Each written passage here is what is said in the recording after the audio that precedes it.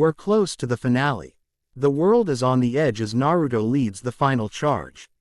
Sacrifices, awakenings, and twists explode in today's episode. The united clans are about to make history. Staring up at the flying form of a woman that could black out the sun with nothing but sheets of paper under her control wasn't as intimidating as one would have expected for a girl like Tenten. She wasn't on Conan's level whatsoever. In fact, Tenten doubted that she would manage to do so with 5 more years left to prepare for such a fight. Tenten wasn't a stranger to being face to face with people who could devastate her in an instant. Ever since she'd met Naruto, she'd rubbed elbows with the best of the best in the shinobi world, and found herself the enemy of people who could rip her to shreds without question. For all of her skill, all of her training, all of the time she'd spent sparring with people who could slap her from one end of the continent to the other, she was still the decided underdog in a fight with someone as powerful as Conan, and nothing would ever change that. However, exclusively training with gifted combatants like Naruto day in and day out left Tenten in a unique position. Tenten had limitations that no amount of hard work would allow her to overcome. She wasn't a Jinchuriki. She didn't have a Kekkei Genkei. She wasn't a Child born to a line of descent that had bred the weakness out of their lineage over generations. She wasn't a natural, a prodigy, or a genius. She was a daughter of nondescript farmers. Just a girl who had really keen eyesight and a good throwing arm. Those had been her sole qualifications to begin down the path of the kunoichi. She was realistic enough to recognize these facts about herself a long time ago. But Tenten was intelligent, inventive, and adaptive. That allowed her to cover for whatever weakness she could manage with ninja tools. All of the ninja tools. She had a weapon to give her a fighting chance in just about any situation. For better or for worse, Tenten couldn't think of anyone better equipped to exclusively fight people stronger than themselves than her. And that was why, when she looked up and watched Conan lower herself down closer to Earth, she wasn't as afraid as she probably should have been. There was hardly any tension in her body, even as Conan got close enough to analyze her closely. Clearly remembering the bun-haired girl, "So, it is you after all," Conan said, "It's been quite some time. You look well." Tenten glared up at Conan as she remained seated on her origami bird. "Hasn't been long enough for my tastes. I'm surprised you even remember who I am." "Of course, I remember who you are," Conan said, a small smile on her face. "You and little Naruto were so cute. Clutching onto each other for dear life, trying to do your best to stand up to me." Despite how inflammatory her words were, she said them with no malice towards Tenten whatsoever. "Where is Naruto, by the way?" There it was. Conan was there to target her friend again. "Not here, so you can leave and look somewhere else." Conan clicked her tongue chidingly. "Lying isn't smart. That's not what Terumi-May says. She says the two of you were both on the way to this town. And I trust her information more than your word, seeing as how you're more personally invested." That bitch, Tenten thought to herself, contemplating some method of vengeance if they were to get away in one piece. "Yeah, I'm making sure we go back so Naruto can burn that place down. I hope he lets me do it. That can be my birthday present." The idea sounded good in her head. But first, she had to get out of her current predicament. Easier said than done. "I'll ask once more, where's Naruto?"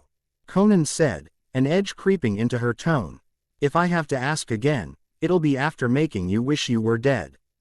Tenten heaved a great sigh of resignation that she would have to fight the extremely dangerous man and quickly placed her hands inside of her sleeve, withdrawing it to reveal a crossbow on her right forearm.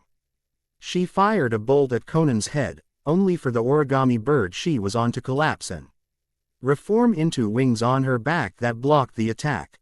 Conan mentally gave Tenten points for going all in right off the bat, moving her wings aside to find Tenten gone, and the area around her littered with paper bombs. Given that they were made of something she could control, Conan tried to sweep them aside with her dance of the Shikigami, only to find them stuck to the ground with a powerful adhesive. Conan hummed as the explosives quickly burned down to detonation. "Aren't you the clever one?"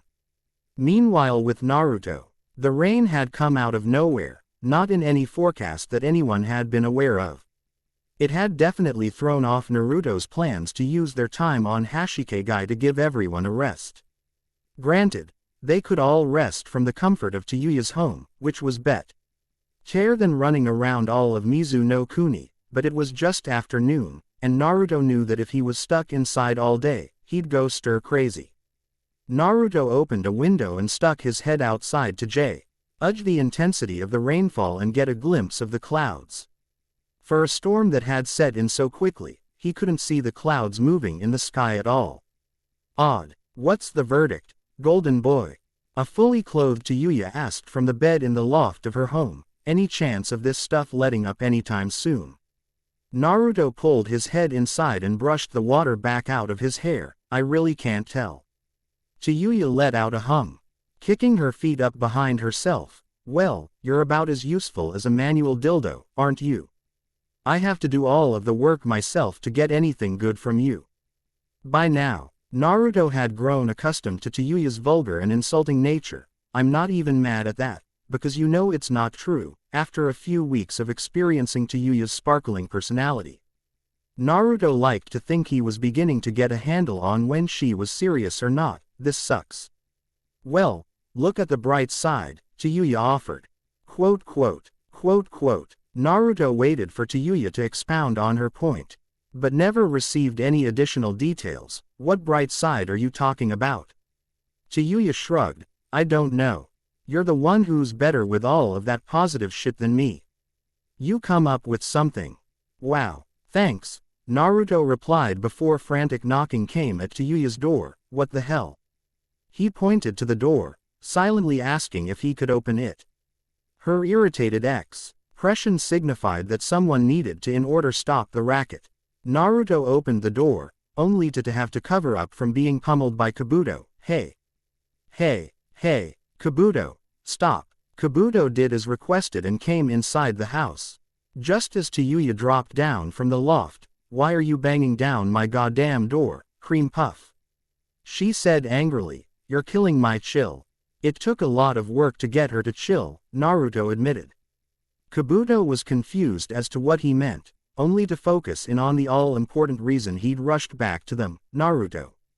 Conan is here. Naruto's jaw tightened, while Tayuya remained in the dark as to why that mattered. Who? She asked. Naruto didn't deign to answer at the moment. Where's Tenten? When Kabuto didn't answer, his eyes drifting back toward the town proper. Naruto knew all he needed to and went to grab his gear. Fine. Game on, then. I've been waiting 4 years to get that bitch back.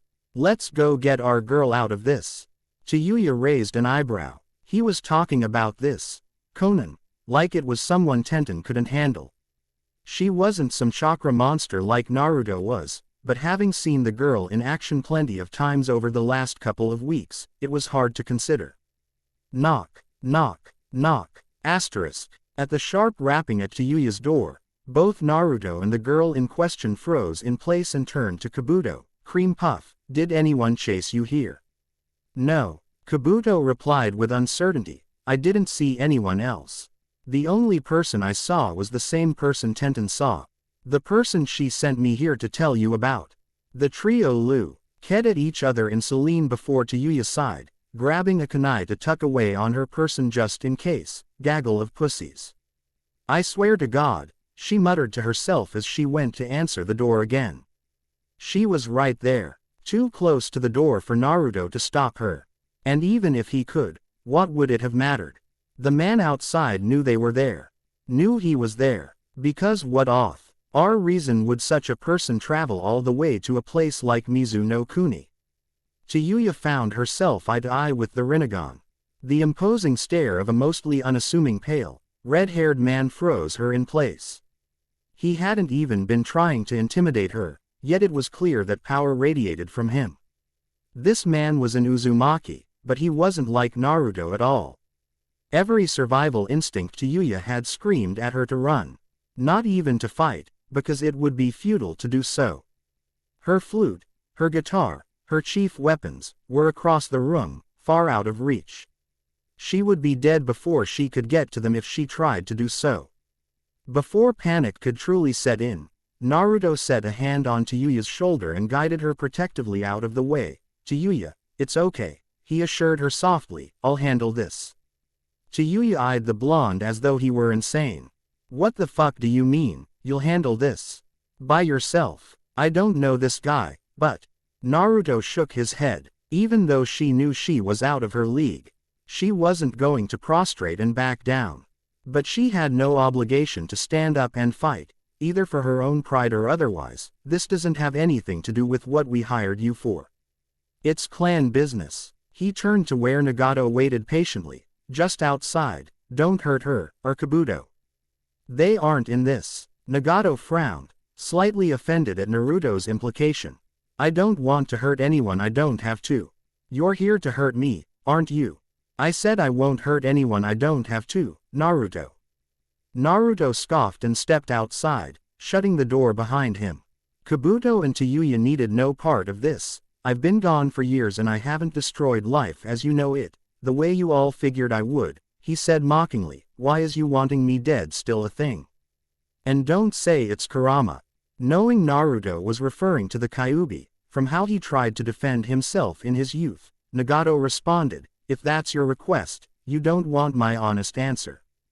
He noticed the scowl on the young teen's face. "If you still need me to explain to you why this has to happen, you're just being willfully ignorant." In a flash of red chakra from Kurama's boost, Naruto tried to exploit his close proximity to punch Nagato. A forceful pushing motion of Nagato's arms sent Naruto flying off into the air, over the roofs of the floating homes in the area. Naruto was able to catch himself and land safely on the roof of one of those homes. His body smarting after being smashed by an invisible force, he dropped to a knee, holding his chest. By now, Kurama was awake and thoroughly invested after watching his container be sent flying. Such a thing hadn't happened in quite some time. "Are you all right? That looked like it hurt." "It did," Naruto said aloud, instead of inside of his head. Nagato followed him calmly, levitating himself up and down to where Naruto had landed. The boy glared at his former clan leader, this time more reserved in how he regarded the man. Nagato was too good for an outright blitz to overcome. Naruto understood why Nagato wanted him dead. He just thought it was stupid. Infuriatingly so. "All right," Naruto said under his breath, seething. "If you wanna do this, let's fucking do this," he shouted, standing back up, ready for more. "I never did anything to you. I looked up to you." For a moment, Nagato seemed taken aback at that admission. "You did?" Naruto nodded, his face entirely serious. "Yeah. Do you wanna hear something really fucked up?" he asked. "Before I met the old man, I would have been totally cool with it if you'd gotten together with my mom." Nagato's entire body posture changed upon hearing that. "What?" Naruto shrugged, as though it wouldn't have been surprising. "Yeah. Why wouldn't I have been?" Nagato was the clan leader, loved by all in Uzu no Kuni. Nagato had the Rinnegan, the dojutsu of the man that had basically created their way of life. Why wouldn't an impressionable kid want such a man to be around? "Until that point, my dad was just some mythical creature I only heard about at bedtime. You were real. You were there. Even if you didn't like me, you loved mom. I could see that." To Nagato's surprise, Naruto was completely on the nose about how Nagato had always seen him. Nagato had always figured Naruto to be too young and inexperienced to pick up on such a thing. Naruto was physical evidence that no matter what he'd pulled himself up to be in the Uzumaki clan, Kushina would never love him, running around the village every day, the spitting image of the man she chose over him. None of that was his fault. And yet, the man whose mission in life was to work for the betterment of the Uzumaki clan could never find it in himself to find any real sense of care for little Naruto. While to the rest of the Uzumaki clan, Naruto was an outsider that had infiltrated their tightly knit tribe due to half of the blood running through his veins, to Nagato, Naruto was something else more personal. Naruto was living, breathing proof of what a powerful man like him considered to be his one true regret in life. And, much like the Kyuubi being sealed inside of him, it wasn't the boy's fault. The more he heard and thought, the sadder Nagato felt. The wheels of history and the choices of others had ground Naruto up and spit out what stood before him today. At this point in his life, Naruto was simply trying to take what had been given to him and make his own way with it. Naruto realized that what he'd said had struck a chord. There were warring emotions all over Nagato's face. Enough to almost make Naruto feel bad for speaking his mind. Almost. Even if you couldn't stand the sight of me, it's not like you were the only one in the clan who was like that. As long as you made Mom happy, I could have lived with it, just like I did from everybody else. His blue-eyed gaze hardened on the form of the man standing across from him. But then you tried to have me killed. Then you held Mom hostage for trying to protect me. Then you exiled us both. All for something we didn't even have any say in. So, you know, fuck you. You had this coming, he said, settling into a fighting stance. The next swallow down Nagato's throat felt heavy and poisonous. You're not wrong to feel that way. All the same, he said, standing arms wide open, beckoning Naruto to him. Whatever you think I have coming, I won't be getting it from you. Jinchuriki or not, trained by the yellow flash or not, you're a few years too early to take me on. Tenten did her best to remain hidden and outpace Konan. Fighting her directly would result in defeat. If she wanted to win, she had to be smart. Being smart in this case meant waiting for Kabuto to get Naruto off of his ass so someone some real stopping power could enter the fray and put Konan away.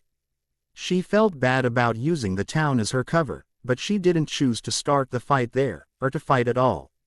Where else was she to go? Attempting to avoid alleys with dead ends, Tenten tried to keep out of sight of the skies in order to negate Konan's obvious advantage in mobility. She'd gotten a decent look at all kinds of streets and paths while she and Kabuto had been searching for the Hazuka brothers, so she just backtracked. How much could Konan know about Hashikegai when she'd only seen the town for presumably a few minutes, and only from above? If Tenten could keep her close to ground level, she figured she had a chance. She figured that much until she almost made a turn down an alley that she didn't remember having been there before, stopping herself from going a way that would have killed her. That path quickly broke apart into countless sheets of paper, prompting Tenten to flee at a reinvigorated pace. Come now, Konan said as she continued her pursuit. Tenten had been able to dodge every sheet of paper sent her way, weaponized or not. Clearly, she vividly remembered Konan's fighting style from when she was younger. This whole game of cat and mouse is so tiresome. You can always give up and leave me alone, Tenten offered, trying to stall as she thought of a way to fight back and buy more time. She was running out of space and opportunity. I'm not stupid enough to fight you on your terms. A knowing smile came to Konan's lips as she finally managed to corner her enemy. You're not stupid enough to fight me at all. She said, you sent your little friend to find Naruto, didn't you? If he left wherever he was staying to come and get you, Nagato's found him by now. Tenten froze in place. She had never seen Nagato. But from what she knew of him, it left her feeling wary of leaving Naruto to deal with him alone. Even if Tayuya and Kabuto were there, he would want no part of getting them involved. Nothing in the rain escapes Nagato's notice, Konan explained, so Naruto won't be coming to help you, and you won't be leaving to help him either. A chill went down Tenten's spine. Not just out of concern for herself, but for her oldest friend. I see. The rain continued to fall as the two stood off across from each other. Konan had no need to rush. She was in full control. Tenten couldn't afford to rush. Anything rash or foolish would end her life. A twitch of Tenten's fingers resulted in her being turned into a human pincushion by shuriken, transformed from Konan's paper. Konan was irritated at the sight of Tenten's body disappearing in a puff of smoke, a shadow clone. I wasn't aware she knew that jutsu, the blue-haired woman muttered to herself. No matter. It wouldn't take too long to find Tenten again. The blueprint for handling Nagato had already been laid out. Naruto had heard of what had happened when Minato fought Nagato dozens of times since it had happened. Straight from the mouth of the man himself. In Minato's own words, He avoided the business end of Nagato's abilities by using his speed to make himself as difficult a target as possible. And struck only when he saw an opening. Naruto wasn't capable of using Hiraishin, but could mimic the method his father used in his own way. Kurama's chakra let him move faster than most anything could keep up with. Naruto bounced off of the walls of the floating homes that surrounded them, making it hard to follow his path as he worked to get Nagato off balance. But the man refused to provide Naruto with an opening, avoiding each attempt to hit him by mere inches. From Nagato's end, the Rinnegan let him see chakra. Even if Naruto moved faster than he could see a trail of red chakra that Naruto left behind, letting him estimate where Naruto would move in his blind spots. It was too direct an idea to outfox someone like him. Eventually, Nagato got Naruto's timing down and earned just in time to meet him with an extended arm, Shinra Tensei, heavenly subjugation of the omnipresent god. Naruto bounced off of the repulsive force suddenly blocking his way, spinning atop he water on unsteady legs before finding his balance once more. It was the second time Nagato had managed to hit him with that jutsu, and this time, because he had run directly into it, it hurt that much more. How can hitting nothing feel like running into a brick wall? Nagato held the expression of a man lecturing an inexperienced counterpart. Naruto, seriously? Come on. Did you think it would be that simple? That you could just move faster than me and I wouldn't know how to react? Naruto thought about it for a moment. It worked for Dad when he fought you. I see, Nagato said before extending his hand. Bansho Tenin, heavenly attraction of all creation. Despite digging in his heels, Naruto felt himself be yanked off of his feet, pulled uncontrollably toward Nagato. Wait. This works. I wanted to get close to him so I could slug him anyway. At his core, Naruto was a close combat fighter. In this situation, he would take any excuse to close the distance and make contact. That in mind, he indulged in a boost of Kurama's chakra to make his next move count, only for his body to fly past Nagato altogether, fly past the floating homes, and slam into the outside of Hashikegai's exterior wall. His body no impression in the wall. For as hard as he hit it, there had been no give whatsoever, which was a worse fate than if some had cracked off. How's that game plan working out for you now? Nagato teased. Naruto pulled himself off of the wall, his nose bloody from the impact. It's not. He yelled back as he stood on the water. Nagato chuckled, and Naruto marveled. At the sight of the man's right arm transforming into a cannon before his eyes. Whatever anyone told you, your father was not winning that fight when he left. He pointed the cannon at Naruto and fired. Naruto went wide-eyed at the blast of chakra and quickly dropped underneath the surface of the water. Nagato's shot missed and exploded off of the exterior wall of the floating town. As the dust cleared, to Nagato's amazement, there wasn't a lot of visible damage. Whoever built Hashikegai built it to last. Impressive place, he remarked aloud. All around Nagato, 4 shadow clones of Naruto burst from the water. Rasengans ready to attack. As they closed in, Nagato seemed to form 4 extra arms that caught the younger Uzumaki by the wrists. Nagato recognized Naruto's use of one of Minato's signature techniques. Also impressive. But again, did you really think this was all you needed to do to stop me? He asked, only to get smirks in return from the slew of Naruto clones. He rained the chakra out of each one with his bare hands, dispelling them and replenishing his own stores. As he finished off the copies, the water underneath him gave way to a powerful whirlpool that promised his footing and pulled him down. Underwater, more Naruto clones with rebreathers on their faces worked, using the principle behind the Rasengan to cause the whirlpool. The original Watchta Nagato was sucked farther and farther down. Not bad for a plan I pulled out of my ass, Naruto thought to himself, keeping a close eye on Nagato's body as it was tossed about in the whirlpool. I make actual whirlpools. I'm more Uzumaki than you. He was also dealing with an Uzumaki as well though. Nagato was used to the water, and capable of holding his breath for at least as long as Naruto could without a rebreather. That was too much time to hope that he could just hold him until he drowned. He needed some kind of killshot while he had the chance. He'd gotten the upper hand on Perha. P.S. the most powerful member of his clan that had ever lived, and he couldn't squander it. Nagato didn't sit back and allow himself to be pulled into the depths. Kuchio's no jutsu, summoning jutsu. A massive crustacean overpowered its way out of the whirlpool, killing several of Naruto's clones in the process. It then advanced on Naruto, pincers snapping away as the yellow-haired shinobi found himself on the back foot. Again, only this time, he was underwater. His movement was sluggish and slow, even after accounting for being underwater. It was so bad, it forced him to tap into Kurama's chakra to give him more strength to move.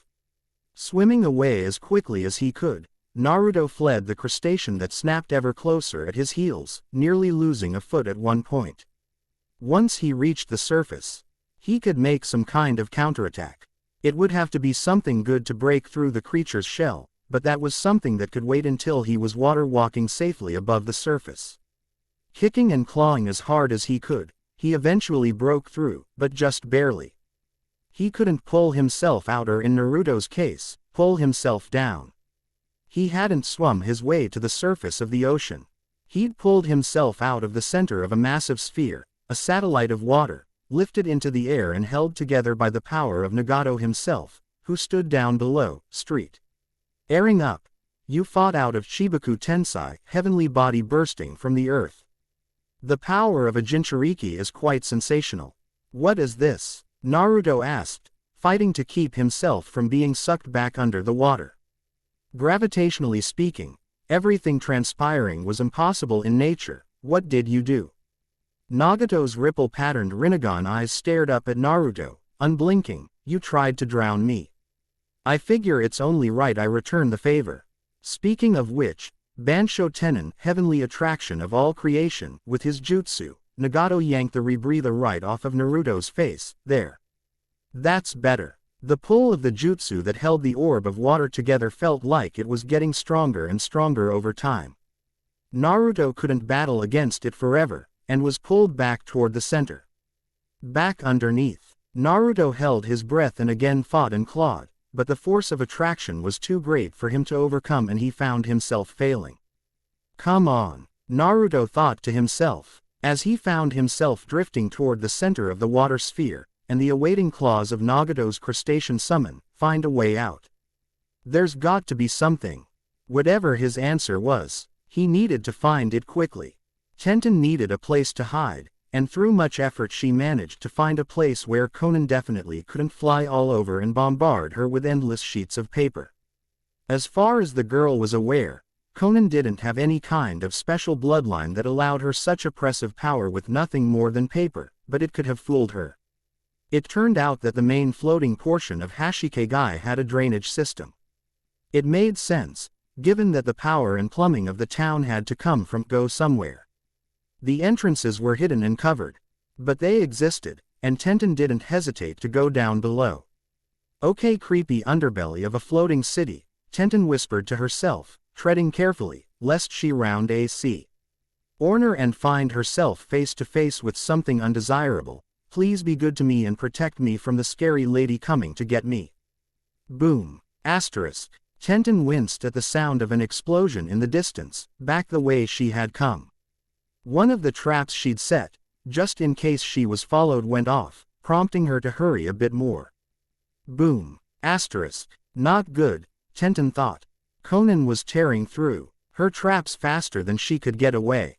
She would be on her soon. At this rate I'd say 30 seconds until I'm screwed. Running any longer wasn't going to help. She wasn't getting away. She couldn't buy any more time. All running away would do at this point was present her back to a dangerous enemy. At some point, she had to turn and try to fight. It seemed that the moment had arrived for her to make a go of it. Conan didn't let her down. The light from the grates leading to the streets of Hashikegai dimly lit her approach. Her and the countless sheets of paper that accompanied her. N quickly pulled out a scroll and unsealed a deadly surprise, Bakuryugeki, exploding dragon strike. A large flaming dragon erupted from the scroll, flying out at Conan. While Tenten was backed into a corner, She had also managed to get Conan in a position where she absolutely couldn't miss. The flame dragon exploded on Conan and all of her papers. It was as direct a hit as Tenten could ask for. But something was wrong and she knew it. The blast didn't carry the way she had expected it to, and her heart sank as she saw Conan still standing. Lots of paper sheets were burning and being put out by the water at their feet. And there were even damaged layers of paper on Conan's body, masquerading as flesh. However, it hadn't been enough. Conan continued forward, her cold, piercing eyes staring a hole into Tenten. Even fire didn't do much against a person who exclusively fought with paper. Water didn't make it harder to use. What else could Tenten throw at Conan that could conceivably work? She was at a loss. And feeling disenfranchised as a result, so this is just how it's going to go. You hunt us down and kill us because Nagato said so. Conan's face didn't change from the stony, impassive expression she reserved for combat. We're really not so different, you and I, she said, verbally reaching out. Dear, tell me that you wouldn't do the same thing for Naruto if he asked you to. Tenten took a step back as the tunnel began to fill with more and more paper. He would never ask me to do something I wasn't fully on board with. He dragged you to Mizu no Kuni for God knows what, Conan said. Naruto didn't want me to come with him, Tenten said with a grim smile. I wouldn't let him leave without me. Conan's stony facade cracked, as she returned the smile with one of her own. Then I guess we're even more alike than I thought. Doing things for both of their own goods. Just as quickly as it appeared, it vanished. It's time to see how he does without you. The large pipe the two women were in began to shake, as a sound of roaring water began to echo from somewhere farther within. Even with all of the rain that had been falling and drained away, it hadn't been as loud as it was getting now. Conan turned to eventually see a large wave in the shape of a demonic fish head rushing toward her. She gasped and tried to put up a wall of paper in an effort to block it. Tenten, on the other hand, unsealed a heavy metal dome on top of herself to hunker down in, tight enough to the ground to ride her predicament out. Tenten sat and waited until a series of solid knocks came to her metal shell. She resealed it in a puff of smoke and found one of the Hazuka brothers standing there. Whichever one it was, she couldn't tell from first glance in one previous meeting. Was that bitch bugging you? The Hazuka brother asked, giving a shark-toothed smile. This is the younger one, Tenten thought to herself. Confused at Suigetsu's presence, she got up from where she'd been taking refuge and looked around. What are you doing here? Suigetsu was eager to lay his cards on the table. You still have the Kiba swords. I'm pretty sure we won't get them if you die, so in exchange for our help, you hand those bad boys over.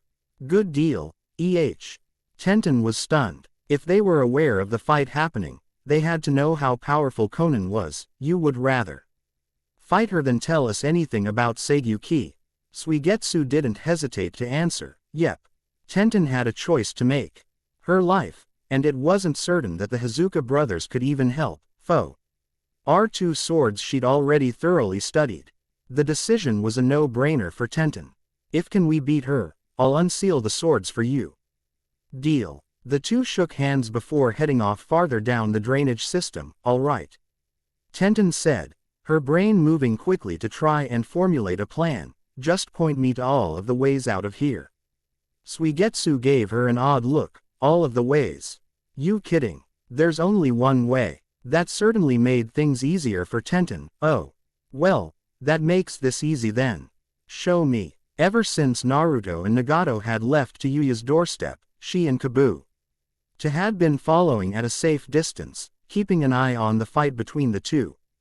For as strong as Naruto was, and as tough as he hung in against someone with the eyes of a god, Nagato had slowly started imposing his will.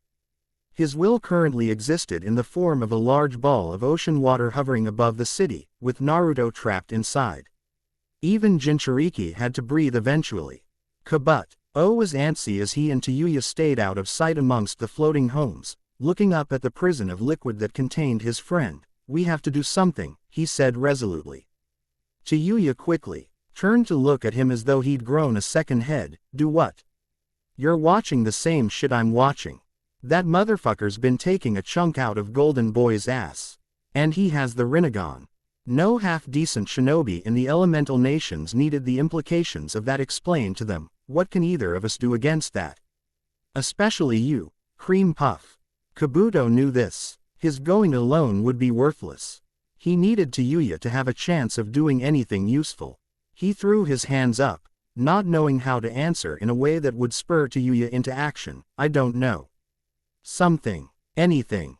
Don't you like him? Yuya flinched at that. It was minuscule, hardly even there, but Kabuto was savvy enough to pick up on it, even as the girl explained herself away. Like him better than the rest of you.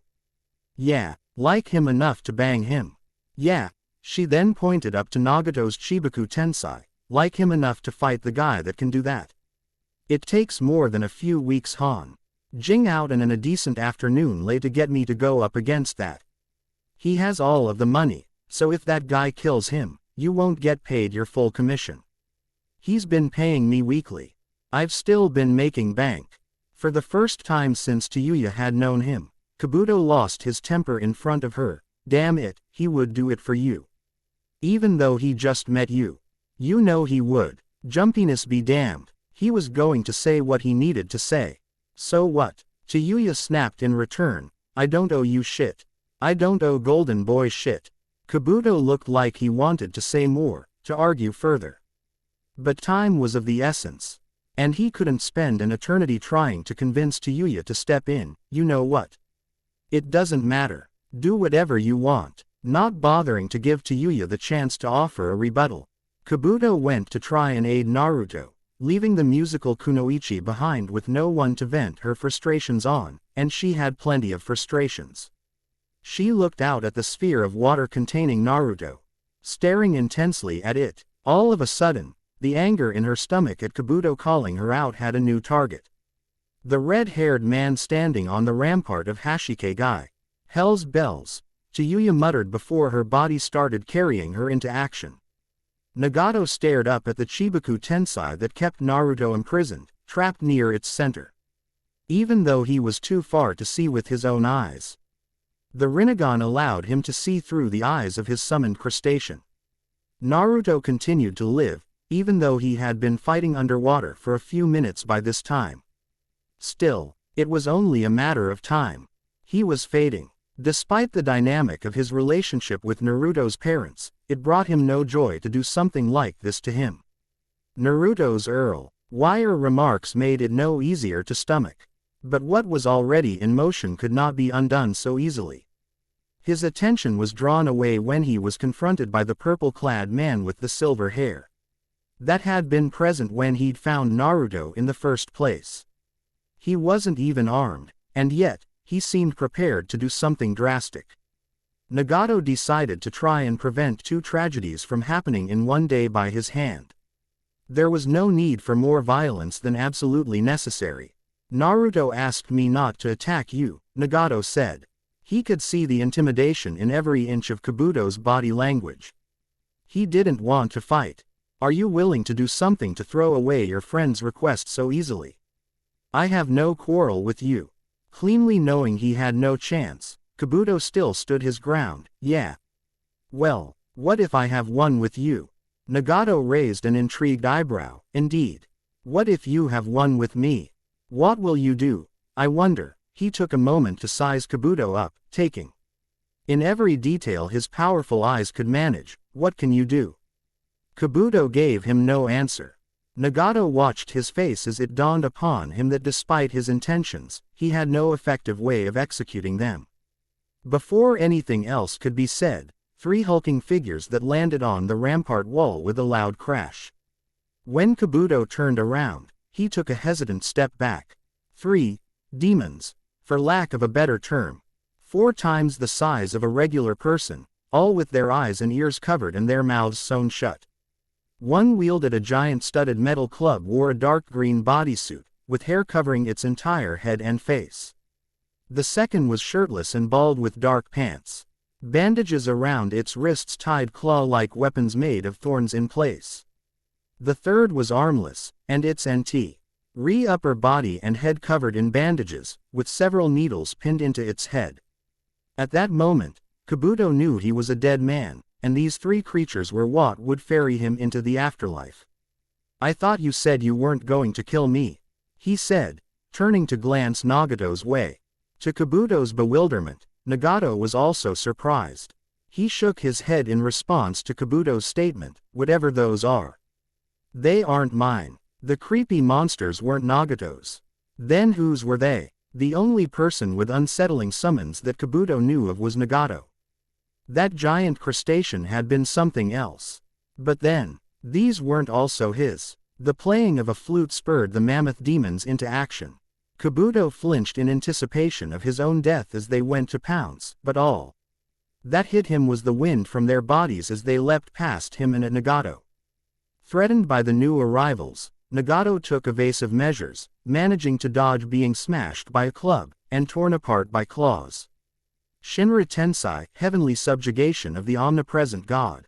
Nagato blasted away the demon with the claw weapons, and saw the armless demon charging at him with its head lowered, intending to gore him with its needles. His repulsion attraction abilities hadn't recharged yet, so at the last moment, he jumped into the air and landed on the back of the armless demon's head, driving its face into the ground hard enough to crack the surface. The club demon timed his landing with a horizontal swing of its club, almost managing to make contact, but Nagato jumped again, using a burst of chakra from his feet like a jet booster. Detaching his wrist, a cluster of missiles fired from the opening, exploding onto the club demon and the armless demon. While Nagato's attention was on them, the claw-wielding demon met him in the air, wrapping its arms around him and falling back down to the ground with him in its grasp, flute music playing all the while. From the smoke created by Nagato's missiles, the club demon charged out. Just as the claw-wielding demon stood with Nagato wrapped up. With no regard for its fellow demon, the club demon swung its weapon and hit Nagato, and the demon holding Nagato, as hard as it could, sending both flying off of the rampart and down into the city proper. Kabuto stared until he decided to look in the direction of the music and saw Tayuya as the obvious player. "What are you doing?" Tayuya ceased her playing and took a breath. "What does it look like?" She huffed. "I'm bailing Golden Boy's ass out, just like you wanted." She turned and looked up to see Chibaku Tensei hanging in the air. "Why is that still up there?" "Because I'm not dead." A chill went down Tayuya's spine as she heard Nagato's voice. Over the edge of the wall where he'd previously fallen, he slowly floated up, holding the severed head of her claw-wielding demon. His clothes were wet, a remnant from his underwater battle with Naruto. Other than that, Nagato looked entirely unscathed. Tayuya quickly returned to playing her flute, spurring her two remaining demons into attacking Nagato again. This time, he held out his hands and intercepted them before they could begin. Bansho Tenon, heavenly attraction of all creation, he repulsed them away, directing them up into the floating sphere that would provide them the same fate as Naruto, to be trapped by the pull of Chibaku Tensei. Just like that, there was no deterrent, physical or philosophical, keeping Nagato from Tayuya and Kabuto. "Fuck," came the very honest, very unladylike curse from Tayuya's lips. "Cream puff. If you're hiding some kind of ace up your sleeve for a rainy day, this would be the day to pull it out, both literally and figuratively." Kabuto froze for a moment, before digging in his equipment and pulling out a scalpel. Nagato raised an eyebrow, while Tayuya palmed her forehead in exasperation. "What?" Kabuto argued. "It's the best I've got. Scalpels are sharp." Tayuya shook her head, muttering aloud, "I'm gonna die." "Yep," Nagato confirmed, lifting his hand. He fired a long, black stake that hit Kabuto in the stomach, impaling him. Kabuto groaned, hands wrapping around the odd weapon that had caused the critical injury. He looked down at his wound in open-mouthed horror, and up at Nagato before slumping to the ground. Tayuya was stunned, not because Nagato killed one of them, but because the one he'd gone after had been Kabuto. "You shot Cream Puff." "Why the hell would you shoot Cream Puff? He couldn't kill a mouse." She had literally watched Kabuto try and fail to kill a field mouse that had infiltrated their camp and gotten into his gear a few days prior. Nagato shrugged. "From what my eyes can see, he's more dangerous than you." Three warring thoughts in Taiyui. A's mind were the fear of watching an ally die in front of her, the relief that it hadn't been her first, and the indignation at being told that Kabuto was a bigger potential threat. If she did nothing else before she died, she had to prove that assumption incorrect, if only for her own sense of pride. "All right, douchebag," Taiyuya growled, fist wrapped tightly around her flute, "if fighting you is the equivalent of jumping off of a cliff, I might as well make sure I fall to my death in style." She seemed prepared, and Nagato was prepared to deal with her accordingly, when a massive roar shook the air. Moments earlier with Naruto was stuck in the perfect center of Shibaku Tensei, locked in mortal combat underwater with a giant crustacean in its claws. Unable to move much at all anymore from where he was. It took everything he had to use his arms to hold it off. "This sucks," Naruto thought to himself as he pushed back against the deadly appendages. "After everything that's happened, all I've actually lived through, I'm gonna get killed by a stupid crab. If we die in a way that's this lame, I'm never going to let it go when we get to hell." "Why would we go to hell? You mean other than because of the many people we've killed?" "Yes. Focus on getting out of this before we drown." Easier said than done. Naruto felt he could have defeated the crab by then, even underwater. If only he could reliably move. But even the slightest movement took all of his strength, to say nothing for struggling against a powerful summon creature. He borrowed chakra liberally from Kurama just to do so. But then, something happened. Two massive figures broke through the plane of the water sphere, attracting the crustacean's attention. As Naruto was trapped and thus would not be going anywhere, the creature decided to make victims out of the two new arrivals that were not dealing with the worst of Shibaku Tensei's effects yet. "Okay, we've got a chance," Naruto thought in amazement. Despite the pressure holding him to the black orb of energy, there was still one thing he could do to fight his way free. "Man, we've gotta get out of here. Kurama, do the thing." Inside of the seal, Kurama perked up. Naruto could just about see it in his head. "Wait, you're letting me do the thing? You never let me do the thing." "Well, we need to get out of here, so I need you to do the thing." "Don't make it weird." "Oh, I get it. It's all well and good when you want me to do the thing. But when I want to do it, you always say no. I can't just let you out to tear stuff up because you want to. Look, we need to get out of here. Can you just back me up on this?" Kurama clearly wanted to be more petulant, but survival was paramount. "All right. But only because we're drowning." Naruto could feel Kurama's chakra pulse, as though he were warming up inside of him. "Do the thing. Loosen up those puny human tenketsu wide. This one will hurt. I know. Doing the thing. 30 seconds. Naruto grit his teeth as he pushed deeper into his tailed beast mode. His red cloak began to take on the appearance of Kurama, expanding as well to the fox's actual size. Black lines ran over the entire body. Beginning from where Naruto was situated, "Make it quick."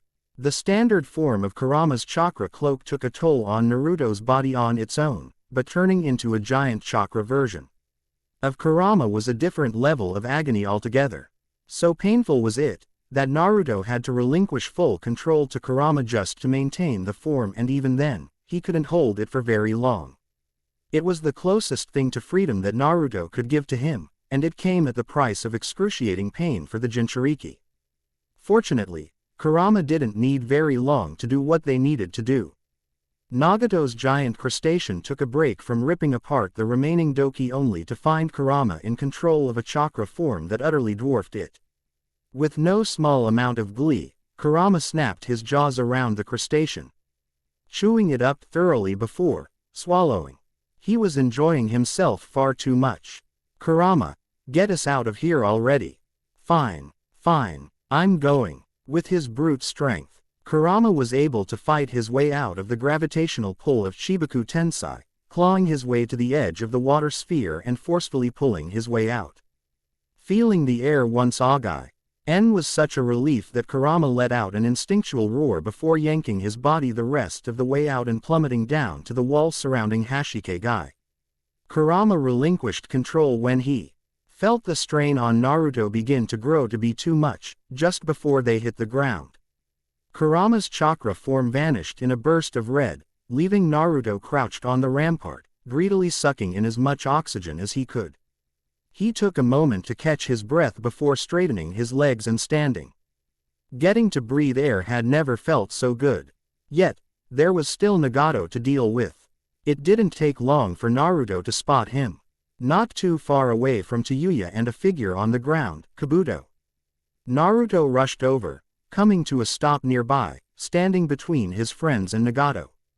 Nagato stood wide-eyed at what he'd just seen from Naruto. Tayuya wasn't much better, but Nagato was the one who actually had to fight him. Regaining his composure, he fired a few black stakes at Naruto from his hand.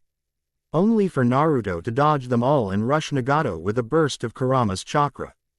Nagato had dealt with this before and could do it again. Shinra Tensei, heavenly subjugation of the omnipresent god. Naruto created a clone in front of himself to go ahead and take the brunt of Nagato's gravity attack. Having spent the last few minutes fighting against Chibaku Tensei, Naruto himself pushed through the rest of Shinra Tensei and continued the rest of the way onto Nagato to deliver a crushing blow to his face that sent him tumbling back. "Yeah," Naruto exclaimed, growing fatigued from the day's ordeal. "Finally. I've wanted to do that for almost 5 years. He shook his hand out. For some reason, punching Nagato felt like hitting the metal wall of one of the floating homes. "Golden boy." Naruto reacted to Tayuya's voice to find her kneeling over Kabuto's seated form. One of Nagato's black stakes stuck through his belly and back, blood pouring freely. However, he was alive and wheezing. Tayuya didn't know what to do to help him. Beyond basic first aid to patch herself up, she was lost in the healing arts. "Your clan leader guy put a fucking hole in Cream Puff." Naruto growled to himself and focused on Kabuto. Hey, Kabuto." Naruto snapped to try and make sure he had the medic's attention. "Kabuto, come on. Tell us what to do to help you." Kabuto's eyes were listless as he heaved every breath. "Pull the rod out," he said weakly. "Is that such a good idea? Won't you bleed out if we pull the rod out?" Both Naruto and Tayuya flinched before following the command. The latter held onto Kabuto, while Naruto yanked the stake out of his stomach as smoothly as he could. Kabuto screamed in pain over the sound of torn tissue shifting, despite Naruto expediting the process as best as he could. Blood splashed onto Naruto's arms and clothes, causing him to wince. But once he had it in him to look once again, he saw less blood flow than he'd expected. Then it started to stop altogether. The wound healed enough on its own that Kabuto could sit up and begin properly fixing what was left of the damage. Naruto and Tayuya had no idea that Kabuto was so tough. A weaker individual wouldn't have been able to even begin healing such a grievous injury dealt to them. He seemed to be okay for the time being, which left the immediate threat of Nagato, who was by now standing up again. Nagato's hair wasn't the only thing that was red on him any longer. Naruto's punch had landed with enough force to tear open the left side of his face.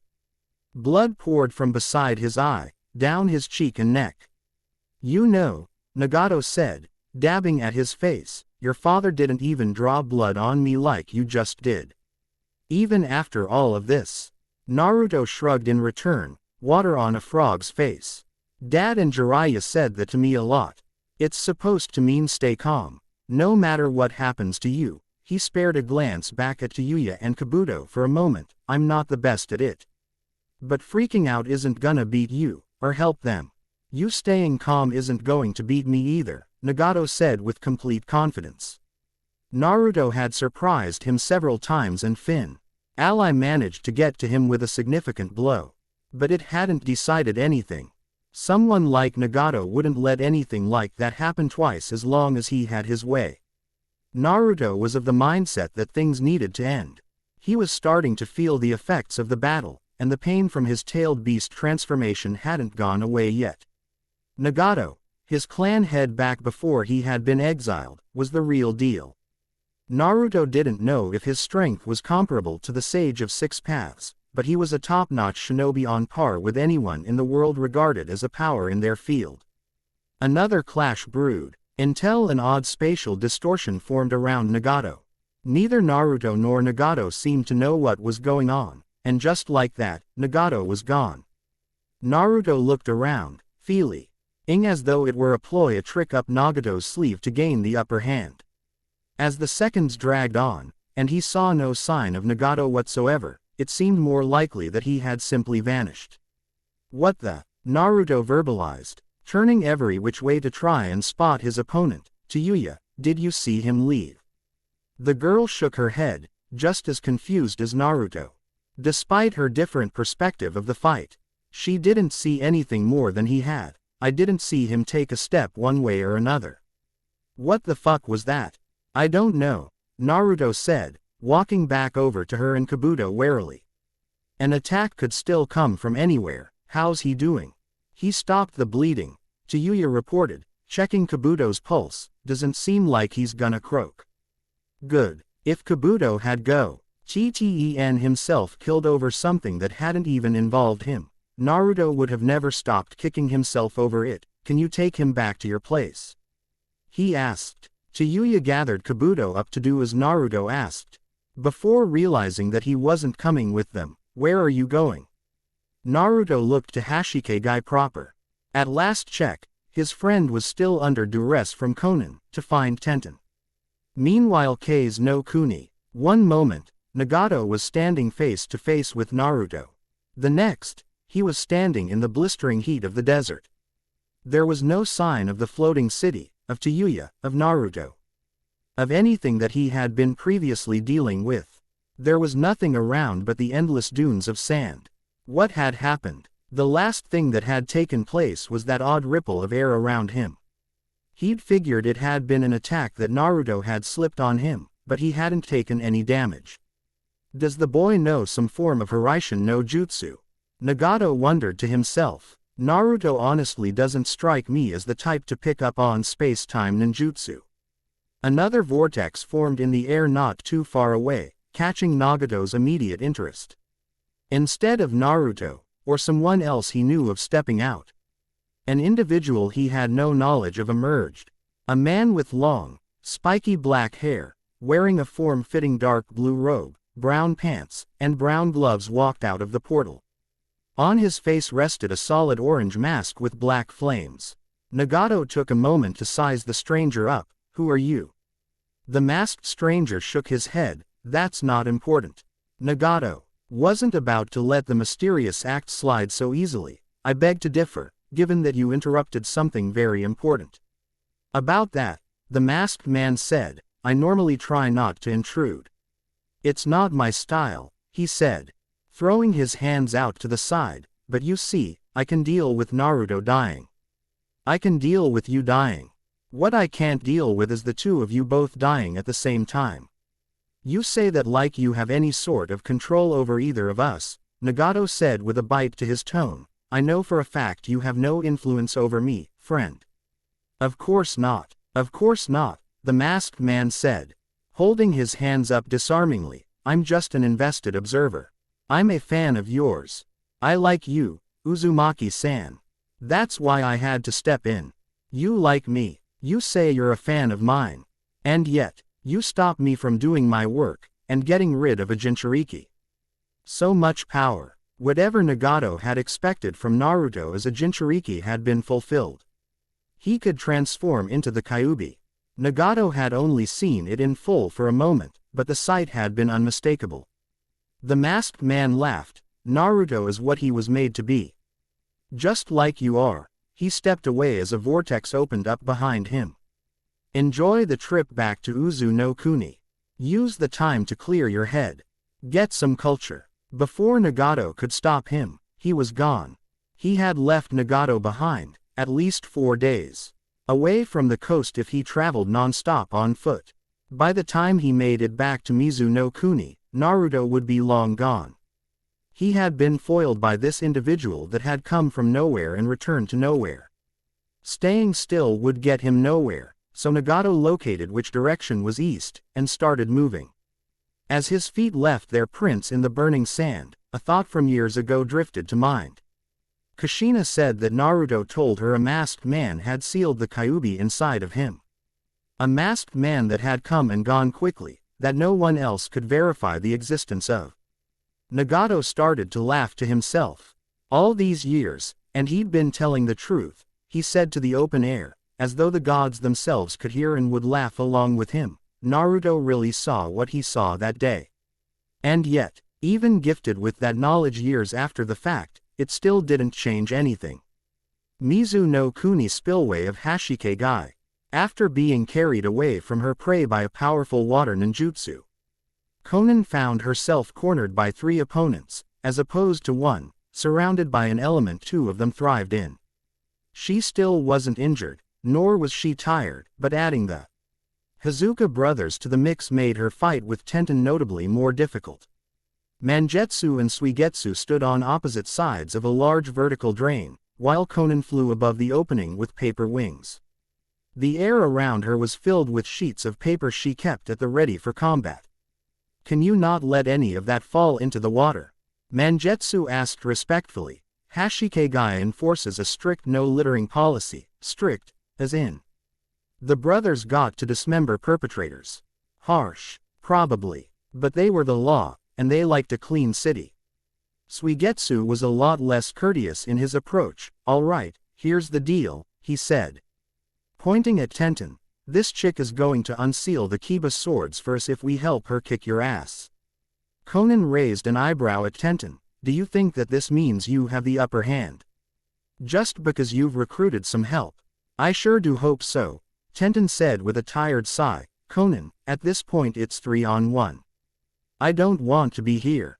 I want a shower and a nap really bad. So, I'm leaving." Konan gestured to the 2 brothers. "You expect these 2 to deal with me in your place?" Suigetsu scoffed. "No, we already did what we needed to. From here, there's only one way out and you can't take it." He pointed down the pipe that Konan hovered above. "If I were you, I wouldn't go down there." Konan looked down at the pipe where all of the water drained to. "What are you talking about? We're security for Hashikegai.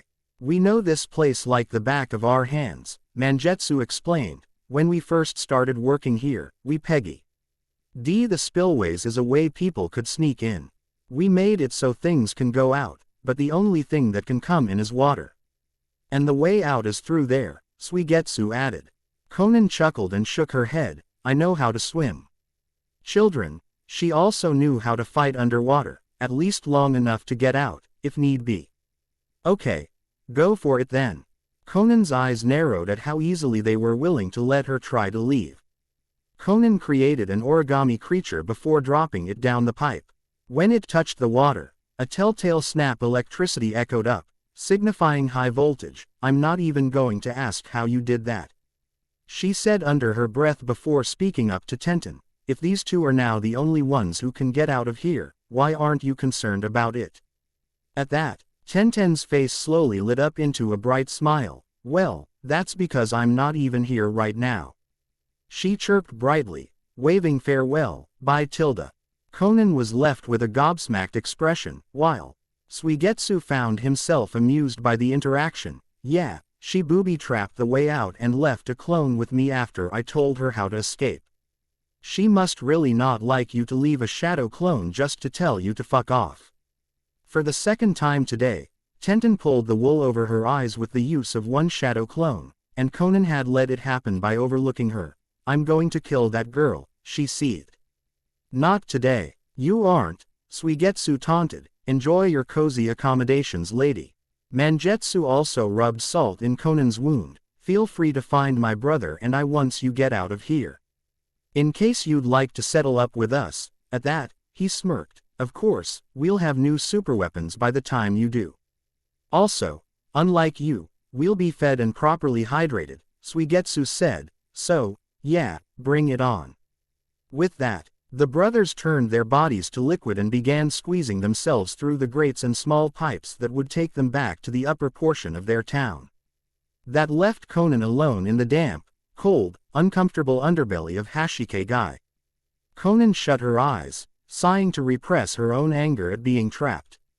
She could feel the vein throbbing her temple with every beat of her heart. Very well, Tenten. If we ever meet again, I won't make the mistake of underestimating you. When Naruto found Tenten shuffling her way back to Tayuya's house, looking very tired, but for the most part unharmed, he couldn't help himself. He gathered his closest friend up in a big hug, a hug that only grew tighter once she recanted the events of her day.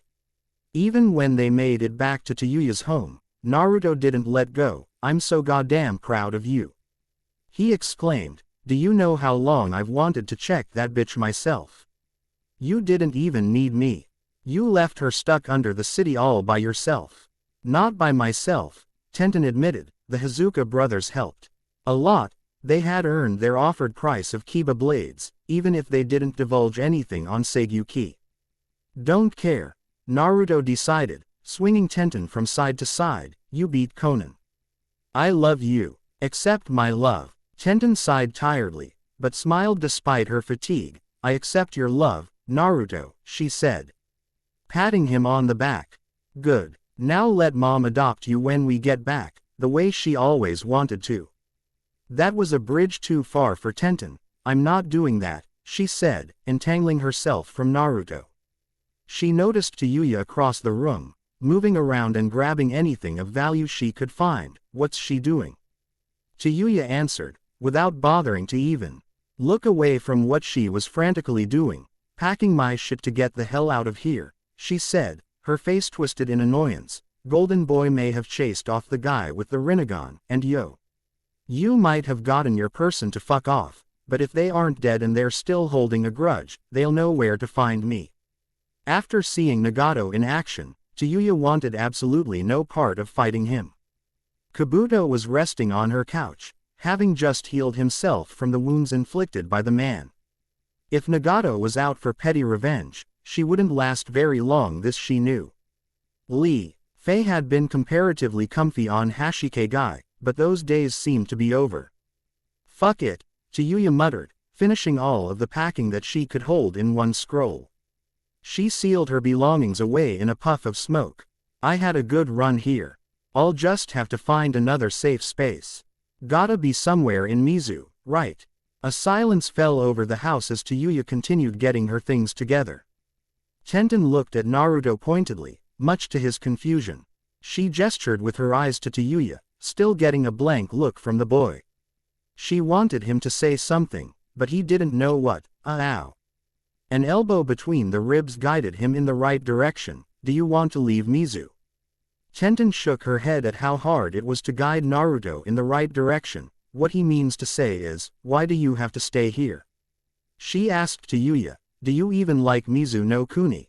No. In fact, as long as Tayuya was a safe distance away, the entire country could go up in flames for all she cared. Hell no. All this place does is make me miserable, she declared, before her shoulders slumped a bit, but it's all I know. I don't think I can make things work anywhere else. At least here, I know the rules. What rules? Naruto asked. The only rules he'd seen since showing up in Mizu no Kuni were, don't cross Seiyuki, and try not to die. At that, Tayuya smirked. Exactly, with a shrug. She picked herself back up and continued her work. Either way, it probably wouldn't shake out well for me. Naruto and Tenten looked at each other, nodding in agreement. If you give it a shot, I can at least guarantee you steady work, Naruto said. Tenten followed up, backing up his claim. Yeah, Naruto's dad always has stuff he needs doing. And it's not like we're one clan, and you'll be the outsider. There's all kinds of clans taking part, other freelancers too. There's even another Jinchuriki like me, Naruto butted in, trying to sell his father's unified village plan to Tayuya. It's like the island of misfit toys. It's great. Tayuya's lips quirked upward in a smile. Well, I guess I deserve a vacation after all of the crazy bullshit you pulled me into. They were managing to convince her. Not that she needed a whole lot of it. Oh, what the hell. I plan to roam anyway. I may as well expand my horizons some. Tenten pumped her fist victoriously. Yes. All right, let's get the heck out of this country before Kaiser ditches us. I'll carry Kabuto. Naruto was quick to take the cue to get as far as he could away from the site of his battle with Nagato. Come on, buddy. We're getting out of this place. Yay. Kabuto droned weakly as Naruto hefted him up over his back. I'm not being sarcastic. I really mean it. I hate this country. The foreign trio made their way outside when Tayuya followed them out and stopped them. Whoa whoa whoa. Hold your fucking horses, kids. I still need to finish packing my shit, she said, pointing back inside. Tenten no T. CED that Tayuya had her travel pack with her that she'd been stuffing with storage scrolls. No, you don't. She reached into her own pack and threw Naruto an empty scroll. Naruto, do the thing. Naru. To unraveled the scroll and walked past Tayuya up to her house, doing the thing. Doing what thing? Tayuya asked, getting progressively angrier as Naruto continued to work, instead of answering her. Hey. Doing what thing, asshole? Before she could get any more frustrated, Naruto managed to seal Tayuya's entire home away. He turned around to hand it off to his stunned young woman. That thing. Here you go. He walked by her with a pat on the back. Tayuya regained her composure quickly. Well, I'm glad I never got around to paying rent while I was here, after everything that Tayuya had seen that day. Seeing an entire home get sealed away in a scroll was low on the list. Fine. Screw Mizu no Kuni. Let's roll. Naruto shifted Kabuto around on his back. We've got a stop to make first. T. Had elicited a glare from the two girls with him. It'll be quick, and it'll be worth it. I promise. The next night Mizu no Kuni main island. All alone, Naruto walked the sole path that led to the castle of Terumi Mei. The moon clearly illuminated his path, yet instead of trying to hide, he sauntered forward, hands shoved in the pockets of his vest. Along his route, he noticed the trees stirring. Undoubtedly Mei's scouts moving to let her know he was there. That manifested itself in his path eventually being blocked by the woman herself, flanked by enough fighters to block the road entirely. Other than Mei herself, they all seemed ready for a fight. Well, isn't this a surprise? Mei said, an infuriatingly patronizing smile on her face. Naruto was able to ignore it for the most part, not letting her smug demeanor get to him. Come on. You can't be that surprised that I came back after what you did. I even told you what I was gonna do. Mei chuckled at the reminder of their last face-to-face meeting just over a week prior. Right. Your cute little threat to kill everyone and burn down my castle. It is rather surprising, given that I figured you would be dead by now. After all, Nagato was very clear with his intentions, and from what I know, he has never lost. Don't know what to tell you, Naruto said with a bit of a snarl, his teeth slightly bared. Maybe you shouldn't make it a habit of selling out people who are doing you a favor. Naruto, Naruto, Naruto, Mei replied, shaking her head. We're far enough away from my castle. She gestured to the structure, the top of which could be seen over the trees in the background, which means that if you attack me, I don't have to hold back for risk of destroying something important. Her, and the entire armed contingent she kept stationed with her. Dozens of masked Seiyuki operatives stood with the dangerous woman, ready to pounce on Naruto at the nearest provocation or order. There was a tense moment where Naruto stared her down. Everyone frozen in anticipation. I came here looking a fight, he said, raising the tension further. Then I cooled down a bit, and just wanted to know who you guys were and what you were about. The hostility started to decrease as he continued to speak, then I realized I didn't care. I did your stupid job, so I don't owe you anything. I'm leaving. Oh, and here I thought you would stay until you found what you were looking for. I never really expected to find anything from the beginning. I was just following a lead. Chasing a ghost, I guess, Naruto admitted. As tough as it was to stomach. The near month he'd spent in Mizu no Kuni had been a bust. Nothing had come out of it, and he'd risked his friends' lives. Anyway, I just came to let you know I was out of here. That's so courteous, Mei said, clapping her hands together gratefully, a distinct change from the young man brazen enough to threaten me in my own home. You frog marched us to your dungeon, Naruto deadpanned. before shaking off any offense he might have felt. Whatever. When I know I'm a guest in someone else's house, I don't reach into their refrigerator without asking permission. My mom taught me better than that. I knew there was a good boy in there somewhere. Mei dripped with such insincerity that Naruto felt she would have risked reaching out to pat him on the cheek had he been close enough. Very well. Since we weren't able to help each other, and because I did put you in a difficult position, I suppose I can grant you safe passage to the coast. Wow, ain't you gracious? Mei intentionally ignored Naruto's snark. Of course. I'm all for deals working out the best for everyone. This is the best our arrangement is going to get, dear. I suggest you take it. There were teeth behind her proposition. Right. I get the hint. I hope you enjoyed your stay in Mizu no Kuni. With that dismissal, their business was seemingly concluded. Naruto turned his back and walked away, heading back the way he had come. The situation seemed to have de-escalated. As Mei watched Naruto leave, a scout arrived on the scene with urgent news. Terumi-sama, the castle is on fire. Mei's eyes went wide and she turned around. Above the tree line, large black plumes of smoke could be seen rising into the night sky. She could see flames from the top floor. Her fortress had been infiltrated and set ablaze. With fire of her own in her eyes, Mei rounded on Naruto, who was still walking away with his back to her. There was a vicious grin on the blonde Jinchuriki's face as he paid killing intent directed at him. No mind. My mom also taught me to be a man of my word. He stopped and turned around, using Kurama's chakra to turn his eyes red. I told you, if you screwed with me or my team, I was gonna burn down your building. He gestured for her to go away. There's some important stuff in there, right? I'm pretty sure my friend used chemicals to start that. You might want to get on saving as much as you can.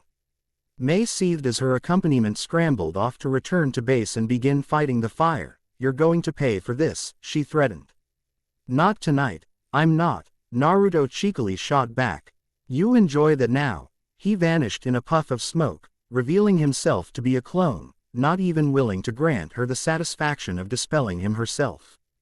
The memories of Naruto's departed clone hit him and put a giant smile on his face. Sometimes it was the little things in life that made certain hardships worth it. Little things like seeing the look on the face of someone who tried to deceive you after you burned their house down. Or more specifically, after your friend burned their house down.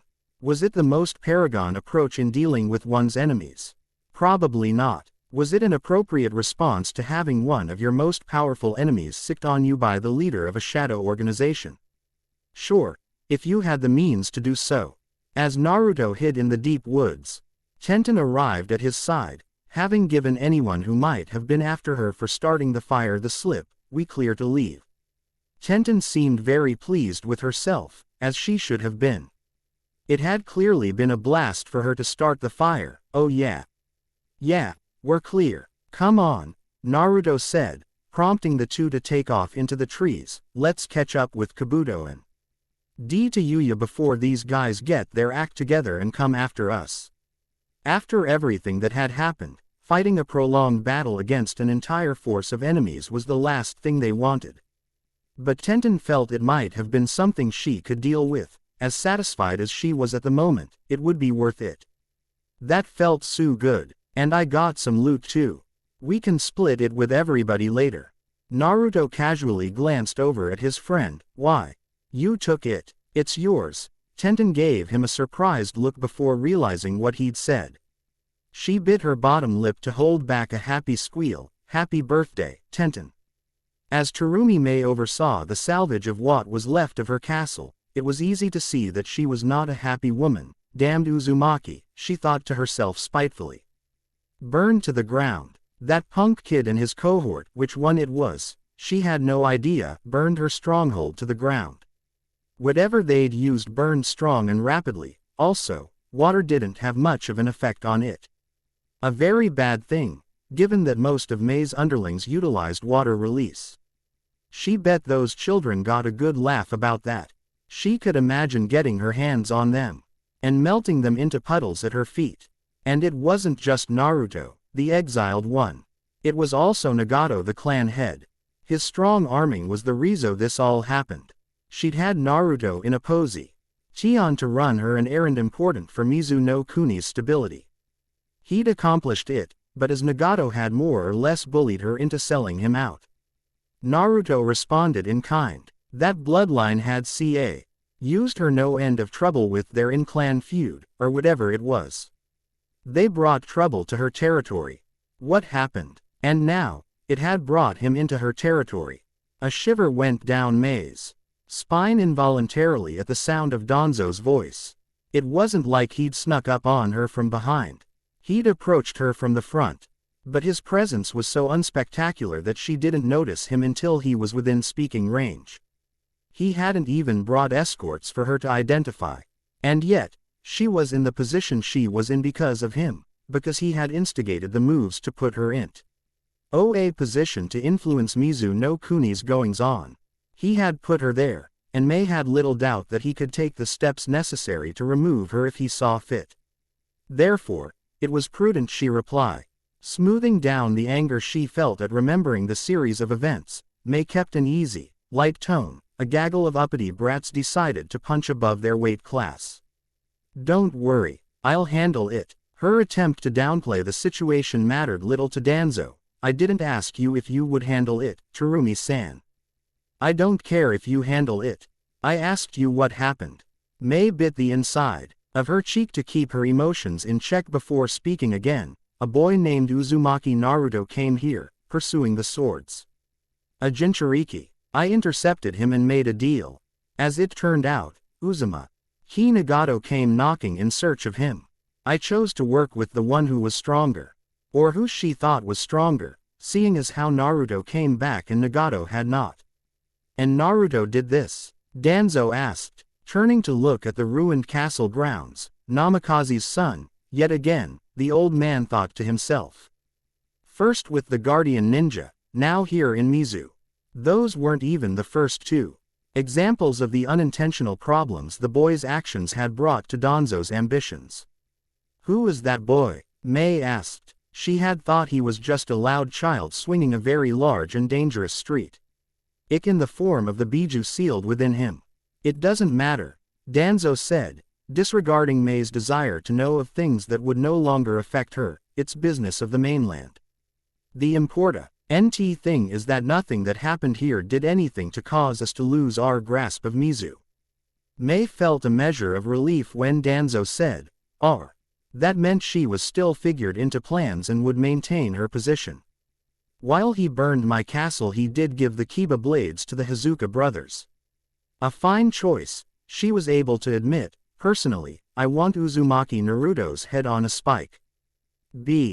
Personal grievances won't further our aims. Exactly, Danzo said in agreement, and you have no idea what happened with Nagato.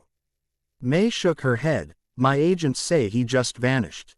No corpse or anything, as far as she knew.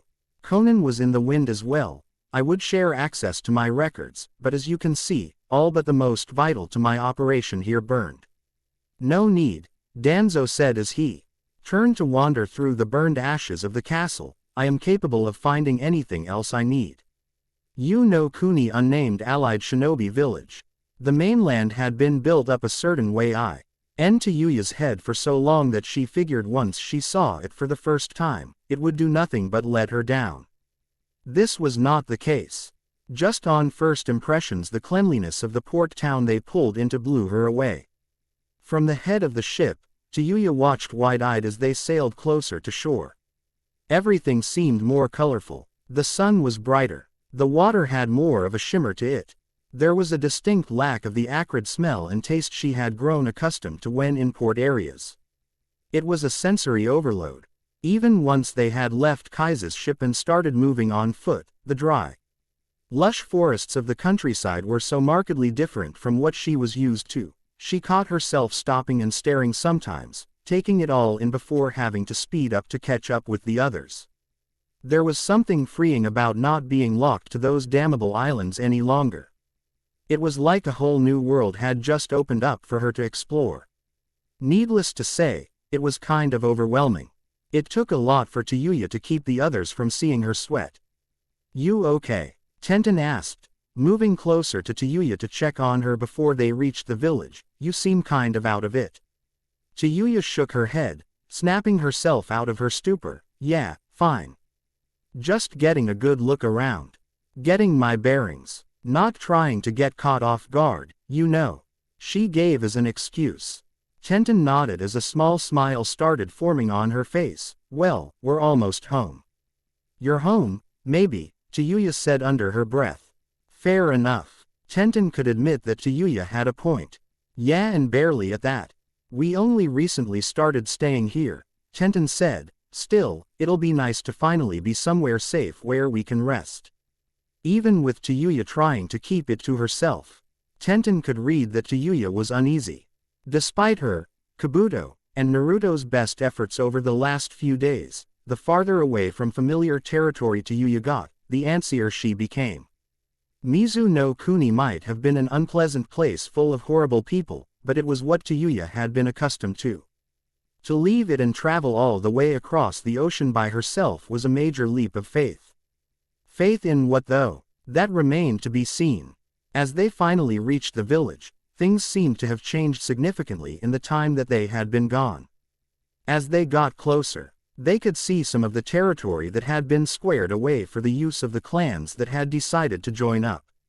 How Minato was deciding who went where was a process that Naruto personally wanted no knowledge of. The amount of squabbling and potential backroom agreements that went into such a thing would likely make his head spin. Naruto was a boots-on-the-ground type, not a behind-the-desk type. The heart of the village was still the existing portion they had originally come across when they'd lobbied to get the people there to agree to a shinobi settlement. More buildings were popping up though. There were also more people, notably clan shinobi, bustling about. Tenten counted people clearly belonging to 8 different clans moving around the village. It was an odd sight to see. Even though this was what she'd had a part in working towards for years, seeing it begin to take shape was surreal. So, now what? Tayuya asked the group as they entered the main portion of the village. Now, I find my parents and check in, Naruto said, quickly reacting when Tayuya's grin promised a likely profane taunt about his closeness to his family. Shut up. My dad is my boss, so I have to report back. But I'm pretty sure I'll end up running into my baby. Kushina's guttural call sent chills down Naruto's spine. Running into my mom first, slowly turning into the direction he heard her voice come from. He tried to play it cool as she darted down the street his way. Hi, Mom. He knew she had not been a fan of his decision to go to Mizu no Kuni. The red-headed mother was in front of Naruto so fast. It felt like she'd learned Hiraishin in his absence. Kushina's violet eyes locked firmly on her son. Don't you? Hi, Mom, me. You slipped out without even saying goodbye. Before Naruto knew it, a lecturing finger was pointed right between his eyes. You've got some nerve, running your butt off to Mizu no Kuni all by yourself. Every step Naruto took back was matched by Kushina coming forward. I wasn't by myself. I had Tenten and Kabuto. Even worse, Kushina continued, you dragged your best friend and the new guy into it. Kabuto felt a need to defend Naruto from maternal admonishment. It wasn't a big deal Uzumaki-san, other than almost dying a few times. Kushina temporarily paused in her tirade. Hush Kabuto-kun. I'm giving out to Naruto. I've waited a full month for this. With that bit of calm subsiding, she picked right up where she left off, all to find someone that did something to you years and years ago. For what? Did you even know what you were going to do when you found him? A great question. One he'd never answered for his parents before leaving. One he'd never vocally answered to his tagalongs for the duration of the trip. I dunno. Tenten, for one, didn't necessarily need to be told what Naruto wanted to do to figure it out for herself, probably nothing more complex than, punch him. Naruto bristled at his aforementioned best friend speaking up. Thank you, Tenten. He shouted sarcastically, you suck. Tenten waved and smiled cheekily, enjoying every moment of the mother-son reunion. Love you too, Naruto tilde. Kushina's scowl only deepened. Another revenge tour. She seemed more disappointed than angry. and that made Naruto feel awful, really. What did I tell you about revenge? Naruto sighed and droned out what he'd been told over the years about settling scores. Revenge is fine, as long as you don't have to go out of your way to get it. Otherwise, just wait for your chance, quit being a dumbass, and get on with your life. Kushina nodded at Naruto's textbook recounting of one of her many teachings. That's right. Chiyuya stood back and watched in combined amusement and awe at what she was seeing. Some lady, dressed like a housewife, was giving one of the strongest people she'd ever met a thorough tongue lashing. I can't believe the guy that first watched go toe to toe against someone with the goddamn Rinnegan is getting dressed down by his mommy. But Naruto loves his mommy, Tenten said with a giggle, before giving Chiyuya something to think about. Just take whatever you think about what you've seen Naruto do. And understand that he came out of her. Left with that to mull around in her head as she continued to watch Kushina browbeat Naruto, Chiyuya began looking at Kushina in a different light. Holy shit. Upon hearing the profane remark from a person she wasn't used to, Kushina's head snapped over in Chiyuya's direction. The intensity of the older woman's stare left Chiyuya taken aback, but she quick. Kaylee remembered who she was and brashly puffed out her chest. And who is this? Kushina asked, observing Chiyuya closely. Someone new. Naruto quickly jumped in, excited for the change in topic. This is Chiyuya. We met her in Mizu no Kuni. She really helped out a lot when it came to finding our way around. Chiyuya hissed at Naruto, prompting him to stop talking. I can introduce myself, Golden Boy. She reset and went to do just that.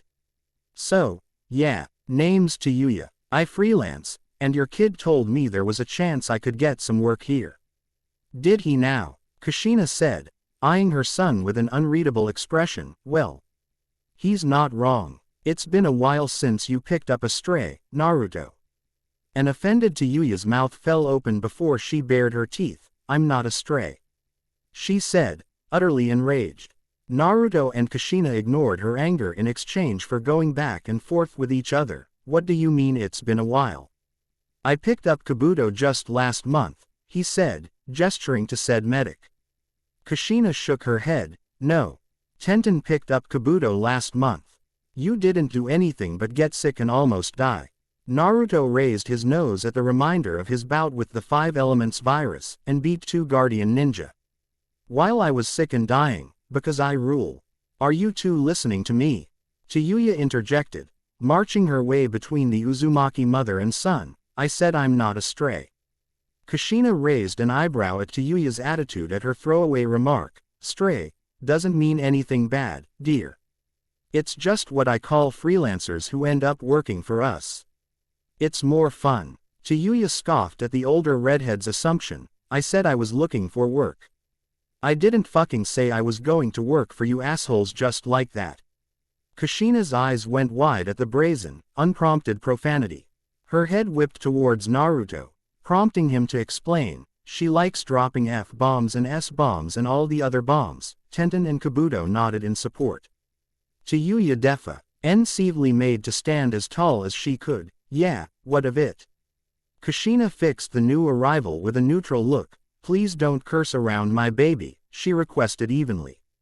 A vicious grin crossed Chiyuya's face, and Naruto felt a chill go down his spine. What, him? A little late for that, lady. I did worse around him than just curse, she said, fixing Naruto with a smug leer.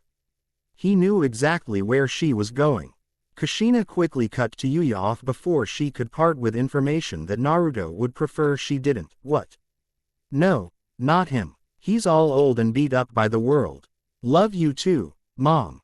Naruto shouted irritably. He wasn't old. He was 15. My daughter, on the other hand, is 3, Kushina continued, a hint of warning in her tone. If you curse around her, and she picks up your nasty vocabulary, I'll make you feel like I turned you inside out, K. Chiyuya clenched her fists and sneered at the challenge. I'd love to see you try, you. Before sparks could fly, Naruto shoved his way between the two women.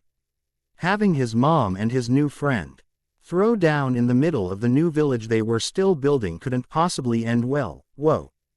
Geez, Chiyuya. Just try not to curse around my baby sister. Okay. And mom, don't bring Kanako around Tayuya. Treat it like the Anko rule. Because even if Tayuya tried not to, I don't think she could stop cursing.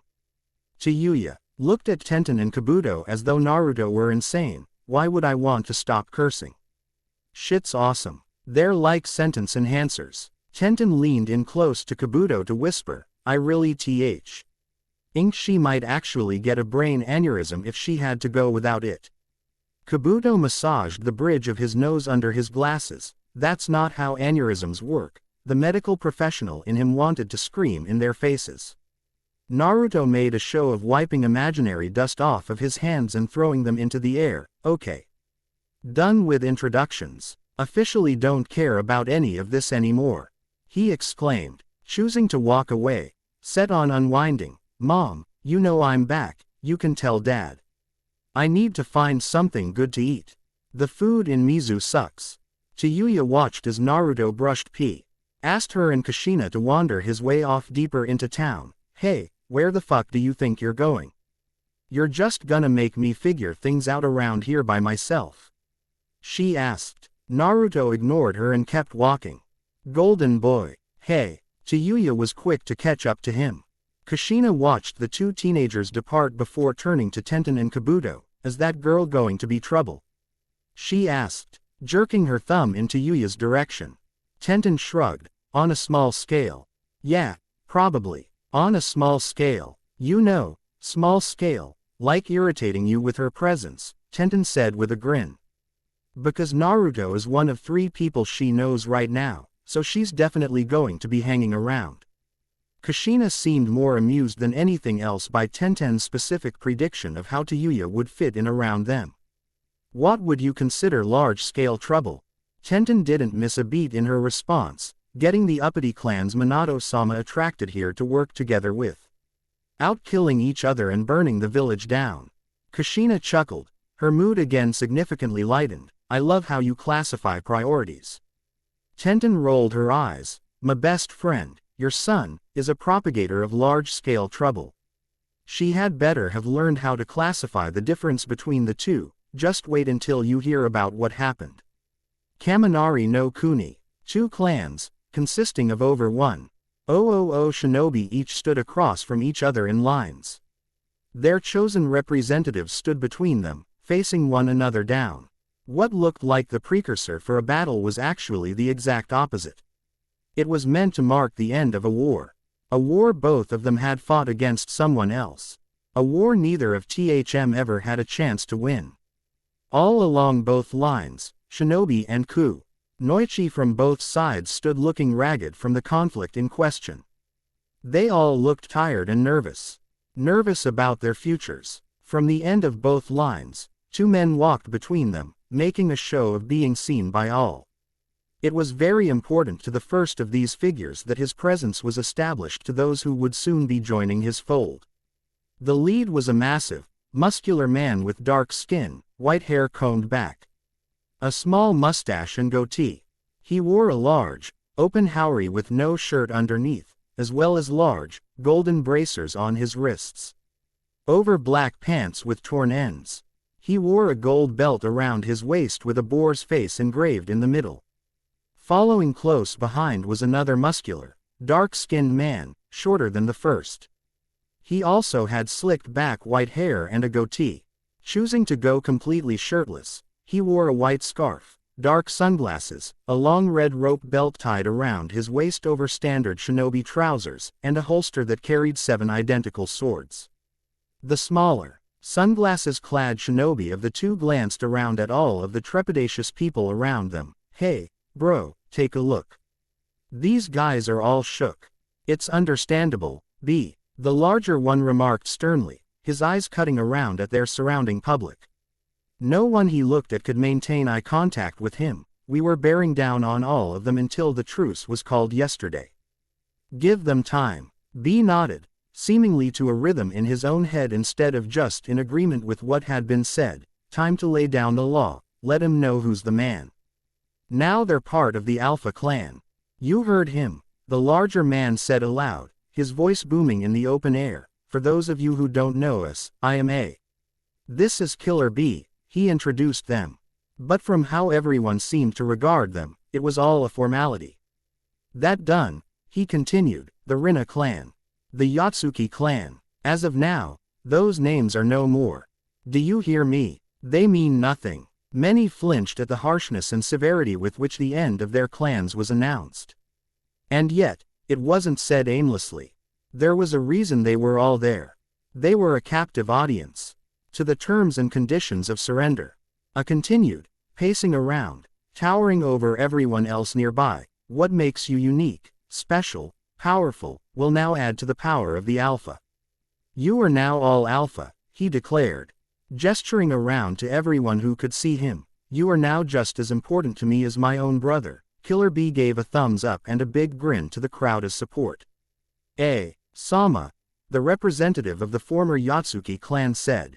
Walked over to him and his counterpart in the Rina clan, looking down at both of them. As members of the Alpha clan, you will have access to our resources. In exchange for sharing yours. Your shinobi will be able to learn from our deep well of secret techniques, in exchange for handing over all of your own to add. Both men held back the urge to gulp grimly. They knew this was coming. The terms that the Alpha clan operated under were common knowledge in Kaminari no Kuni. However, their best had already thrown their most powerful available techniques at them. And it hadn't done anything to stop the enemy. At this point, trading such things away for guaranteed peace was worthwhile enough to call the truce. Serious man that he was. It was a surprise when it actually encouraged the losers of the conflict. Keep your head up. You fought well, given the odds against you. You may feel like you have lost the best among you, but now, you're Alpha.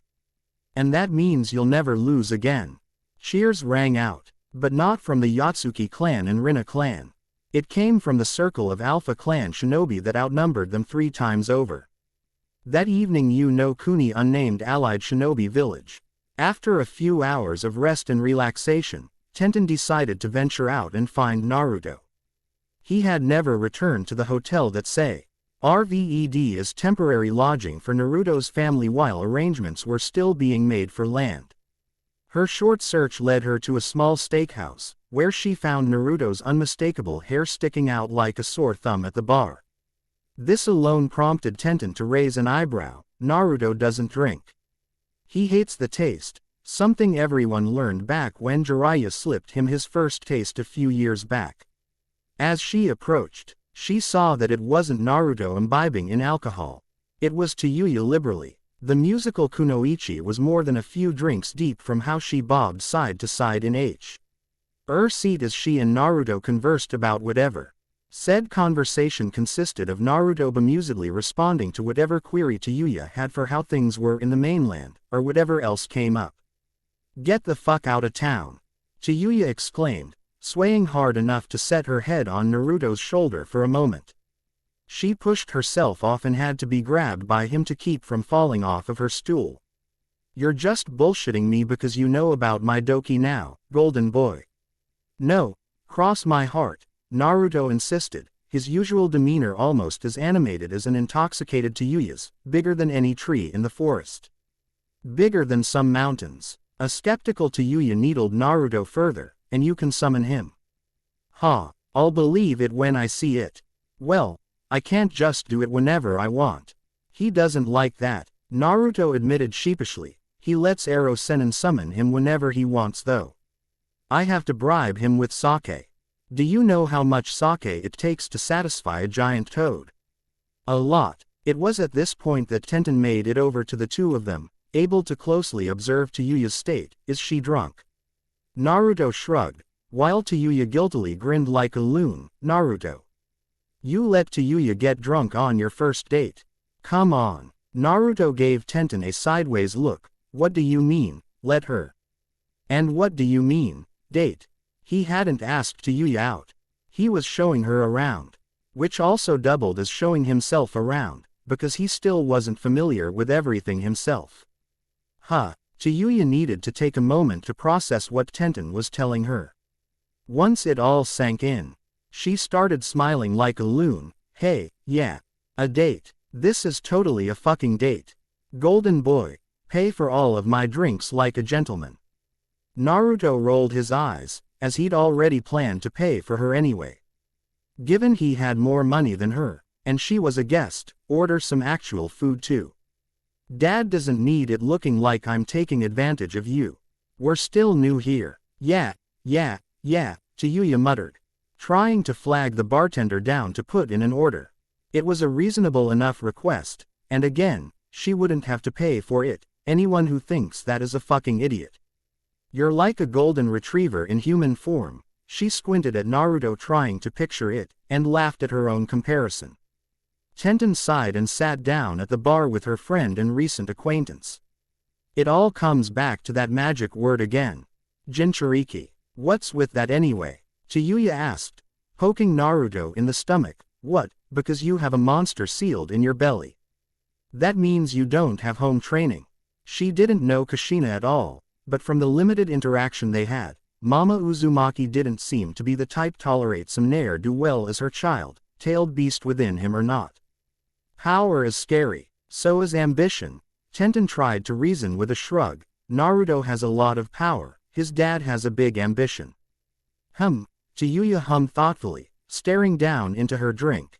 I haven't seen anyone scared of you yet, golden boy. That's because you haven't seen any of the clans yet, Naruto said pessimistically. You'll see it. There was a reason. That Shino had been the only clan shinobi that Naruto had ever worked with consistently before his return to the Aburame. Hana had done well when she'd worked with them during the Inuzuka clan's troubles. But things had moved so fast back then, there was never a chance for her to really let the nature of her company sink high. Even drunk, Chiyuya realized that the mood had been brought down by the change in conversation. So, Buns, did you come here for a reason, or just to rain on this particular parade? Tenten winced. It hadn't been her intention to do so. She just wanted to find Naruto for something, right? I came because I heard rumblings about some stuff going on. Naruto flitted his hand at the vague teaser remark. Good stuff. Bad stuff. Stuffy stuff. What kind of stuff? The Alpha Clan, Tenten said, a grave expression on her face and in her tone. One that was utterly lost on both Naruto and Chiyuya. Nothing. Seriously. At least Chiyuya had the excuse of never having been to the mainland. But Naruto, I don't know who that is, the blonde team leader said, squinting his eyes at his best friend. Is that supposed to mean something to me?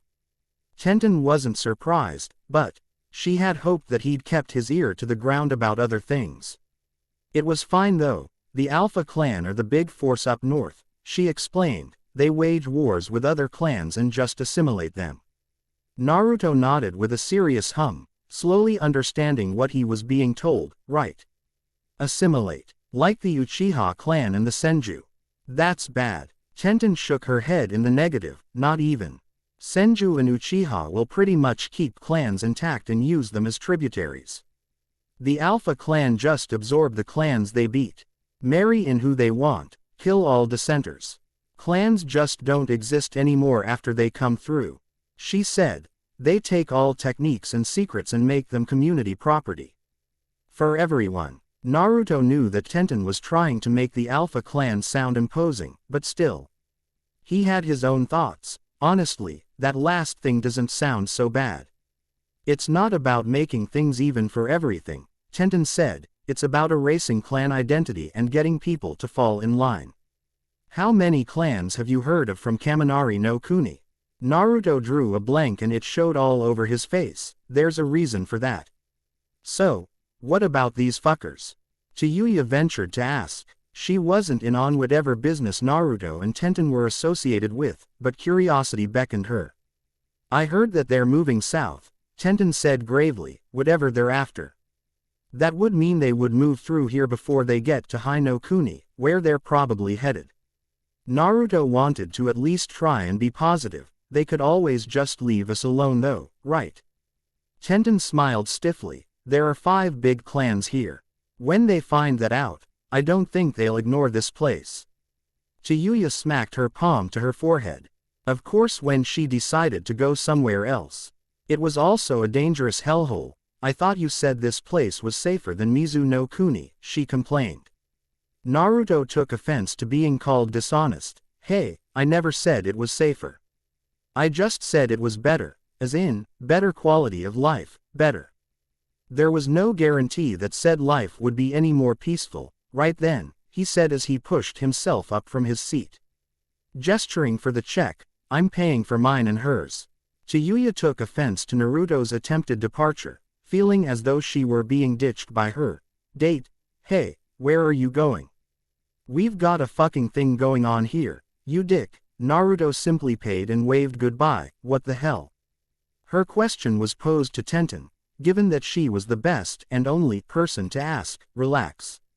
You'll see him later. He's staying at the same place we're taking you to stay. I don't give a shit if I see him later, Chiyuya lied. It was such an obvious lie that Chiyuya didn't even bother harping on it when she received a skeptical look in return. Whatever. It didn't take Naruto long to make it to the inn that served as their current base of operations and temporary home. Taking great care not to wake up his little sister, or alert his mother that he had returned, he slipped into the room being used as his father's office, giving a knock at the door before he went inside. Hey, Dad.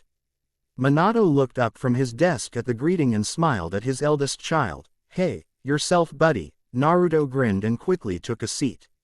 Minato was grateful for the distraction from his work. You taking the time to decompress. I heard you had it pretty rough. You have no idea. Naruto heaved a heavy sigh, slouching deeply in his chair. Bring back a souvenir. Naruto let out a bark of laughter. Yeah. Her name's Chiyuya. His happy mood quickly departed when he realized how insulting that could have been seen as. Don't tell her I said that, or she'll kick my ass. Minato didn't even know who this Chiyuya person was. She isn't the only one, he said, setting his papers aside. Your mother is, shall we say, less than pleased about your vacation choices. Naruto winced. Knowing how Kushina could get about certain things, how is she still mad about me heading to Mizu? She already chewed me out about that. Minato raised an eyebrow. Did she know about just what you got up to over there? Naruto answered in the form of sheepish laughter. Minato shook his head in return. I've been hearing about it all day. Seriously, fighting Nagato. Naruto, come on. Tenten. Naruto hissed. Knowing who was the most likely to have spilled the beans between her and Kabuto, I wasn't going to tell her about that. Minato chuckled at Naruto's, what she doesn't know won't hurt her, concept. That doesn't make it better, you know. So, what brings you by so late? We were going to see each other at breakfast. Naruto drummed his fingers off of the arm of the chair. Tenten told me about this whole Alpha Clan thing. Do you know them? Minato let out a low hum, his expression turning grave. I know of them. I never worked with them, because they don't use freelancers. I never fought against them either. Jiraiya says that's a good thing. Are they really that tough? Naruto asked. For Jiraiya to say that it was a good thing that Minato never took them on was a big deal. Minato pursed his lips in thought on how to approach the subject. I wasn't there for this because it was back before I knew which end of the kunai went into the bad guy, but they went down to High no Kuni once before. You know their deal, right? Naruto regurgitated the rundown Tenten had given him at the steakhouse. Tenten said they fight clans and make them join when they win. Basically, Minato said, way before your time. They took a shot at the Senju. Naruto's eyes went wide. The only ones he knew of who had ever been able to do that had been the Uchiha. Holy crap. What happened? It happened during a lull in the Senju Uchiha wars, so they were pretty well off at the time. It didn't last, Minato explained. I have no idea how they turned them back, but seeing as how the Senju clan are still a thing, he trailed off. Given the obvious, I'm glad you brought this up by the way. I was going to wait until you had a day or two to yourself, but I have a mission for you. Naruto abruptly stood, eagerly placing his hands on Minato's desk. Go kick the Alpha Clan head's ass. Got it. Minato physically recoiled backwards in his chair. What? No. Why would I want you to? What? He screeched. Only for Naruto to shrug. It's just a scouting mission. No fighting. Naruto blinked, processing the request. Oh. Cool. He slowly sat back down. Minato turned his chair to look out the window behind his desk.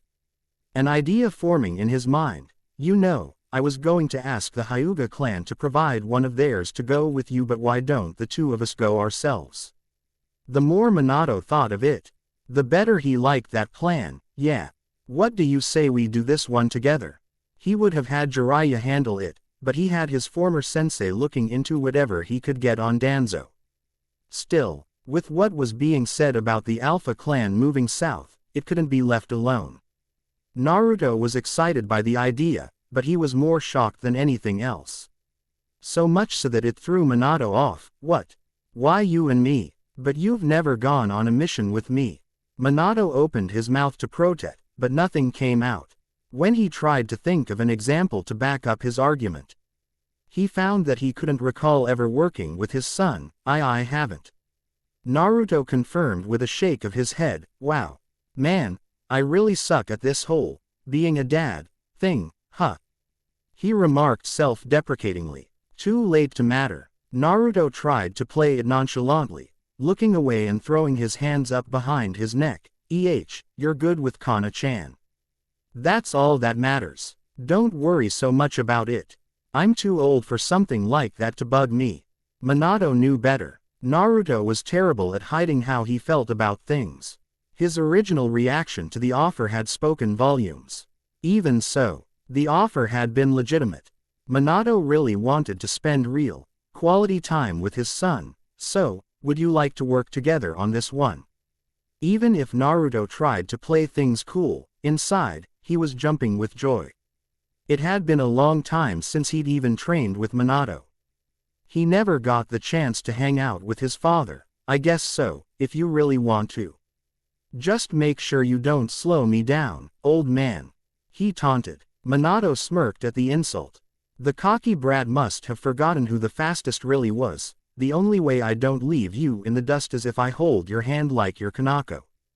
Kaminari no Kuni. In the years since A had taken over as the head of the Alpha clan, their influence had expanded several times over compared to his predecessor. This was plenty of reason to take pride, as a thought the world of his father, the previous, and to improve so greatly on what he had built before was a big deal. But A was the type who was never able to take the time to appreciate the scope of what he had accomplished, not when there was so much more to do. And there was plenty left to do. When Killer Bee came to find his brother for the celebration marking the end of the conflict with the Yotsuki and Rina clans, and their induction into the Alpha clan, he found his brother poring over maps and written reports and records. Still working. Always working. Yo, bro. Whatcha you cooped in here fo? B asked, trying to look over A's shoulder at the mounds of documents. Work can wait. Time to celebrate. I didn't bother looking up to humor Killer Bee. The time I rest is the time our enemies have to make their moves against us, he growled. The history of the human race is a history of war. Every clan in existence has fought for the strongest techniques. The weak will be crushed. That is inescapable truth of the ninja world. And I refuse to allow the Alpha to fall like so many others. What went unsaid was that the Alpha clan had been the reason that so many others had fallen. Even if they themselves preferred to call it something else, the truth was that clan names and traits from decades ago were slowly fading away. Within a generation or so, the children of those conquered 50 years ago would no longer associate themselves with the lineage they'd descended from at all. That was how it would be for all. This was how the shinobi world would finally unify. No matter how hard others fought against it, they would be assimilated, or they would be eliminated. A's current focus on his maps happened to be Hai no Kuni, a country entirely untouched by the Alpha clan. Though not for lack of trying, the last time our clan tried to move on the clans to our south, my father was defeated by Senju Tobarama and Sarutobi Hiruzen. It still ate at him to think about. That was 18 years ago, B. I know. Killer Bee reached out and put a hand on A. I was with you, bro. 19 years, and we never ventured south again, even after we had heard he'd died. It took two of the greatest shinobi of their time, banding together to stop us. And now, we're several times stronger than we were then. And the Senju are weaker than ever. Nowadays, they didn't have a Hashirama or a Tobarama. Their current leader Tsunade was more respected for her medical knowledge than her achievements in combat. They had been stagnating for years. On the other hand, A had been conquering everything in his path ever since the Alpha clan had last been turned away. He had grown accustomed to victory, while keeping the bitter taste of his clan's sole defeat in his memory. He would right that wrong. He would avenge that defeat. No single clan could stop them. Even those that banded together were simply fighting a losing battle. The Alpha clan had the manpower. And they had the raw power in the form of something that had foolishly been believed to be taboo by the shinobi world. "We have you, and we have you Gito," A said, placing a hand on his younger brother's shoulder. "And if Tsunade has the guts to step onto the battlefield, I'll deal with her myself." He would do so with great pleasure. The next morning Hai no Kuni Uchiha clan compound. Sasuke had gotten in late from his most recent assignment. Eager to give his report and put in for another mission, first thing in the morning, he made a beeline for his father and clan head's office. When he arrived, however, he could hear the happenings of a heated conversation going on inside. His father's deep, booming voice was clear and present, but the other person he could hear inside left him surprised, Itachi. Why was his older brother arguing with their father? What could Itachi, who was the absolute best shinobi they had, have possibly said to have worked Fugaku up to such an extent? Sasuke tried not to eavesdrop, but curiosity won out. He listened in closely, until the door slid open and Itachi briskly walked away, not even bothering to close it behind him. He walked with the same confident, hard-to-read demeanor that he always did, but as someone who had been close to Itachi for his entire life, Sasuke could see the frustration in his body language. Sasuke had never seen Itachi like that before.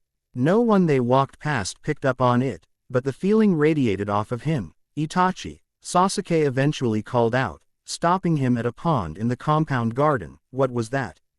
What were you and father fighting about?" Itachi chuckled. "Fighting is an overstatement of what happened. It was nothing so dramatic, little brother." "Oh really?" Sasuke replied sardonically. "Because you seem pretty pissed off about it." "I feel emotions too, Sasuke," Itachi said with a sigh before deciding to let Sasuke in on the situation. "You are aware of what's coming from the north, aren't you? What they're likely after?" "The Alpha clan," Sasuke said with a frown and a shrug. "If they want to kill off the Senju clan again, let them," he reasoned, "if they deal with the Senju themselves. As anticlimactic as that would be, that would help us. Hell, we should probably help, right?" "No," Itachi said sternly and resolutely, turning away to glare at the water. "No, in fact. I say helping to fight against the Senju is the worst decision we could make." Sasuke studied his brother closely and chose his next words carefully before saying anything else. "Itachi, why? Do you care about what happens to the Senju clan?" "It's not necessarily about what will happen to them," Itachi said, "it's about what will happen to all of us if they fall." Sasuke could surmise what Itachi was trying to get at. That the Alpha clan would eye up the rest of the clans in Hai no Kuni once they were finished with the Senju clan, the Uchiha clan included. He would have loved to see them try it. "We can deal with the Alpha clan if they're dumb enough to come for us next." Sasuke swore he could see a shiver go down Itachi's spine, and one went down his when Itachi slowly turned back his way.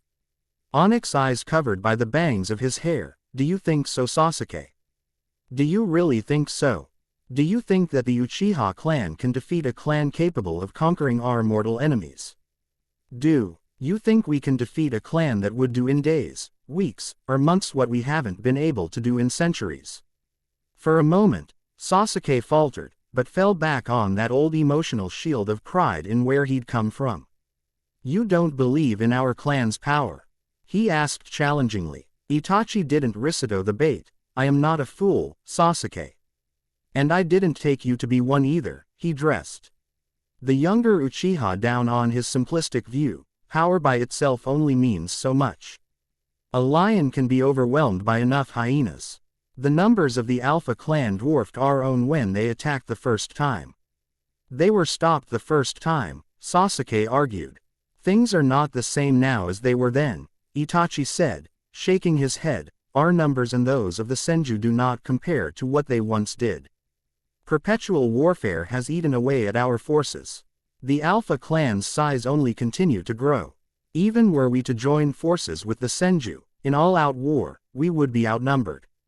Edict. I had always been objective when it came to the Uchiha clan's chances in any endeavor Fugaku wanted them to undertake. His pragmatism had helped them minimize losses for years. Just the fact that he as saying such things now was enough reason for Sasuke to stop and take note. It's hard to think of you talking about joining forces with the Senju so easily. For a moment, Itachi's posture slumped, showing how tired he must have felt. Believe me when I say it is not spoken of easily. Things need to change, Sasuke. The world is changing. It has been for a long time now, and I fear we are failing to adapt with it. Sasuke's face twisted in confusion. I don't understand, Itachi. They were just as great as they ever had been, weren't they? We hold on to the organization and our clan name. We cling to triumphs of the past. Itachi explained. These things limit us and limit our capacities. Such things deserve to be shunned, Sasuke. It is foolish to fear what we've yet to see and know. The things coming out of Itachi's mouth, Sasuke had never heard before. Not from him, or anyone else in the clan. You want to end the war with the Senju clan, don't you? Itachi didn't dispute the accusation. What has war with the Senju done for our clan in the last century or two? Nothing but hold us back. There's so much more that can be achieved. Better things. Not just for us either. For everyone. Such a thing sounded nice to people outside of the loop. But Sasuke and Itachi were both deeply involved in the goings-on, and both knew it wasn't going to happen. Father would never do something like that. Itachi nodded. I know.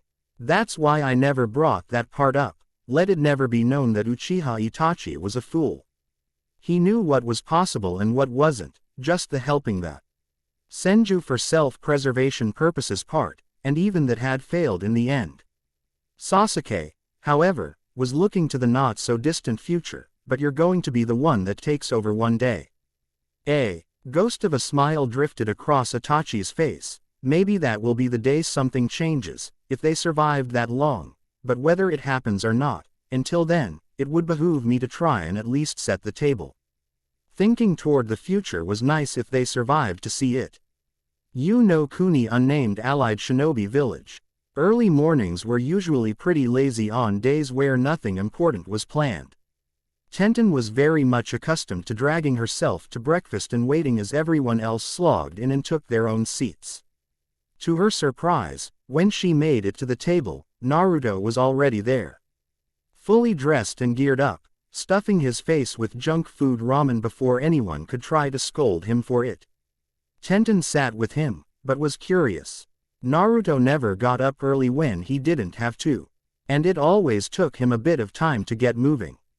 On this day, however, he seemed excited, enthusiastic. It was weird, but Tenten wasn't awake enough to handle whatever his deal was just yet.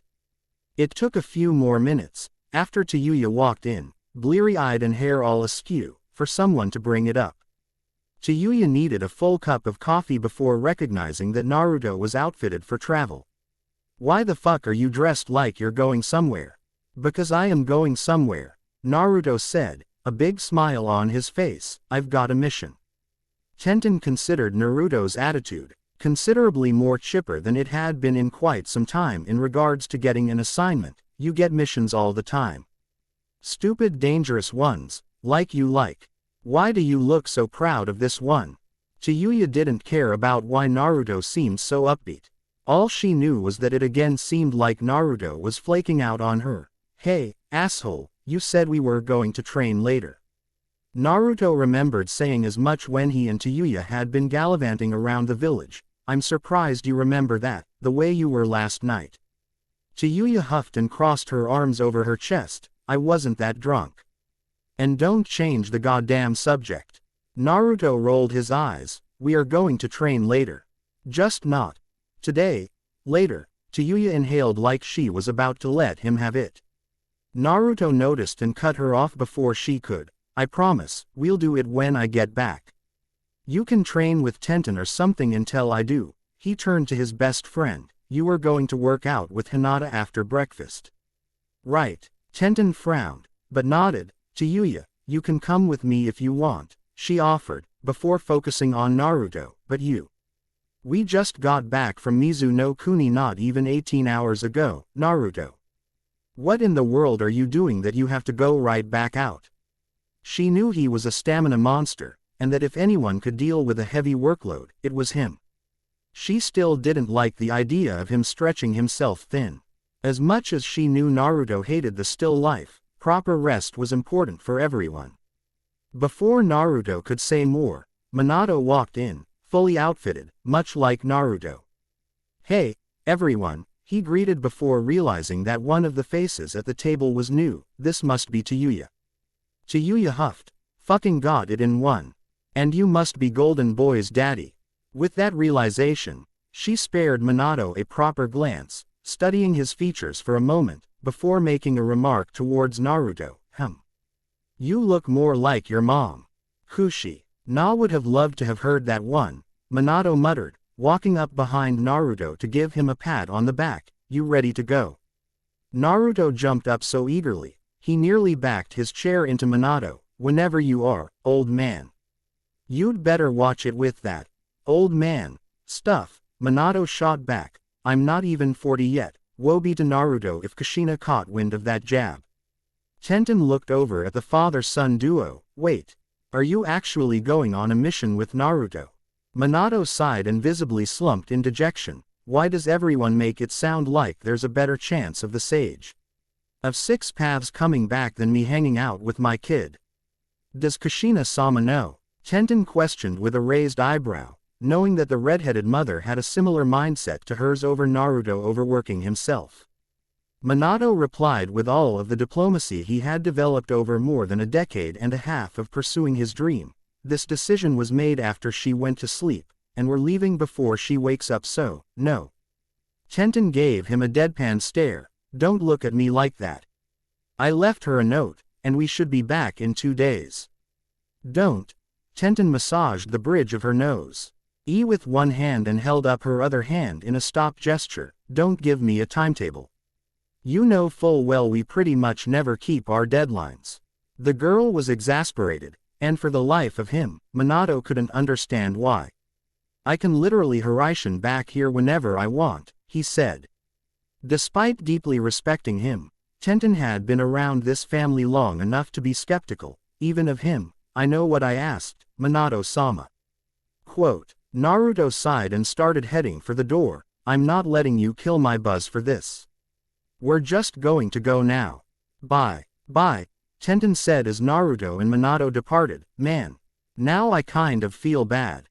I'm glad Naruto is doing something with Minato-sama. Tayuya was good enough at catching cues to pick up on the family byplay. So, Golden Boy isn't a daddy's boy. Tenten snickered, but denied it. No. He's not really like that with either of his parents. He's fairly independent, given the position he's in. Naruto was more used to not having Minato around in his life than actually having him, and the time he'd spent away from Kushina, risking his life back when he and Tenten had first met, had instilled a sense of self-determination in him that he kept even after she was freed from her hostage situation. He did missions because he wanted to help his family, not because anyone gave him orders. In fact, in the 3 to 4 years that she had been around him, Tenten couldn't recall Naruto ever taking a mission because it was simply given to him. He just asked for them like clockwork, so Minato learned to always have something set up for when he did. Other than that, he just did whatever struck his fancy, including interjecting himself on missions that she took and needed backup on, because they were best friends.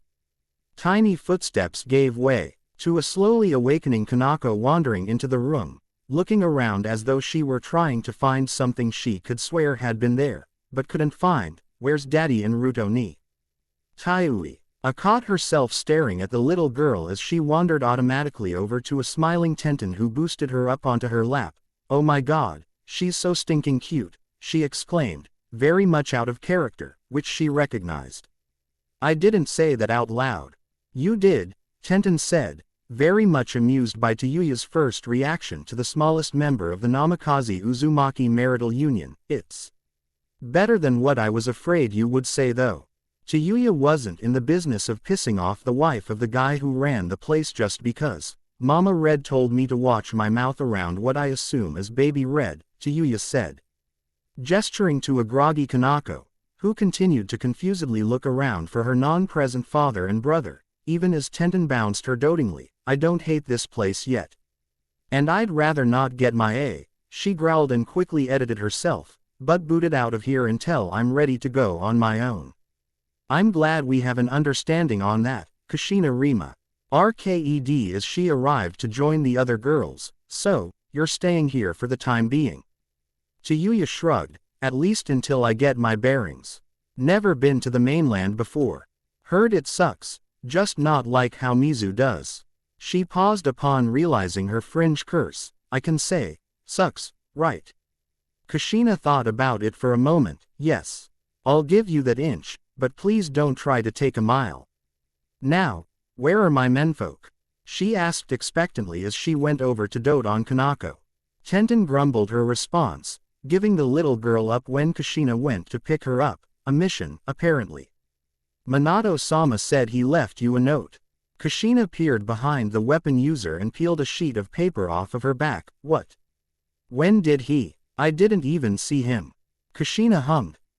Naruto left this. The handwriting's a dead giveaway. Good boy," trying to cover his father's backside. Kushina proceeded to dryly read, "Gone north for reasons. Not stabby reasons, scouty reasons. Will be back in 2 days probably." She let out a laugh. "Well, isn't that explanatory? Little brat is probably ducking me so I don't get to lay into him about fighting Nagato." Kushina was a lot more casual about everything than Tenten thought she'd be. She was definitely cooler about it than Tenten was herself. "It's just the two of them though. Aren't you worried? If it had been just Naruto and anyone else, probably. Because that boy attracted trouble. But with Minato leading him, everything should have been fine. Namikaze Minato might have been flaky as a new administrator adjusting to his duties, but in the field, the man was a machine.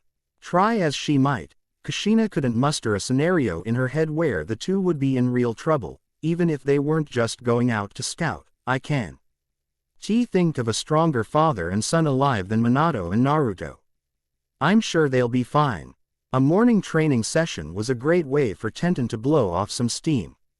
Even though she was taking a bit of downtime, it didn't mean she could allow herself to get rusty. Yet, with her usual training partner, Naruto, away on a mission with his father, she'd managed to procure a temporary replacement in Tayuya. Tayuya had been eager to get to an open field and show off. Much to Tenten's surprise, she managed to shock her fairly quickly. Zankuaha, decapitating airwaves. Blowing through a clarinet, Tayuya created a mixture of sound waves and airwaves, strong enough to shatter stone. The range wasn't great, 5 to 15 feet in effectiveness, but it was an absolute blast from the past. It had been a while since Tenten had seen that jutsu.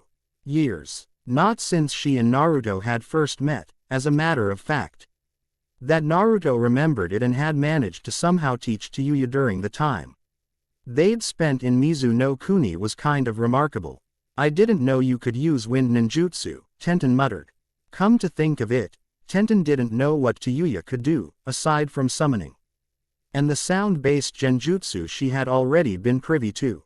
Tayuya's eyes danced excitedly at having used something new for the first time. "Never had anyone who could help me figure my element out until Golden Boy and I traded tips," she said, sealing away her clarinet now that she was done using it. "You think all we did at night is talk about how much life sucks?"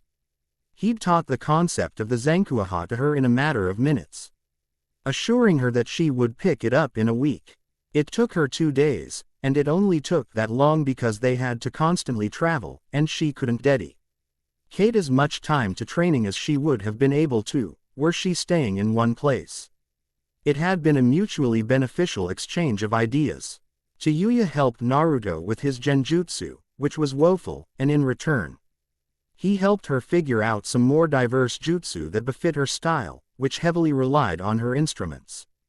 Tenten grinned cheekily at the vulgar, musical redhead. I already know one other thing you two do at night. She teased with a raise of her eyebrows.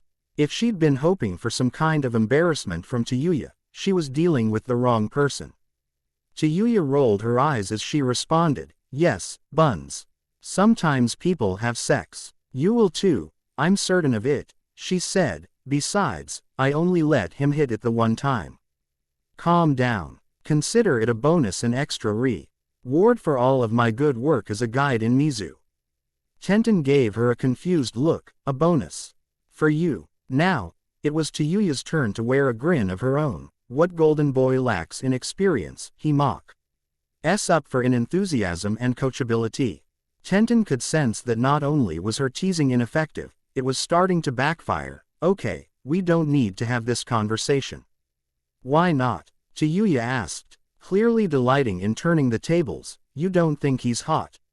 He's like my brother. Tenten deadpanned, so no. Boo, you're no fun. Chiyuya chided Tenten's cutting off of the topic at hand. It can't be just me, right? Tenten busied herself during the lull in activity by picking up and sealing away some of the weapons she'd been training with that littered the field. The only thing that's weird is that you didn't say anything about Minato-sama. That's who girls usually like. Yeah, note the term you used. Girls, Chiyuya quipped with a roll of her eyes. Girls who want their smooth, impossible Prince Charming to sweep them off their feet. She feigned a swoon for emphasis, which actually got Tenten to laugh under her breath. Golden King is too pretty.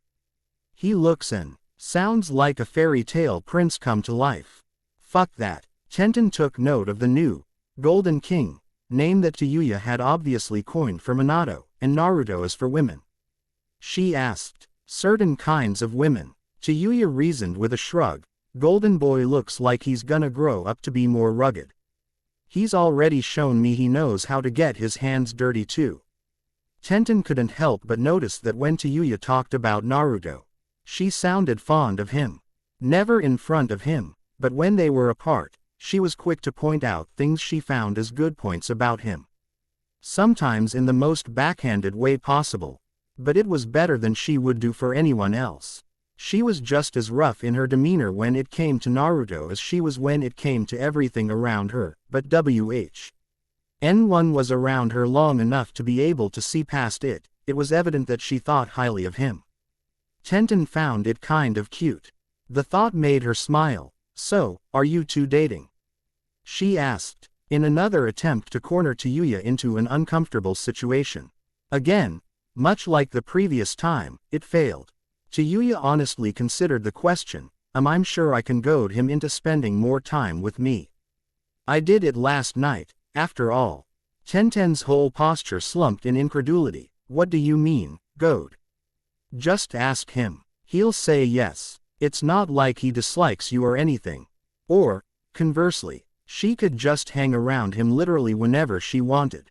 Tenten seriously doubted Naruto would care or even question it. Chiyuya was a friend. Despite a fairly contentious start, he'd taken to her just as quickly as he'd taken to Kabuto, and to Tenten herself back when they'd first met. It was just what Naruto did, win friends and influence people when he got the opportunity, at least. Chiyuya, on the other hand, was much more accustomed to the dog-eat-dog, Mizu no Kuni way of doing things, where even the dynamic of positive relationships could be considered cutthroat. He thought of showing even a hint of vulnerability put a scowl on Chiyuya's face. Not a chance in hell I give him even an ounce of leverage. He already has enough for getting me out of Mizu. Tenten's mouth fell open in surprise. Leverage? What was she talking about? Naruto didn't take Chiyuya with him because he expected a favor or loyalty in return. Was that something Chiyuya considered when she thought of romantic relationships? There wasn't a lot of time for Tenten to focus on this potential aspect of the musical kunoichi, as they were joined by the heiress to one of the clan's responsible foe. are founding the brand new village they were in. Chiyuya was the first to notice the visitor. Who the fuck is this? She asked upon being presented with someone new. A friend, so be good, Tenten instructed, before speaking up and waving. Hey, Hinata. Hinata smiled and bowed in greeting once she was close enough. Tenten-san, good morning. She gazed around the field. I figured Naruto-kun would be with you for practice. Tenten smiled apologetically, hearing the sadness in Hinata's voice at Naruto's absence. She was about to explain, before Chiyuya beat her to the punch in her unique, specific way. Chiyuya started. Getting Hinata's attention, that was the plan before Golden Boy and his old man fucked off to who knows where after we woke up. Hinata was visibly confused by the Meister. Why person who seemed to have information that she didn't? Tenten was quick to step in and make introduction. Chiyuya, this is Hinata. Hinata, this is Chiyuya. She has a mouth on her. Chiyuya did nothing to deny this, instead grinning proudly. I do have a mouth on me. Hinata still wasn't certain of what to make of Tenten's new cohort, but that was no reason to be impolite. I see. Well, it's a pleasure to meet you, Chiyuya-san. Chiyuya on the other hand. Is it though? Chiyuya drawled, only to draw Tenten's ire, the latter reacting with a glare. I'm kidding, Buns. I'm being nice. I'm a fucking delight right now. That was up for debate, but Tenten could get on her for that later. Anyway, Chiyuya's right, she said, speaking to Hinata. Naruto and Minato-sama headed out to scout north. They shouldn't be gone for long though. Hinata couldn't help but feel no small measure of concern for Naruto's well-being. They know about the Alpha clan, don't they? Tenten nodded grimly. Actually, that's the whole reason they're heading that way. With Naruto Kuni countryside. Naruto couldn't keep the smile off of his face as he and Minato raced through the woods. He had never gone on a mission with his father. In fact, most of what could be considered quality time between father and son had been spent training. There were only so many fond family memories that could be spent with dear old dad handing his son his ass in sparring or watching him crash into trees while trying to learn to control his speed. While their trip north hadn't been very exciting in terms of action, the time they'd spent traveling had been used to catch up with each other. Sure, as far as work and official business went, they were both kept in each other's loop, but with Minato being so busy, and Naruto constantly taking missions that kept him away from the family, the day-to-day things got lost. As they started to talk, Minato felt a measure of shame upon realizing that he didn't know much of anything about what Naruto did in his leisure time. But that was something they had the chance to remedy. He found himself amused hearing some of Naruto's old road stories, and when's the loss time you visited this magical ramen cart that you love so much. It's been a few months, Naruto recalled, grinning as he spoke fondly of some of his favorite non-shinobi people. Ichiraku ramen travels so much. They're really hard to track down. It's great when I can catch up to them though. Hearing his son sound so happy reminiscing made Minato happy. It's interesting that you traveled in a ramen cart for months. How did you not eat them out of business? Naruto laughed, unwilling to deny his notorious fondness for ramen, cause Kakashi wouldn't let me have as much as I wanted. Ayame ne. Chan made sure to sneak me more when she could. He loved that woman, and a part of him always would. His ramen princess. Eventually, they quieted down when they realized they approached a forward post.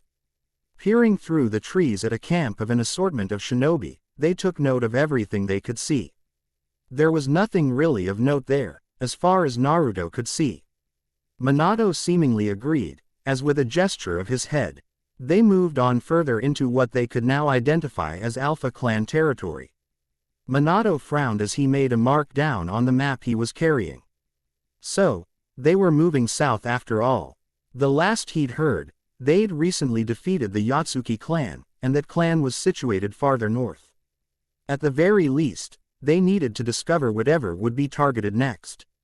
As Minato thought of what they needed to accomplish to make their mission a success, Naruto's thoughts were roused by the growl he could hear deep within his mind. Since he wasn't in a bad mood, he already knew the source of such a thing.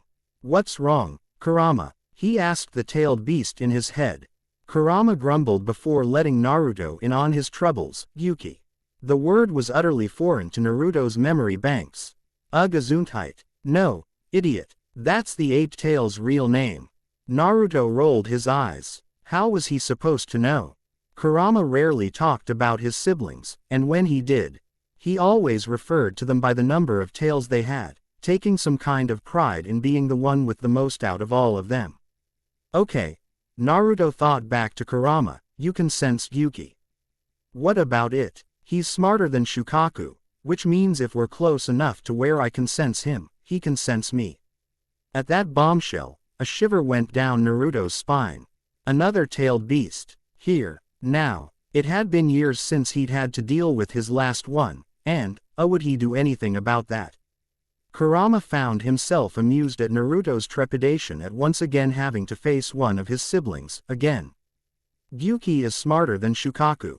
Less territorial as well, but still kind of territorial. The fox took a moment to think things over. Meh.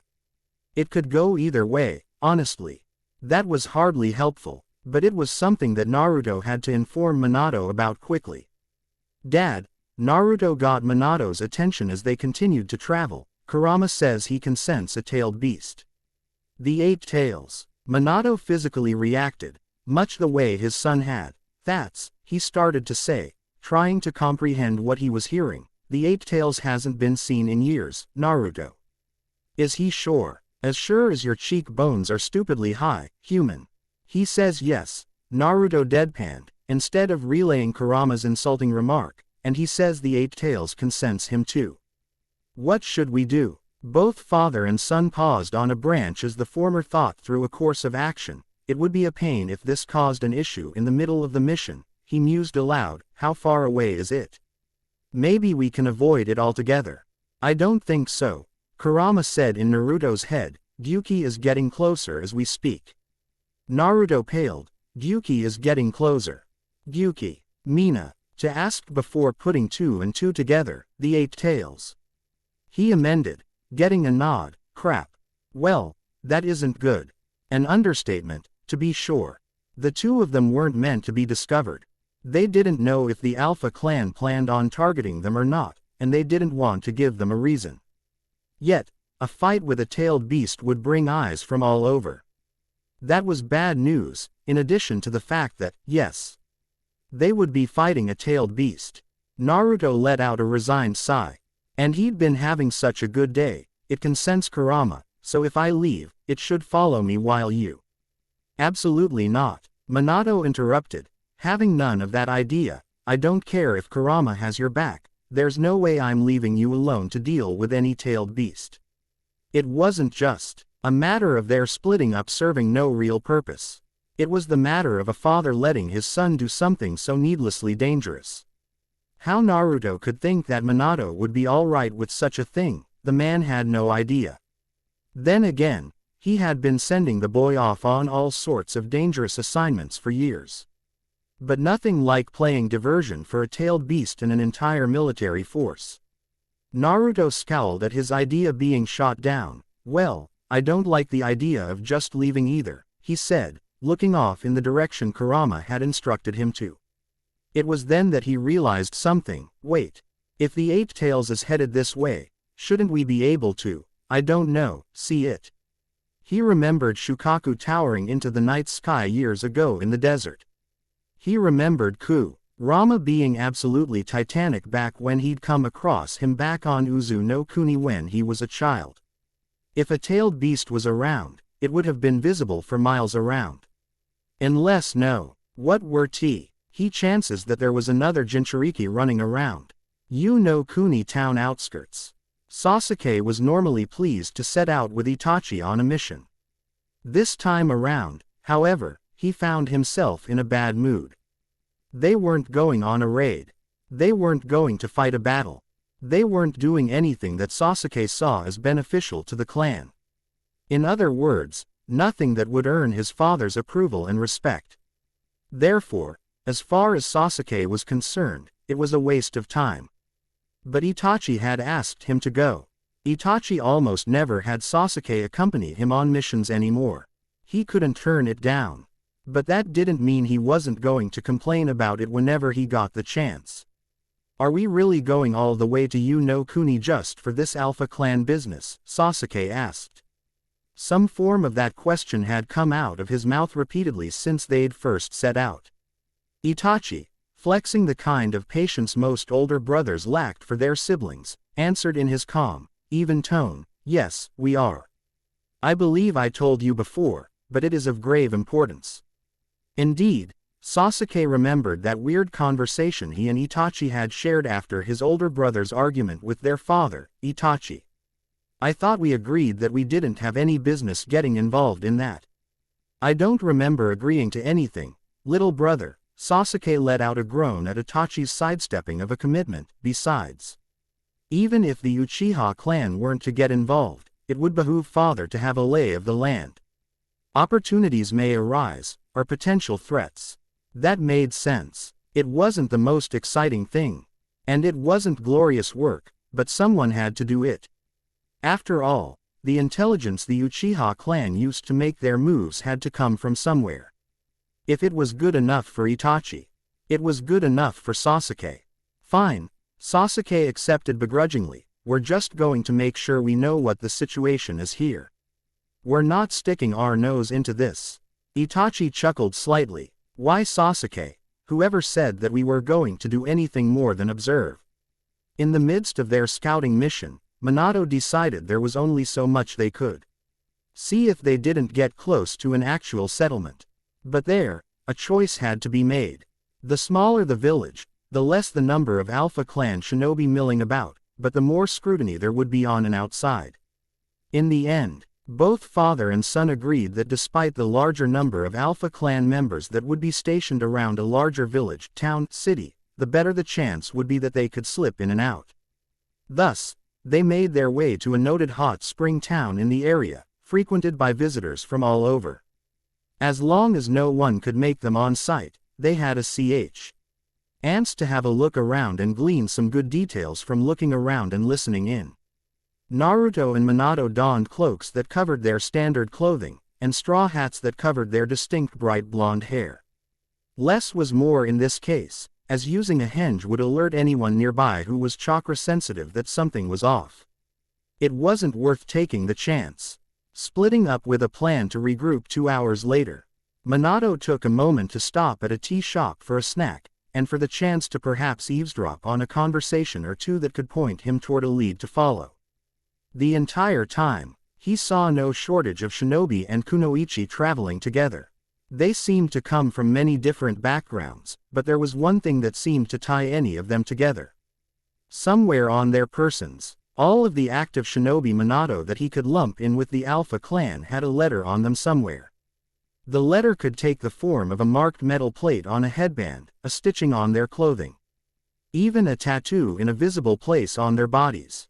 Minato wrote in a small scroll he kept in his lap, hidden under his cloak, "Letters may indicate possible groupings." Perhaps a glimpse at how the Alpha Clan divides its forces. There wasn't a lot that was known of the modern Alpha Clan, so Minato took note of whatever he could, meaning to learn more about specifics later. Any bit of information could help in case hostilities broke out. "There goes the neighborhood." The comment drew Minato's attention to a man with light brown hair and a scar on his cheek said. A ninja, clearly, from the looks of him. When the man noticed Minato looking at him questioningly, he continued, "Sorry. I couldn't help but notice you eyeing the Alpha Clan shinobi. Not fond of ninja?" he asked. Minato had registered his presence earlier, but hadn't minded, specifically because he hadn't been part of the Alpha Clan, and also because he was out of a range where Minato couldn't react in an instant. He'd already gauged his chances and figured he didn't need to be entirely on edge. Besides, if a shinobi wanted to speak with him, that would just cut out all of the actual legwork he would have otherwise needed to do to gather info. "I'm fine with them, but there sure are a lot of these types," Minato commented. "Have you been here before?" The man nodded, looking around as he took a sip of his drink. "This is a resort town. Unaffiliated with ninja," save for the merchants and other clients who give them business. But, as you can see, it's become something of a hub behind the front lines for the Alpha clan. He smiled and shook his head. It's like this in tons of places along the line, I'm afraid. Minato accepted the information before extending his hand. I'm sorry, I never caught your name, friend. The man grinned at his botched introduction. Sorry about that. He shook Minato's hand. Name's Naoki. Minato expertly schooled his reaction. He knew that name. The hunter of the Senju clan. The younger brother of clan head Tsunade. Grandnephew of the man that originated Minato's signature jutsu. A jutsu that Minato had been accused of stealing. As no way in hell Minato was giving a Senju his real name. Arashi, Minato gave Naoki as an alias without a moment of thought. It was something he'd cobbled together on the fly, but it would do for the time being. How much of this area have you traveled through lately, if you don't mind me asking? Naoki shrugged noncommittally. A good chunk of it over the last few weeks. Been treasure hunting, he added as an added juicy carrot for further questioning. I'm on the trail of something good. But my apprentice insisted on taking a break, he finished with a sigh. So you decided to stop here for the hot springs? Minato asked with a smile. Indeed, as it seemed to be as good a place as any. The poor girl does good work, Naoki admitted, and I have been dragging her all over the place lately. She earned the right to dig her heels in here. I wish I could get my son to take a break, Minato said, taking the opportunity to release a little bit about his own personal life, the moment he comes back from one business trip. It seems like he heads out on another one. His mother wants him around more, but she'll never tell him. It had been that way for years, ever since they had all been reunited. Naruto never settled back into being the little boy that Kushina had sent away from Uzu no Kuni, and even with Kanako to dote on, she'd never quite adjusted to how quickly he'd grown out of that portion of his adolescence. Minato had seen it as Naruto adjusting to what he'd needed to do to survive. Then again, Kushina had grown up with clan ties, while Minato's own upbringing hadn't exactly been a family-related one. So his point of view might have been skewed. Despite Minato's complaints, Naoki found that he liked the sound of a young man with what he saw as a touch of wanderlust. Sounds like your boy wouldn't complain about my travel schedule. Want to trade your son for my apprentice? Just for a trial period. The idea made Minato laugh out loud. I wouldn't trade him for anything in the world. It was just as well. Naoki had been joking anyway. Soccer's too smart of an apprentice to let go of anyway, he said, making to stand and leave. Well, speaking of my apprentice, I think it's high time I go find her. Nice meeting you, Arashi-san. Same, Minato felt he could say honestly. Happy hunting, Naoki-san. To think, he could have such a civil conversation on with a notable member of a clan that supposedly hated him. It probably never would have happened if Naoki had known who he was. Meanwhile with Naruto, despite being in what should have been the relatively safe confines of a town, at least compared to the wilderness, Kurama was restless inside of Naruto's mindscape. It was a tad bit funny at first, but as time dragged on with nothing happening, and the likelihood of it decreasing by the moment, it started to be annoying. Naruto couldn't even hear his own thoughts over Kurama's constant grumbling. Look, Kurama, we're in a village. Dawn. T-tailed beasts hate being around humans. Yes, but if he was in my territory, I wouldn't care where he was. I'd go there and kick his tentacled ass out. Naruto rolled his eyes at Kurama's self-assured reply. Well, look at it this way then. If Gyuki is around somewhere, someone'll scream, and we'll definitely see it coming. And then we'll kick his ass like we did with Shukaku. A shiver went down Naruto's spine. Remembering one of his more significant childhood traumas, you and I remember that fight very differently. Naruto remembered all of the near misses and spending an entire night thinking he was going to be murdered. I really don't want to fight a tailed beast again. I almost died the last time. Bah, you're stronger now. And, even better than that, you've got me. True enough. And he knew better how to utilize Kurama's chakra than he did back then. Even so, He maintained his stance on things. I appreciate your freaky spirit. But I'm gonna take a hard pass. We're not supposed to get into any fights. We're just supposed to. Uchiha. What? At Kurama's warning, Naruto found himself staring across a crowd at one of his least favorite people in the world. Uchiha saw. Suke seemed just as surprised to see him as Naruto felt, and equally as thrilled.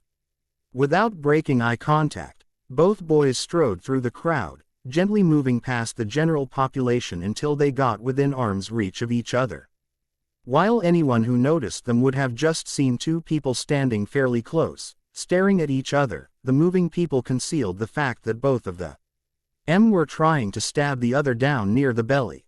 The only thing that kept the people around them from freaking out was the fact that their travel cloaks kept the arms holding their kunai concealed. But that couldn't last forever. What are you doing here? Naruto whispered under his breath so only Sasuke could hear him. Sasuke sneered back and responded predictably, I should be asking you that, you freak of nature. It wasn't as though it were the first time Naruto had heard such a thing from an enemy, let alone Sasuke. That's rich, coming from a guy with mutant eyes. The two young men glared at each other, and an unspoken agreement was made to take their dispute elsewhere. In a puff of smoke, both disappeared from the streets. On the rooftops above those streets, Naruto and Sasuke clashed blade on blade, testing one another out as though they were playing a game with fatal consequences. They disliked each other immensely, and it had been that way for years, but the heat of their feud seemed to rise and fall depending on where either of them were in their lives. Sometimes they went at each other's throats like wild animals. Other times, they just seemed to be going through the motions, fighting just because the other was around and because it was what they were supposed to do. This was one of the latter times. There was no passion or real sense of malice in their fight. It was merely routine. Breaking apart after one clash, they stood off across from each other on two separate water towers. There, Naruto let out a sigh. Why does it always have to be on site with you? He asked, despite the fact that he was just as responsible in this instance for a fight starting. Sasuke had an immediate answer, because we hate each other. That's why. It was as simple as that, as far as he was concerned. At least I have a reason to hate you, Naruto shot back. Last time I checked, I didn't plague bomb you, you try hard. Guess you must really see me as a threat to waste the whole canister on me, he taunted. Or I really want you dead that badly. Too bad you suck at getting the job done. Fuck you. Fuck you. Naruto noticed Sasuke begin a sequence of hand seals. In that instant, he tapped into Kurama's chakra in order to blitz him. But Sasuke had already dealt with that, and had been the one to plant the suggestion into Naruto's head with his Sharingan. When Naruto rushed him, he was met with a blinding wall of feathers flying into his face and mouth. Sputtering as a result of the distraction, he was nailed in the back by a flying kick that knocked him off of one of the water towers they had been fighting on. Sasuke didn't have time to admire his handiwork, as when Naruto fell, he reached out with a chakra tail and latched onto Sasuke's leg, dragging him down with him. What followed was an ungraceful fall directly into a hot spring. Both boys forcefully burst from the water. Sasuke drew his sword, now angered at being soaked in such an undignified manner. He ignited the blade of his weapon with chakra. Apparently, Sasuke had managed to pick up that little trick after Naruto had pulled it on him the last time around. Naruto zipped around Sasuke in bursts of speed, avoiding strokes of the Uchiha's flaming sword by increasingly slim margins. Can he see me better now? Naruto thought to himself, holy crap. And I know he's starting to get my timing down. Fighting against Naruto was forcing Sasuke to improve his Sharingan just to try and keep pace. The same went for Naruto in regards to coming up with ways to counter and negate Sasuke's Sharingan. Admittedly, he'd recently been relying on his outright speed advantage as a crutch, but if that was being steadily neutralized, he needed to figure out something new. As they continued their lethal dance, locked in their own world, both Naruto and Sasuke were caught off guard when large shadows appeared over them. Both stopped and looked up to see the very water towers they had been fighting on previously were torn out of their foundations and sent crashing down on top of them. It wasn't enough to kill them, as they were good enough to avoid any serious harm. Still, it had been a startling interruption to their battle. What the hell was that? Naruto exclaimed as he and Sasuke both stood atop the wreckage. Was that you? I didn't know you could do that. Sasuke felt no small share of confusion at his rival's assumption. You mean, that wasn't you? Naruto's mouth fell open in shock. How could I do that? I wasn't touching either one of those things. Sasuke growled back. You're a Jinchuriki. Last time I checked, you can do all kinds of weird shit. Naruto gestured to their surroundings. If I could do this to you without touching you, don't you think I would have be you? Stead it out one of the 10,000 times I had to fight your ass. He took a deep breath and lowered his volume back to more manageable levels. You sure your pink eye bloodline didn't do something? Pink eye, Sasuke repeated, feeling an eye twitch at the casual insulting of his clan's most notable ability. That's it. I'm not leaving this town until you're a corpse. Naruto smashed his fists together, prepared to go another round. Hope you like hot springs then, because you ain't killing me, ya dick. This is the women's bath, you meatheads. An angry woman's voice preceded the fallen T. Nari. Both boys stood on being lifted off of the ground and flipped over with them still standing on them. This time, there was no bewilderment, only annoyance. Freeing themselves respectively, Naruto punched a hole through one of the towers, while Sasuke sliced his way through his own. Drenched anew, they both shot angry looks in the direction of the individual interfering in their impromptu duel. What they didn't expect to confront them was a dainty girl. She wore a dark red combat dress with mesh armor underneath, and a black breastplate over top. Her wet pink hair was pulled back into a ponytail. Her green eyes glared at the two of them just as heatedly as they glared at her. One day, the girl said to herself, fists shaking in anger, just one goddamn day. One day where I don't have to run all over creation following my jerk boss into some godforsaken crypt or up some freezing cold mountain or worse, doing all of that on my own after he ditches me for some half-assed lead. And it gets ruined, just like that. As the girl seemed to lose it, Naruto tried to get her attention. Who are? Shut up, the girl grunted before taking a moment to count to 10 and calm herself down. Red Scar, Uzumaki Naruto. She quickly identified. Why are you fighting a deathmatch in the women's bath? The sweet tone she used for the question seemed to guarantee harm if he answered incorrectly. Especially when she pulled black gloves tightly over her hands. Naruto pointed to the rooftop he remembered falling from. First of all, I was fighting up there. His pointing finger swung around to Sasuke, where he stood looking elsewhere, seemingly done with the conversation. This asshole kicked me into the women's bath. So I dragged him in too. And that makes it better? Sasuke asked with a smirk, trying to throw gasoline on the fire. I didn't know it was the women's bath.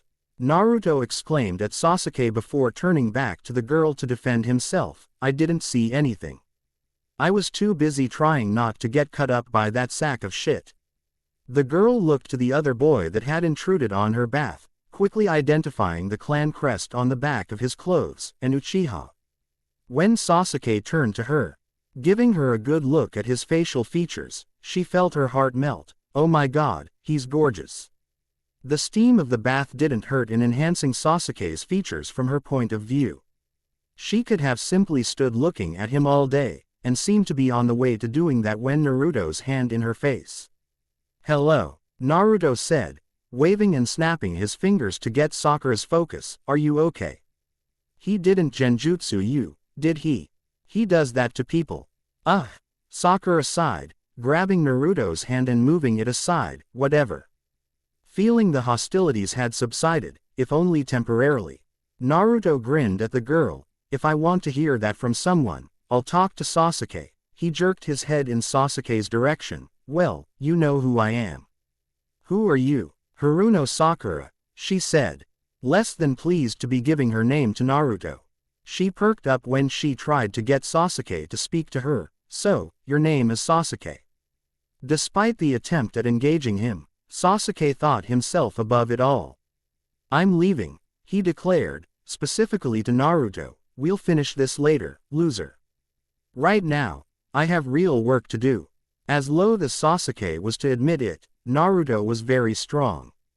As much as he wanted to take him down and prove he was better, he could acknowledge that it would take longer than he had time for.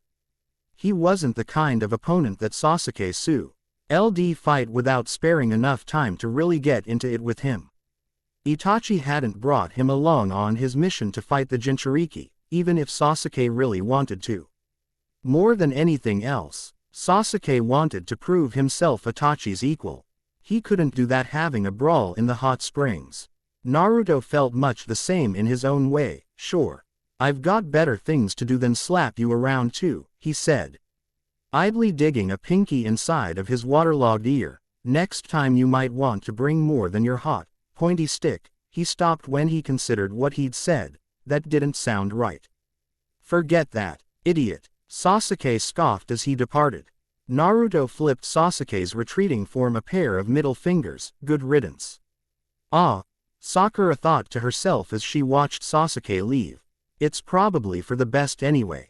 If Sasuke found out she worked for the Senju clan, he'd probably try to kill her. And she didn't want to have to shove her fist through his pretty face. At left her standing there awkwardly with the other boy, the one she would have preferred had left in Sasuke's stead Naruto. Sakura had heard all of the rumors about how dangerous the Jinchuriki was. While she hadn't necessarily believed them, any part of her that had found itself thoroughly crushed when she saw him and spoke with him. He didn't seem like a monster. Just a dumb teenage boy. So, Naruto eventually said, not knowing what to say at that point, I'm gonna go now too. Unless you want to fight. Sakura did not want to fight. Not in the slightest, even though she was confident in her abilities. She was still fully aware of who she was standing in front of. Besides, even after what she'd just done, he didn't seem to actually be wary of facing her in return. Aside from that, he really just wanted to use that day to rest. Fighting anyone now that her rage had subsided was the last thing she felt like doing. Definitely not, Sakura said, running a hand through her own hair. I'm going to find another spa. Preferably one where there aren't people fighting. Sorry about that, Naruto apologized before leaping off. Sakura looked around and decided to make herself scarce well before staff or town authorities came around asking questions. After all, she didn't want to be left paying for the damages. With the Alpha clan around, it probably bought her a cushion of time. As the people running the hot spring likely didn't want to have to deal with the scary shinobi types stationed nearby. Exiting as inconspicuously as possible, it didn't take her long to run into Naoki in the streets. He seemed to have been waiting on her to boot. Hey there, Naoki greeted with a massive grin. Have a relaxing time? He asked knowingly. Sakura wanted to punch him in his smug face. But she knew that seeing as how her strength and the taijutsu she used to exploit that strength had all been innovated by Naoki's sister, there was no way that anything she tried on him would work in that department. One day though, an Uchiha and Red Scar, Naruto tore the place apart, Sakura explained, omitting the fact that she had been the one to cause most of the property damage. At the mention of Naruto, Naoki let out a thoughtful hum. Haven't seen that kid in years. Makes sense he'd be here though, seeing as how I just ran into his dad a little while ago, when he saw him in the tea shop. The man had clearly been trying to go incognito, so Naoki let him be. Sakura found herself doubly surprised. Naoki had met Naruto before. He had met Naruto's father in the town they were in. Namikaze Minato, Sakura asked, getting a nod of confirmation from Naoki. Did you two fight? Naoki fixed her with an odd look. What? No, why would I fight him? He had nothing personal against Minato. Even if the rest of the Senju clan saw him as the enemy for killing Senju Tobirama and as a thief for his use of Hiraishin no Jutsu, there's a time and a place for these things, Sakura. Anyway, it's good to hear his kid is doing alright. You know, he screwed me out of a massive haul once. It's kinda why I snatched you up. Sakura looked at her mentor curiously. Really? Yeah, Naoki admitted. Kakashi used little Naruto to do the legwork while he kept my attention. It was really effective, so afterwards I figured I needed a flunky of my own. He smiled down at Sakura and ruffled her wet hair. And here you are. Sakura's eye twitched in annoyance at being treated like a child, and at being called a flunky. So, I have Uzumaki Naruto to blame for my working for you. Great, she exclaimed. I wanted a real reason to not like him. Thanks for giving me one. You know Kuni unnamed allied shinobi village. Training had been fairly uneventful for Tayuya, Tenten, and Hinata. Productive, but uneventful. Eventually, however, Hyuga clan members arrived to bring Hinata back to her home as there was business she required to attend to. That left Tenten and Tayuya alone again. Both girls decided that it was as good a time as any to head back into the village and the hotel they were staying at for a proper lunch. Sitting on the balcony of the suite that served as Tenten's domicile for the time being, Tayuya didn't bother mincing words on the current object of her curiosity. Ghost Eyes wants to fuck Golden Boy, doesn't she? Tenten nearly choked on the dumpling she'd been eating at the time. Coughing and needing a moment to clear her throat. What's with that nickname? And what kind of question is that? She demanded to know, tears in her eyes. Tayuya shrugged. Every time anyone brought him up, she got that stupid look on her face. Why's it stupid? Tenten ventured to ask, now recovered from her previous fit. Tayuya growled, not knowing how to put into speech just what her problem was. You know, it's just girly and soft, she said, wringing her hands as though she were trying to reach for the words she needed, like, thinking about him puts butterflies in her stomach or something. Ew. Fuck that. Tenten chuckled under her breath, keeping her humor to herself. Of course, Tayuya didn't recognize that she herself showed some of those same behavioral symptoms.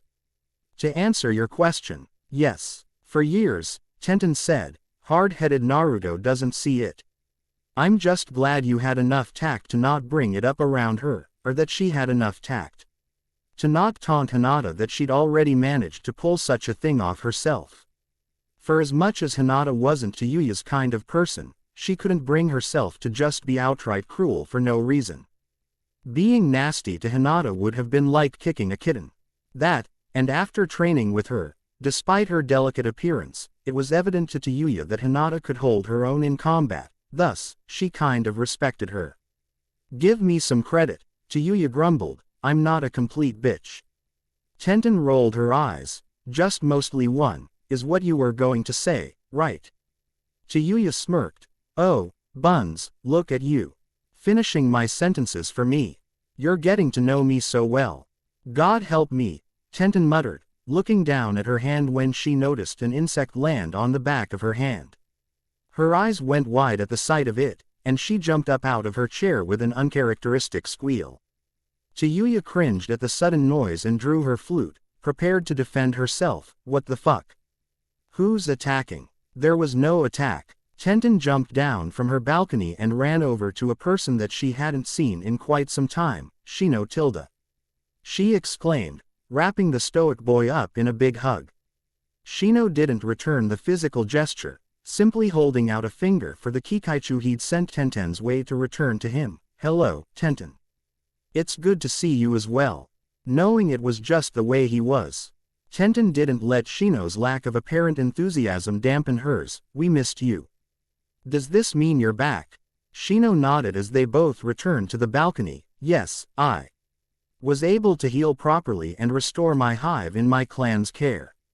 I traveled with them back to the village. So the Aburame clan is here too?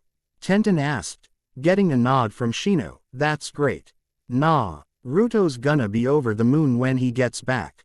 Tayuya watched Shino take a seat with Tenten, specifically noting the bug from before disappearing inside of his body. Did that guy just have a bug crawl inside of him?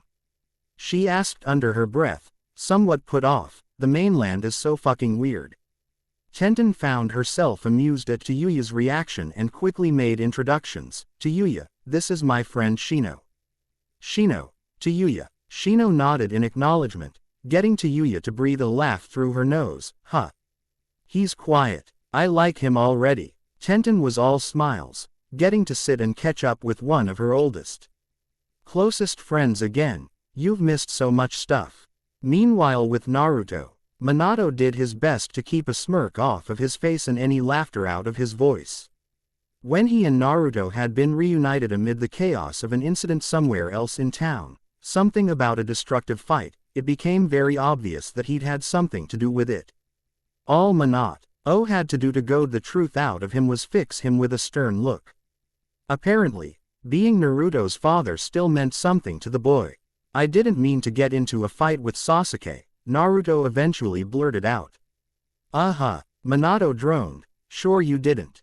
Naruto continued his very physically animated explanation of the series of events. One second I was looking at him, the next we were going at it.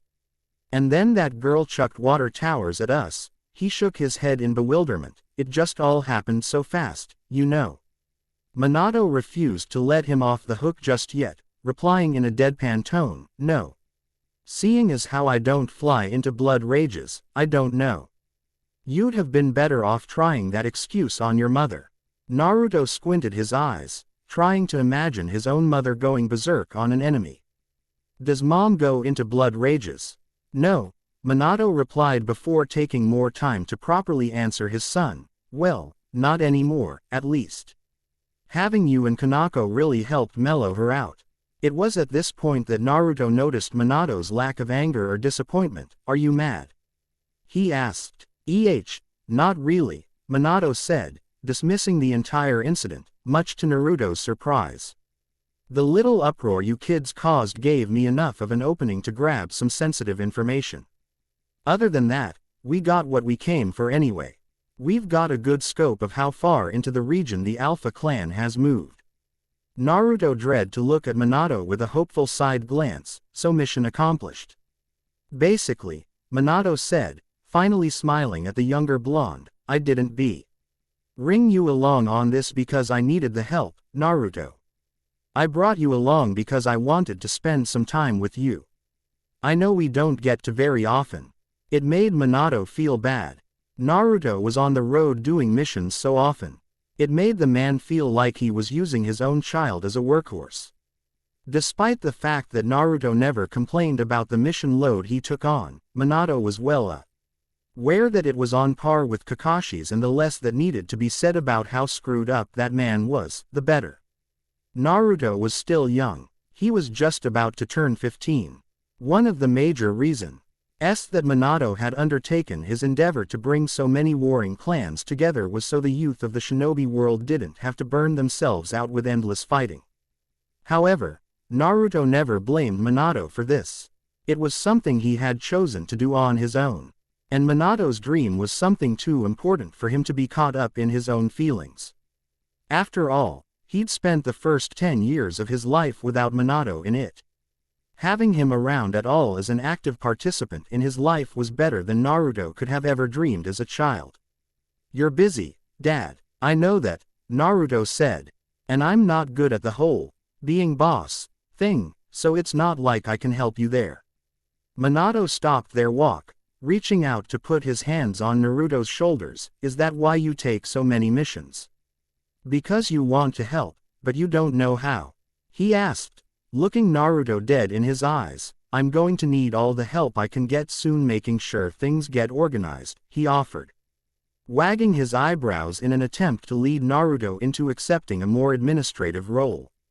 Naruto could see what he was getting at, and could only smile back apologetically. I do more harm than good hanging around, he said. The Hyuga clan are cool because they know me better than most of the others. Aburame too, but when more of the clans you managed to talk into giving the village a try show up? He let it go unsaid. They were afraid of him. The Hyuga and Aburame knew better, and knew of him before the fact that he was a Jinchuriki was common knowledge. But there would be others. Many others. And they wouldn't take to his presence nearly as well. Keeping him around a lot when things were guaranteed to be tumultuous even without his presence couldn't possibly end well for their future prospects. Minato let out a sigh. There was something in Naruto's psyche that made him value himself less than he should have. As though he weren't allowed to be safe or happy. The village is supposed to be a home for all of us. All of us includes you as well. You're going to make your mom sad if you keep staying away. Naruto winced at the very obvious attempt to play on his family ties. Low blow, Dad. That was too bad. A shinobi wasn't supposed to fight fair, and Minato had no plans on doing so in this regard, and you're going to miss out when I start training Kanako. I know he'd love to have her big brother around cheering her on and helping her out. Naruto tugged at his hair and growled, all right, I get it, I'll try to hang around more. I just want you to give it a try. Minato insisted with a nudge, I think you find it easier dealing with people trying to kill you than with anything else. Because it is easier. Just win, or find a way out. Simple, Naruto groused. I can't get into a fight with all of our allies just because they think I'm weird. Winning wouldn't prove anything either. Even if he did it without Kurama, most would just assume he won because he was a Jinchuriki. Good. Minato brushed Naruto's cheek with his fist, but I don't think you give yourself enough credit. A lot more of our allies think. The father-son talk ended. Hen both noticed their tranquil surroundings disturbed. Both Minato and Naruto went on their guard, as the former called out into the trees. You can come out, Minato said, arms crossed as he looked up into the canopy. It must be so uncomfortable trying to suppress that much chakra. Two men emerged, both dark-skinned with white hair, and gargantuan in size when compared to Minato and Naruto, one with sunglasses. The other without a shirt. Unlike other members of the Alpha clan that he had come across up to that point, Minato couldn't see any letters indicating allegiance. Still, he would staked any amount of money he had on his person that they were affiliated. They seemed too powerful to just be running around in the same area where the Alpha clan was expanding without being associated with them. Naruto stared up at the men, a low growling from Kurama audible in the back of his head. The man wearing sunglasses pointed down at Naruto, seemingly very excited to see him. See, bro. See, Gyuki never tells a lie. He started to rhyme. The one we're looking for is that guy. The larger and sterner of the two Alpha clan members looked down on Minato and specifically Naruto. This boy is the Kyuubi Jinchuriki.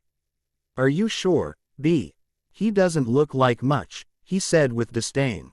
Naruto immediately took offense, both to the tone and content of the remark. Hey. I am totally much. I'm too much. Killer B continued trying to convince his brother that Naruto was the real deal. I'm telling you this shit. The Nine Tails Jinchuriki is legit. Naruto gestured to B as if to show that he was correct, right?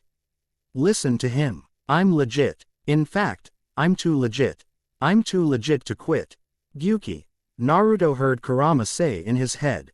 What? Naruto asked. That man. The one who identified you. Kurama said, it's him. Gyuki is there. They're just like you and I. Another Jinchuriki. Like Naruto. Like Fu. Before Naruto could feel any sort of shock or panic, the interaction was cut short by the loud, booming voice of a sounding out for Minato and Naruto to hear. Hey. You two. Do you know who we are? Minato and Naruto looked at each other before the former spoke up for the both of them. Representatives of the Alpha clan, I'd take it. Smirked, his massive arms crossed over his chest, correct. But a little lacking on specific details. I guess it makes sense though. We haven't been this far south in decades. Do you know who I am? Minato ventured to ask. Shook his head, not seeming to mind being ignorant as to Minato's identity. It doesn't matter who you are. The only reasons I would need to know you is if you're an exceptional member of my clan or if you're an enemy, he said in a threatening tone. It's much more preferable to be one of those things instead of the other. Minato's gaze hardened at what he saw as a clear implication. Are you asking us to join you? Let out loud, boisterous laughter. You don't just get to join. You have to Vei, you have something of value to offer us." At that, a layer of lightning chakra wrapped itself around A's body. He gestured with his head to Killer B. "If my brother is right, your boy there has that something. You though, I'm going to need to see it."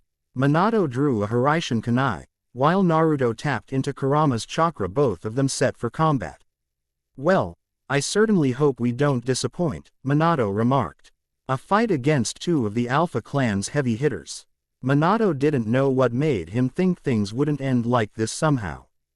It was known that Naruto had inherited his propensity for attracting trouble during even the most mundane missions. Pairing the two of them together almost assured that something would go sideways. Really, he was just surprised that it hadn't happened sooner. They appeared to have an agenda. As the moment A and B launched into their attack, they made it a point to split the father and son duo up for separate duels. A targeted Minato, while B went after Naruto. Because they rarely fought real battles together, Minato had to push down the paternal instinct to worry about his child. Naruto could handle himself. He'd been doing so for years. Instead, he had to focus on the hulking shinobi attempting to pulverize his skull with the massive muscle clubs he called arms. If one managed to connect, it was likely to kill him, but there was little chance of that. A was impressively fast and aggressive. But he wasn't, Minato, fast. Without even having to rely on substitutions, Minato managed to evade every deadly swing. As A's assault persisted, he grew more irritated. "Fight back, why don't you?" A bellowed, staying as close as he could in his attempt to overwhelm his foe, the great, yellow flash, and all you can do is run away. "I'm disappointed." Minato didn't allow himself to be baited so easily. He had the initiative in their battle. That much was clear, and they both knew it. "Sorry. I'm not keen on starting a war with the Alpha clan. I'll just let you get all of this out of your system, then we can talk, okay?" Talk was cheap as far as A was concerned. It was a luxury that prey didn't have when it came to dealing with their predators. That Minato thought he could coerce A into civil conversation meant that he was fully confident that nothing A threw at him would turn the momentum of their fight against him. This led to A's currently enraged state that Minato's attempts at diplomacy did nothing to soothe. A bared his teeth angrily and unleashed a massive swing of his right arm at Minato. The attack missed and destroyed an entire row of trees 30 yards back. Minato stood on a tree limb a safe distance behind a growling A, as a thought hit him. "Hey, I thought you didn't know who I was," Minato pointed out in regards to A's words. A took the moment to compose himself with a breath. "I never said that I didn't know. Just that I didn't care." "Ouch," Minato deadpanned snarkily. "That's the most damage you've done so far in this fight." A purple aura of chakra began to cover A's body like a suit of armor. "Oh, just give it a little time." Minato observed that it looked a lot like a Jinchuriki cloak, but couldn't feel any tailed beast chakra coming from the man. His chakra is strong enough to mimic a Jinchuriki's. It was also purely lightning-based, meaning his ability with nature transformation was extremely high. One moment, Minato was analyzing A's jutsu, and the next the man had disappeared in a purple blur, again, not unlike how Naruto moved when he was in tailed beast mode. Which meant Minato knew what was coming next. "Oh, crap baskets," Minato thought to himself before Hiraishining to the nearest marked point on the side of a tree. The tree he had been on was turned to splinters an instant later. In the next instant, A's sneering face was directly in his own. "Gotcha." A wrapped his massive arms around Minato's body and squeezed until it exploded, crushing into wood shards like a log. A substitution. A huffed and brushed his arms off to find Minato darting around the battlefield in between Hiraishin markers, refraining from staying still, lest to try his luck with his own speed technique again. Having observed Minato's technique, and taking note of as many of the markers as he could, A still didn't bother trying to cut him off at one of the markers. It was a fool's errand to try and play a guessing game as to where Minato would teleport to next. So why not simply destroy the markers? Complex problems sometimes required simple solutions. And if there was any aspect of combat that A excelled at, it was indiscriminate devastation. Instead of trying to keep up with Minato, turned himself into a controlled cannonball, barreling through everything in the surrounding area, turning it into a lumberjack's paradise with all of the fallen lumber. More importantly, he had destroyed or covered up any of the Hiraishin markers Minato had created during the fight. Having exposed Minato, took the opportunity to blitz him directly. With nowhere nearby to Hiraishin to, Minato brandished one of his signature kunai and flicked it at A's face. It hit the man directly between the eyes and bounced straight up. The instant it did, Minato vanished in a flash and reappeared right above A's head, a swirling blue orb of chakra already formed in his hand. Rasengan, spiraling sphere. The jutsu struck home, right at the base of A's skull, smashing him face first into the ground, through the fallen trees and dirt. As the dust settled, Minato raised his hand and caught his Hiraishin kunai by the handle as it plummeted back to earth. But something felt off. A was down, but his lightning armor was still there, holding steady. Dead men didn't generate chakra. Instincts told Minato to move, and he flung the Hiraishin kunai in his hand as far away as he could before using the jutsu to get his distance. Discharge! A shouted, his voice muffled by the ground. A ripple. E ran through his lightning armor before it exploded, sending the chakra flying in a destructive shockwave. A safe distance away, Minato watched with no small amount of respect as A then picked himself up, seemingly no worse for wear. Despite taking a Rasengan to the back of the head, "I'm amazed your skull and brain aren't pulp," he commented. "Normally, a clean shot with that jutsu will put anyone down. Let alone a clean shot in perhaps the most vulnerable blind area one could target." A chuckled, his lightning armor still holding steady. "Not bad. Still, you might be fast, but you're going to need more stopping power to leave a scratch on me." More stopping power. Just how much more would it take? With Naruto, when it had gone barreling off after Minato, Naruto had expected to have to test his Jinchuriki might. Having been left facing off with Killer Bee alone, the less burly but still utterly massive member of the team seemed imposing just off of physique alone, before taking in to account that he housed the 8 tails. Despite Naruto preparing to face off, Killer Bee seemed to have other plans. He pulled out a notepad and pencil and began writing away on it, sometimes pausing to have a good think about what would go onto the paper next. Naruto was at a loss. While conventional wisdom as a shinobi would tell him to rush up and deck Killer Bee while he wasn't looking, there as just something that felt wrong about it. Besides, he'd fought enough powerful people to know that just because someone wasn't looking at you, it didn't mean they couldn't defend themselves for you. For all he knew, it could have been a ploy to sucker him in. Although hearing Killer Bee mutter failed rhymes to himself didn't do much to back up that theory. The sound of Minato and A tearing down an entire segment of the forest with their battle traveled back to an attentive Naruto. "Man, they are going at it over there," he said before calling out to Killer Bee. "So, are we gonna fight, or what? Because my dad is back there." Killer Bee cut Naruto off by shushing him loudly. "Shut up, fool. Jinchuriki-sama can crack skulls anytime. Gotta write these bars while they're fresh in my mind," he said. Big inspiration for more Othi's rhymes. "We don't meet other Jinchuriki all the time. Get it?" With that, he returned his focus to writing said rhymes while Naruto stood around awkwardly. "Challenge him." Kurama eventually piped up inside of Naruto's head. Naruto reacted slowly, confused at what purpose that would serve. "What? Why?" he asked. Thinking back to his tenant, Kurama, "We're already about to fight him. Why would I bother at this point?" "No, I don't mean challenge him to fight. Challenge him to a rap battle," Kurama specified. "That's a thing, isn't it?" Naruto found himself at a loss when it came to his friend's odd request. "Kurama, I can't rap." "I'm aware. I just thought it would be funny to watch you try," Kurama admitted. Naruto could see the image of the massive chakra fox grinning.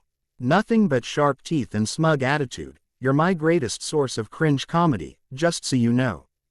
"My tailed beast is an asshole," Naruto muttered out loud before cupping his hands to his mouth to yell over at the otherwise occupied Killer Bee, "Hey! Is your tailed beast an asshole? Just asking, because mine is. I'm friends with another Jinchuriki, but she says her tailed beast is nice to her." Killer Bee tried to ignore Naruto, instead focusing on his pencil and pad. Tranquility reigned until Naruto couldn't bear the peace and quiet anymore and had to say something else. "Hey," the blonde boy called out. "Is it harder to talk when you have to think about everything to say to make it rhyme?" At that, Killer Bee reacted, setting his notepad aside with a frown as he stared Naruto down behind his sunglasses. Unable to read the room, or just ignoring the mood altogether, Naruto continued, "I'm just asking, because it sounds hard. Like, if some shithead like me hears it and it sucks. It seems like you'd catch hell." He paused and realized that he might have said something offensive, "Not that I'm saying your rhymes suck. And even if they do, it's not like I can do any better." At that, he mused inwardly with his tailed beast, "Hey Kurama, do you think Tayuya can rap? She's musical." Killer Bee growled, "Ah. That's it." He hurled his pencil at Naruto, imbuing it with lightning chakra. Naruto leaned his head out of the way and watched as the pencil pierced through the nearest tree in its trajectory, messing up Jinchuriki-sama's flow. "Now you gots to go." He pointed at Naruto dramatically. Naruto looked around confusedly, slowly raising his fists uncertainly. Is this it? "Are we starting now?" he asked hopefully. "Damn straight," Killer Bee said, aggressively moving his arms around. Contorting his fingers into odd signs, mano a mano, the Killer Bee's ready to feast. Let the chakra fly and unleash the tailed beast. It took a moment for Naruto to decode what it was that Killer Bee had been trying to tell him. "Tch. Fuck off," Naruto scoffed after a delay, crossing his arms over his chest defiantly. "I'm not transforming just because you tell me to. Ttebeo. Come on." Killer Bee started to whine. Jinchuriki-sama's got an itch. But Gyuki did say the Nine Tails was a bitch. Whereas Kurama had previously been entertained by Naruto's interaction with Killer Bee. He quickly changed his tune after the last remark. Gyuki said what? The nine-tailed fox raged inside of Naruto's head. That's it. To hell with that cow-faced tentacle monster. Naruto, do the thing. Naruto sighed as he could feel Kurama rummaging around in his mindscape. Kurama, he's baiting you. And it was scary that he of all people had to be the one to tell someone that. At that, Kurama paused for a moment before realizing that he didn't care. I know you're right, but still. No one talks to me like that. Now do the thing. Killer Bee, unaware of the argument going on inside of Naruto's head, proceeded to egg the younger Jinchuriki on. Transform. Transform. Transform. Transform. I don't see no ears, fangs, or tails yet. Transform. I don't either. Transform. Tired of being verbally bombarded from both sides, Naruto finally exploded. Both of you, shut the fuck up. He shouted, his voice carrying over even the sound of Minato and a fighting off in the distance. After a moment to compose himself, he sighed, fine. But I'm only doing this for Kurama. Killer Bee sat back and watched as Naruto released as much of Kurama's chakra through his seal as he could. His body was engulfed by the red energy before expanding into a full-sized avatar of Kurama.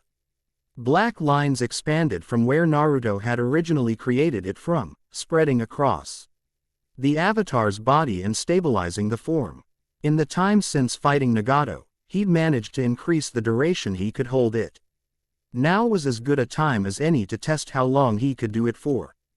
Despite the danger of being so close, Killer Bee stood fearlessly, patiently seeing the transformation through. Hell yeah, he said as Naruto completed his tailed beast mode transformation. Not wishing to feel left out, Killer Bee decided to follow suit. Unlike the spectacle of Naruto's transformation, Bee's was faster, with less fanfare. One moment, he was a man, the next, he was the living embodiment of the eight-tailed giant ox. Naruto had never seen the eight tails before. It was a titanic creature with 4 massive horns on its head. Where Kurama was long and sleek, Gyuki was thick and muscular. Instead of legs, It had its 8 tails in the form of tentacles. Feeling freed by the chance to cut loose, the transformed killer bee turned his head to the sky and let out an overpowering bellow, "Ya hhhoo." The only other full-tailed beast transformation that Naruto had ever seen was Fu's, as they had been the primary training partner and source of ideas for improving control as Jinchuriki. Even she could only do a complete transformation the way he did. Killer Bee, on the other hand, could turn into a flesh and blood version of his tailed beast. He had never seen that, and it left him with a bad feeling. But he was involved now. It wasn't like he could put up his hands and call for a timeout or a rain check. That in mind, in the middle of Killer Bee's triumphant victory cry, Naruto used Kurama's long limbs to sucker punch him with a quick left hook. Over the course of her time as Naoki's apprentice, Sakura had seen many amazing, outrageous, and outright dangerous things. It came with the territory of chasing after the legends and myths of the shinobi world the way her master did. Seeing entire tracts of forest torn out of the ground or smashed down at the trunks by Minato and A's battle. Then turning her head to see the 9-tailed fox and 8-tailed giant ox flatten their immediate area, engaging in a crude wrestling match, left her feeling more than a bit out of her league. For the latter, it was hard for Sakura to reconcile that the blonde goofball she'd met fighting the Uchiha clan hottie in the hot spring was capable of something like this, even knowing who he was already. But, as some would say, seeing was believing.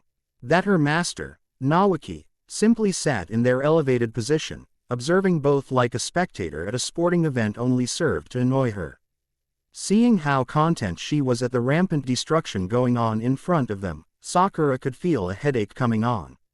Why did all of the strong people have to be so weird? At least they were a safe distance away. Are we going to do something? Sakura asked, unable to take the absurdity of the scene before her any longer. Get involved.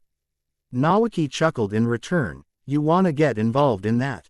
Sure. We'll split them between us. Which fight do you want to jump into? The fight between the two Jinchuriki, or the fight between probably the two fastest people on the planet? Dealer's choice. Neither option sounded particularly appealing.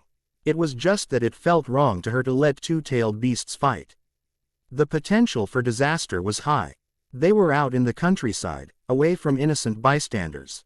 But they weren't that far from a village. Sakura gestured helplessly to the pair of battles unfolding. At some point, we have a responsibility for this kind of thing, don't we? She asked lamely. Tut tut.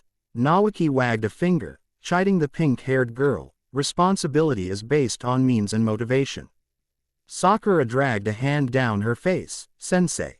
You have the means, she snapped. He was one of the most powerful shinobi under the entire umbrella of the Senju clan, arguably one of the most powerful shinobi in the world.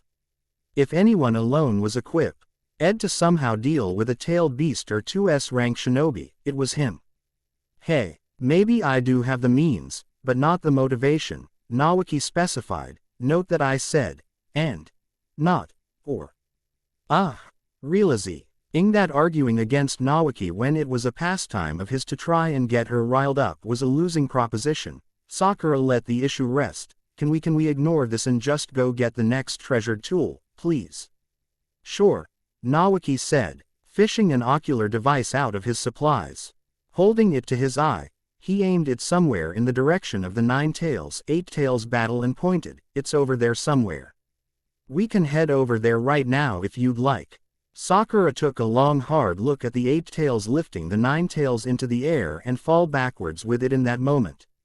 Slamming them bot to the ground with an earth-shaking crash, sending dust and tree shards flying into the air. No. Is it really that important that we have all 5 of the treasured tools anyway? Sakura asked. 4 out of 5 is pretty good, right? The overachieving student in her felt as though she were tasting ash saying such a thing. 4 out of 5 was 80%. That counted as a B grade at best. Utterly unacceptable. Naoki looked away from his device and fixed Sakura with a befuddled expression. I really think you're underestimating how useful each of them are by themselves. This last one, the Kohaku no Johei, amber purifying pot. We could use it to seal away one of these tailed beasts we're taking a gander at. The ground shook with the impact of yet another crash from the 9 tails and 8 tails battle, which would be really useful right now, Sakura said. While Namikaze Minato's faction might not have been a pressing threat, the Alpha clan definitely was. And if they had a Jinchuriki as well, who had less qualms about throwing his power around than Uzumaki Naruto did, it could spell jeopardy for anyone in their way. Now you're getting it, Nawaki praised. It's best we get our hands on what we can, given what we're probably going to be dealing with soon. Dealing with, as in, fighting. She was going to somehow be at least tangent. Ally related to a fight against at least one of the 9 creatures of legend and lore in the shinobi world. You knew, Sakura accused, you knew the Alpha clan had a Jinchuriki. Tsunade knew, Nawaki specified. No need to spread it around to the rank and file so we can freak them all out. Sakura shook her head, a forlorn look on her face. I don't remember how things got to this point. Soulful green eyes turned back to Nawaki. When we first met, you asked me if I liked libraries and museums.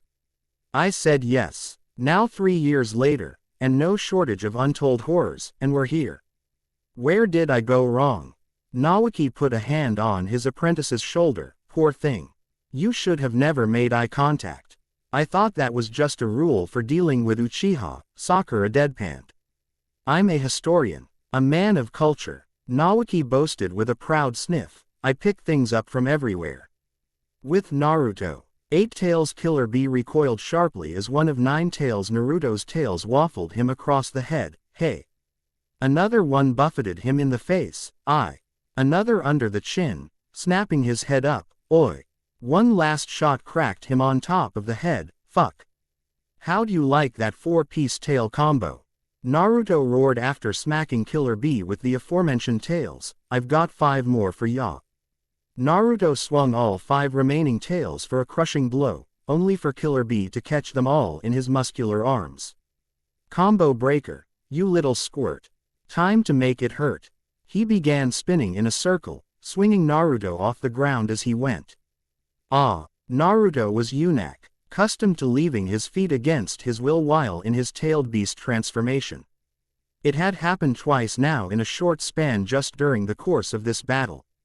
Killer Bee let go of Naruto sending him flying just over the tops of the trees. To stop himself, Naruto jammed all 9 of his tails into the ground, dragging himself to a stop, body propped up in the air on his tails. Phew, Naruto sighed in relief at being able to stop himself. Heads up, Kurama warned, prompting Naruto to swivel around on his tails to try and keep track of Killer Bee. Despite his size in his own tailed beast transformation, Killer Bee knew how to move his mass around a battlefield in a hurry. Despite Naruto turning to face him, he still hadn't reacted quickly enough to avoid Bee's intended move, Rariato Lariat. Naruto was able to get his arms up to block his chest and neck from taking the brunt of Killer Bee's beefy left arm. With all 9 of his tails rooted in the ground, he didn't budge an inch. The ground cracked and tore underneath him from the force of the blow, however, and Naruto felt the impact through his entire body. Son of a bitch, Naruto thought, his 9-tailed avatar's mouth open reflecting the pain he felt. In a mood to share said pain, he closed his mouth down on the side of Killer Bee's neck, fangs drawing blood. Youch! Killer Bee exclaimed before using his tentacles to pry the mouth of the massive fox adversary open. Eat or be eaten. Beat or be beaten. At Aheim is arable, Naruto replied, speech garbled as the mouth of the fox avatar was held wide open. Inside of Naruto's head, Kurama started growing impatient. The time that Naruto could maintain the tailed beast transformation was whittling down, and Killer Bee still hadn't been subdued. Kurama would be damned if Jinchuriki couldn't defeat Gyuki's in one-on-one combat. It would be like losing to Gyuki himself, unacceptable. Give me control, Kurama rumbled in Naruto's mindscape. What, now? Yes, now, Kurama snapped, preferably before he dislocates our jaw. You know we still feel everything that happens to the Avatar, right? Naruto was abundantly aware, as he felt he was being made to experience what a snake did when it tried to eat something larger than it. Perhaps it could be used as a metaphor for the fight itself, something about biting off more than he could chew.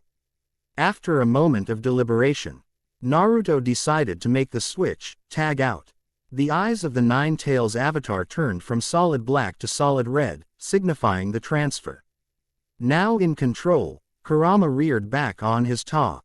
Ilan used them as bracers for more power as he kicked Yuki with his hind legs, sending the eight tails careening away. As Killer Bee recovered and steadied himself, he picked up on the fact that something was different. Naruto had been fast before, but his movements felt learned, something he'd had to practice.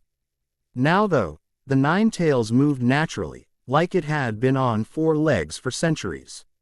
With a swipe of his claws, Kurama created a tornado that Eight Tails Killer Bee was forced to weather through, coiling all 8 tentacles around himself tightly in a protective shell.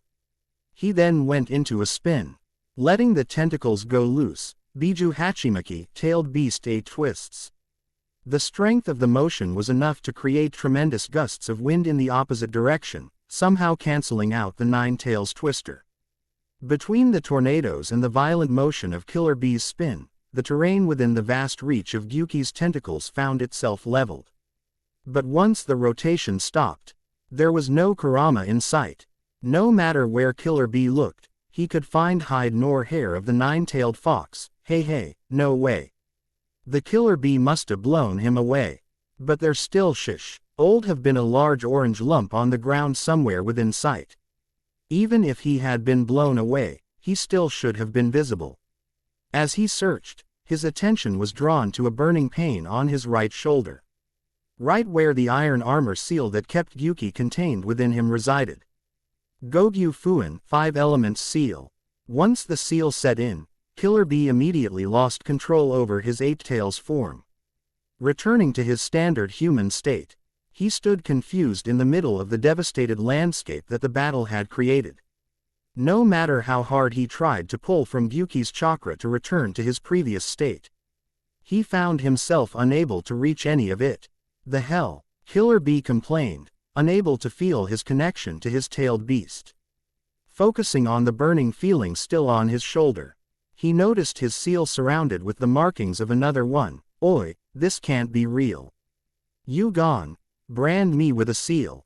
Naruto cackled victoriously. For as well as Kurama had been fighting once he'd relinquished control of their tailed beast transformation, they'd run out of time. Fortunately, there was also value to be found in his human form against a tailed beast. He'd just needed the opportunity to execute without being noticed. That thing jacks up my seal, and it's stronger than yours, so I know it fucked yours up, Naruto crowed, trying to hide just how run ragged he was. He'd felt every bump and bruise his avatar had sustained through the fight. To go along with the original strain of maintaining tailed beast mode, Gyuki isn't making a peep until you get that thing off. Naruto loved the 5 Elements seal. He'd hated it at first. When he was younger, Jiraiya, Minato, and even Kushina would constantly checkmate him during spars by tagging him with it. Once he'd grown strong enough to defend himself against them and eventually learned it for himself, he found that the applications were very useful.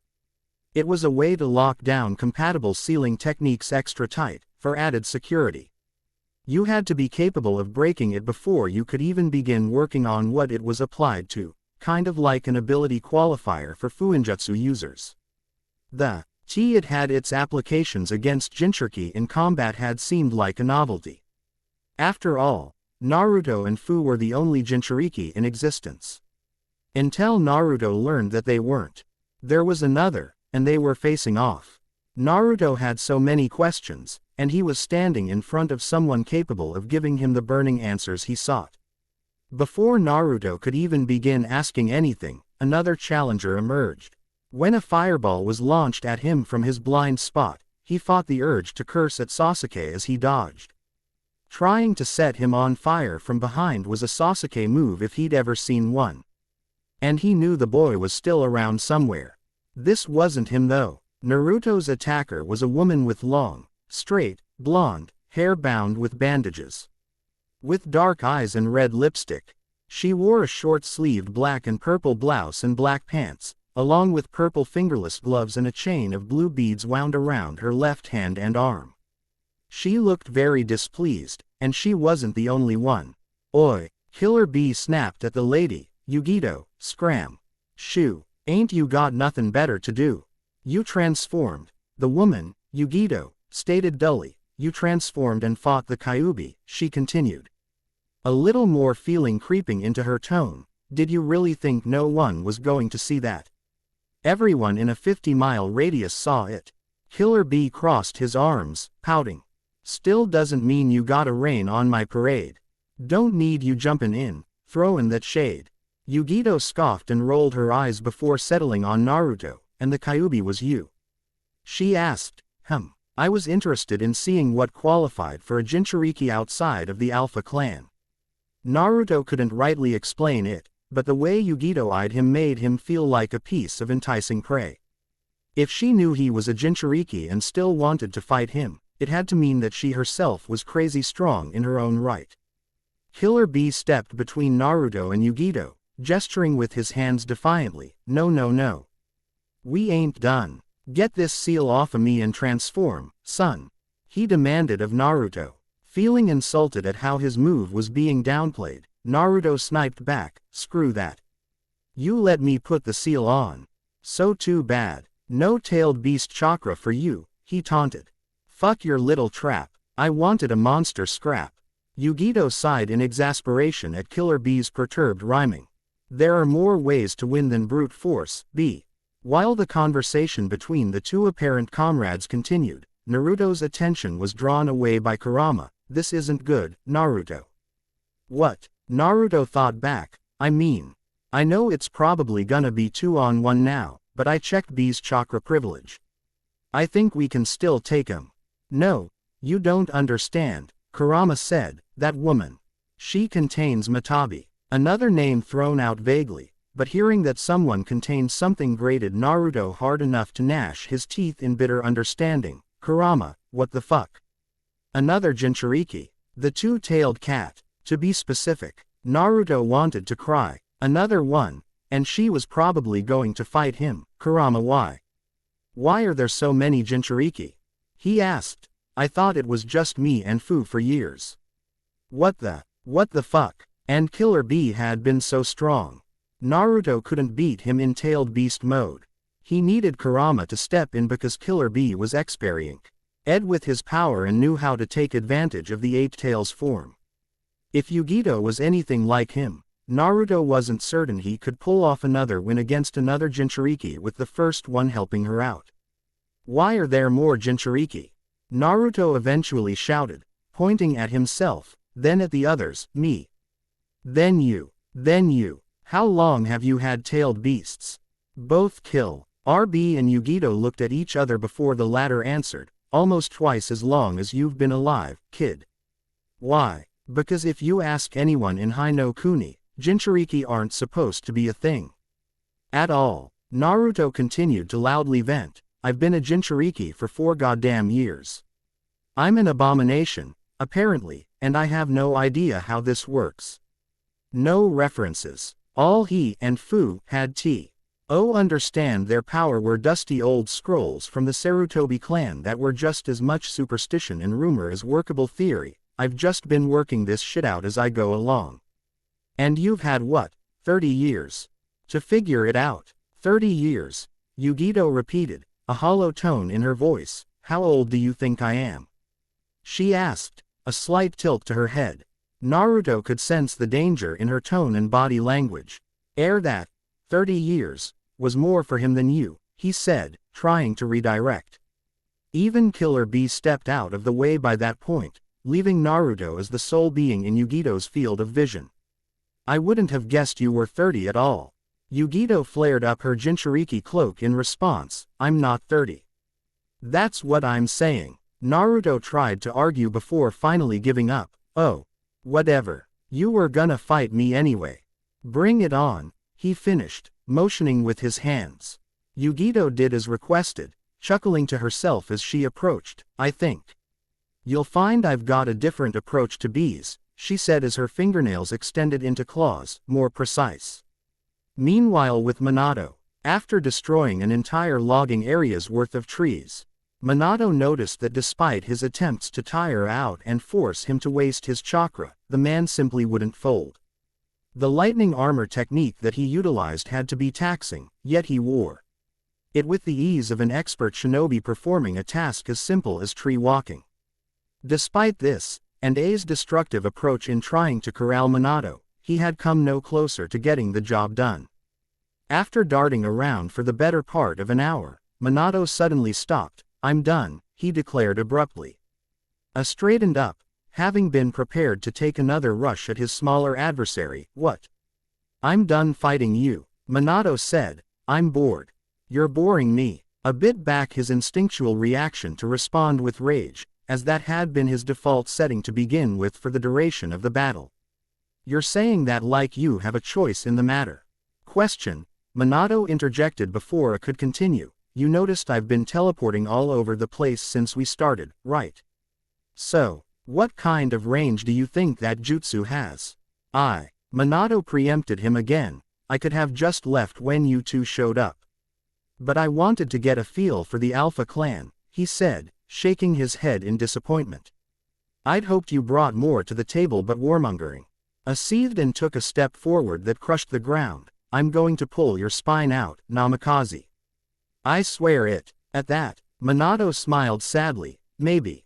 But not today." He gestured with his thumb in the direction he last remembered seeing Naruto in tailed beast mode. "Anyway, I'm gonna get my kid and go. I'd say it was nice meeting you, but I'm not much for lying." Before I could rebut or lunge for Minato again, he teleported away, leaving the man by himself. Able to identify the Hiraishin seal he had left on Naruto, he arrived near his son in time to see him in the throes of combat against a cat made of blue flames. The two seemed set on clashing, when a clearing of Minato's throat prompted them to stop. Ahem. Upon gaining everyone's attention, Minato waved. "Hello there. Mind if I cut in? It's high time we get out of here." Feeling her combat flow ruined, Yugito dropped her transformation and returned to her base state. "I'm sorry, who is this?" "My dad," Naruto explained dryly. "Hi, Dad." Minato had no time for teenage attitude. "Why didn't you call me when you knew you were fighting the Eight Tails?" he asked before recognizing the other tailed beast on the scene he could recognize, and the two tails. Naruto groaned at what he could see would be a lecture on recognizing his limits and asking for help. "Oh. Come on. We're way past the point where I need you to change my diapers and wipe my nose." "Not the point, Naruto," Minato said sternly. Naruto turned his back, nose up to the sky haughtily. "If you could see it, you could have turned up any time," he replied, trying to turn things around on his father. Minato spared a glance back in the direction where he knew he'd left his opponent. "I was busy fighting A's sturdy ass. Speaking of which, he's probably going to be here any second, so come on. Say goodbye to your friends." Killer Bee took the opportunity to tease his new rival. "Aw, man. Say it ain't so. The Nine Tails daddy says he's gotta go." "Dad," Naruto groused, a touch of embarrassed red rising on his face, "you're making me look bad in front of the other Jinchuriki." "Oh, no, how could I?" Minato said sarcastically, making his way over to Naruto to put a hand on him. "Come on, champ. Let's roll." Naruto was about to let him when he realized that he still had business with Killer Bee and Yugito. "Wait, Dad, first I've gotta."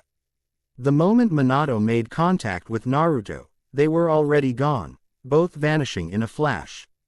Yugito, more stunned at the fact that two people had disappeared without a trace than upset at anything else, just stared at where they had been. Their presence was gone entirely. That man just teleported. Killer Bee adjusted the sunglasses on his face. Also impressed. Yep. Huh, Yugito muttered, pressing her hands to her hips as she thought aloud. If they're in the next realm we're going for, we might actually have to try. But imagine assimilating their clan or organization and gaining access to such a space-time technique. That, and another tailed beast. A would be ecstatic to add that kind of power to the Alpha clan. They all would. Where the fuck is Namikaze? Both Yugito and Killer Bee winced at A's booming shout as they could hear him barreling through the forest toward their location. Yes, he would be ecstatic, eventually. But not in the moment. And unfortunately, they would be left with his bad mood as they made their way back to their camp. Yugito let out a sigh. That's what I get for trying to come and help. Not for the first time since setting out on his mission, Sasuke was again less than pleased. He had seen from a distance the outbreak of the gigantic battle between the 8 Tails and 9 Tails. The latter of which had obviously been Uzumaki Naruto. It only grated at him harder that his reviled rival had seen that kind of action and hadn't been killed from it, at least as far as Sasuke had been able to see. No, Itachi had simply hurried them along their route heading back to Uchiha clan headquarters. The elder brother had paid the loud sounds of distant combat and shaking of the earth no mind. For all of his talents in combat, Itachi never seemed to have much of a taste for it. It was a stark contrast to Sasuke, who was always eager to flex his shinobi muscle and prove himself. That in mind, it stood to reason that he would periodically complain all the way back to friendlier territory. I still don't see why we couldn't get involved, Sasuke said, repaya. Ting in some manner what he'd been bringing up for the last hour, the two of us could have taken them. Risk assessment, little brother, Itachi replied patiently, what would be a good enough reason? And to involve ourselves in a battle that wouldn't benefit us in any way. Sasuke scoffed, making for 2 less Jinchuriki in the world seems like a good enough reason to take a chance for me, that, and the boost it would give his and the clan's reputation to take down 2 Jinchuriki at the same time. Itachi side-eyed Sasuke before shaking his head and turning his attention back ahead of them. Of course you would. Shamelessly, Sasuke shrugged, accepting the unspoken judgment. You read the same tablet that I did, Itachi, he said. Tailed beasts and Uchiha are natural enemies, like Senju and Uchiha, or Hyuga and Uchiha. Or Uchiha and other Uchiha. Damn Uchiha, they ruined the Uchiha clan. Itachi poked Sasuke in the head, chuckling as the younger Uchiha irritably swatted the offending digits away. I know I've already instructed you on the gentle art of making enemies. Sasuke attempted to correct him. Don't you mean making friends? The thought amused Itachi, of Sasuke making any kind of friend outside of the Uchiha clan. He wasn't exactly a picture of congeniality amongst clan members anyway, no. Trying to befriend someone is a far less sensitive task than dealing with enemies. How? Sasuke asked. Just defeat them. Itachi had to fight down the urge to twitch. The offensive, strength-minded development of the clan over the last few decades had manifested in his young brother like no generation before him. Fighting your enemies is merely one way of handling them, Sasuke. Not the only way, nor is it necessarily the best way. It is when you're stronger. Not when the world is your enemy. The dark-haired siblings fell into a silence at that point, continuing their trek down the backcountry roads. The silence wasn't merely due to a natural lapse in conversation, however.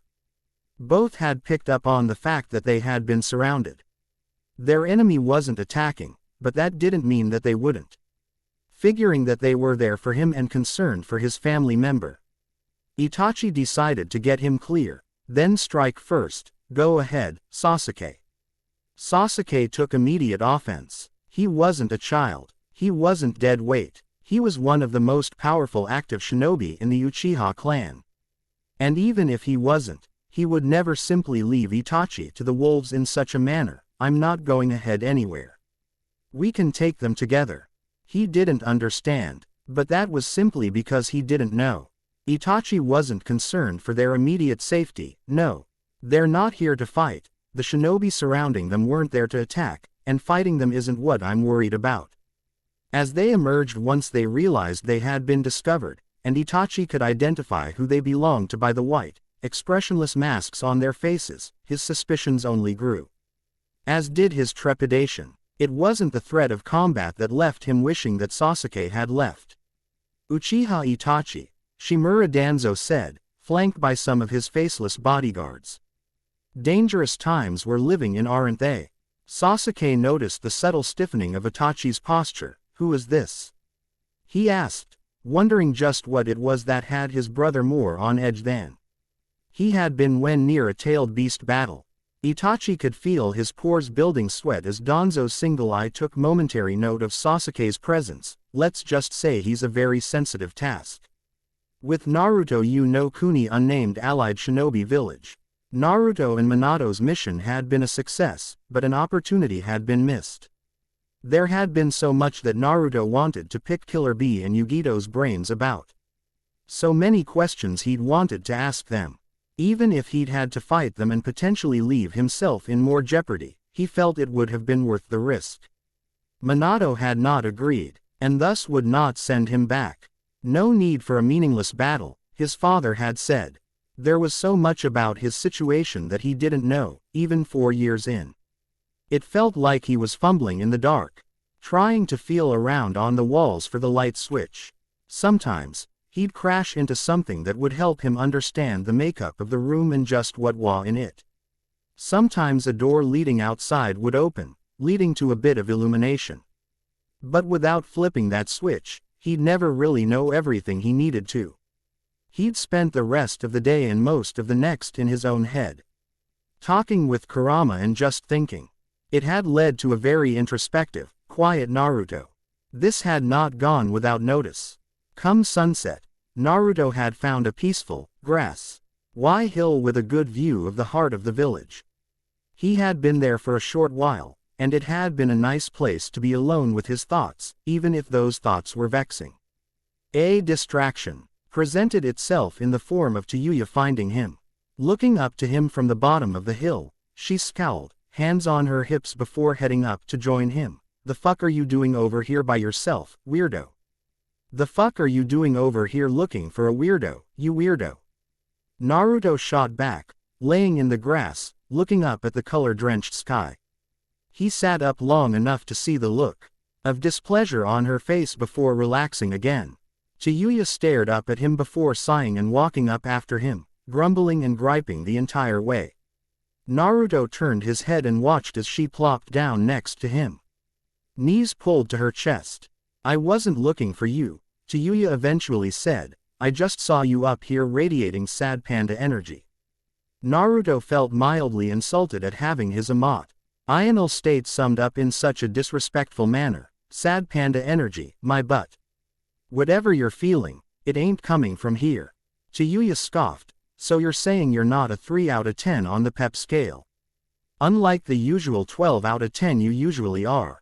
Naruto didn't bother trying to deny it, or putting on a show the way he would have for his family. What's wrong? Who says something is wrong?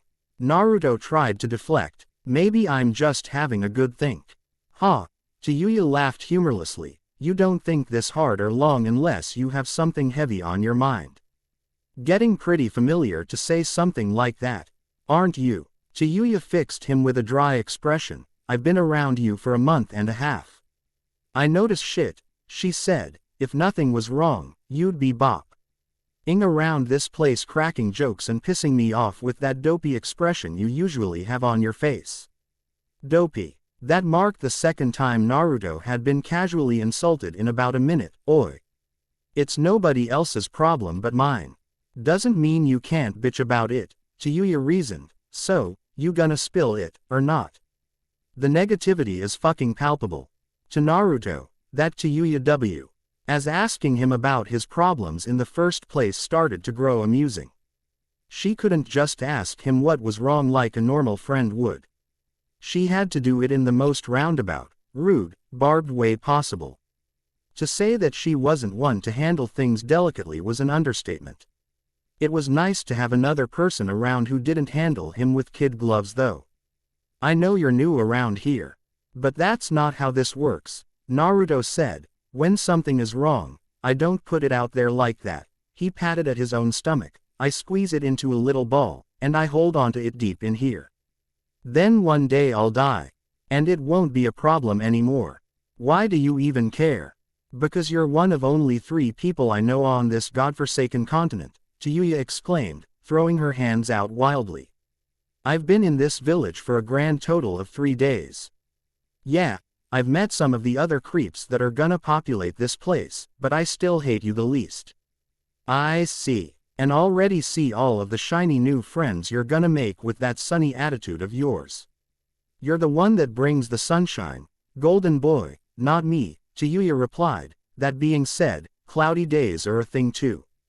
They happen. But let's try to keep them from becoming rainy days if we can. She gave him a nudge on the shoulder to prompt him to speak up. Come on.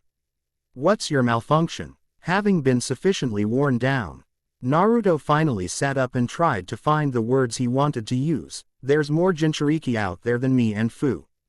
Chiyuya winced. Yeah, I heard about that. She had caught the nuts and bolts of what had happened on the mission from others.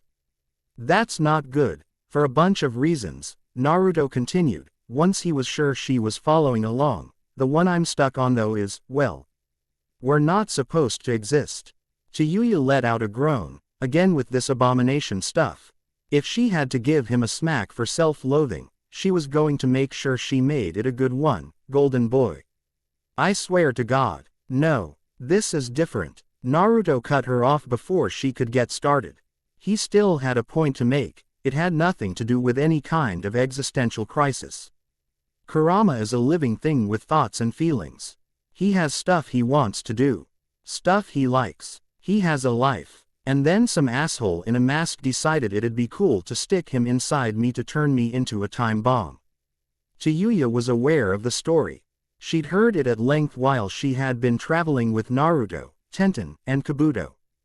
Naruto stared off into the distance, his brow furrowing into a grimace the longer he went on. Some guy named Kakuzu stuck Chome inside of Fu to turn her into a guard dog for his treasure stash.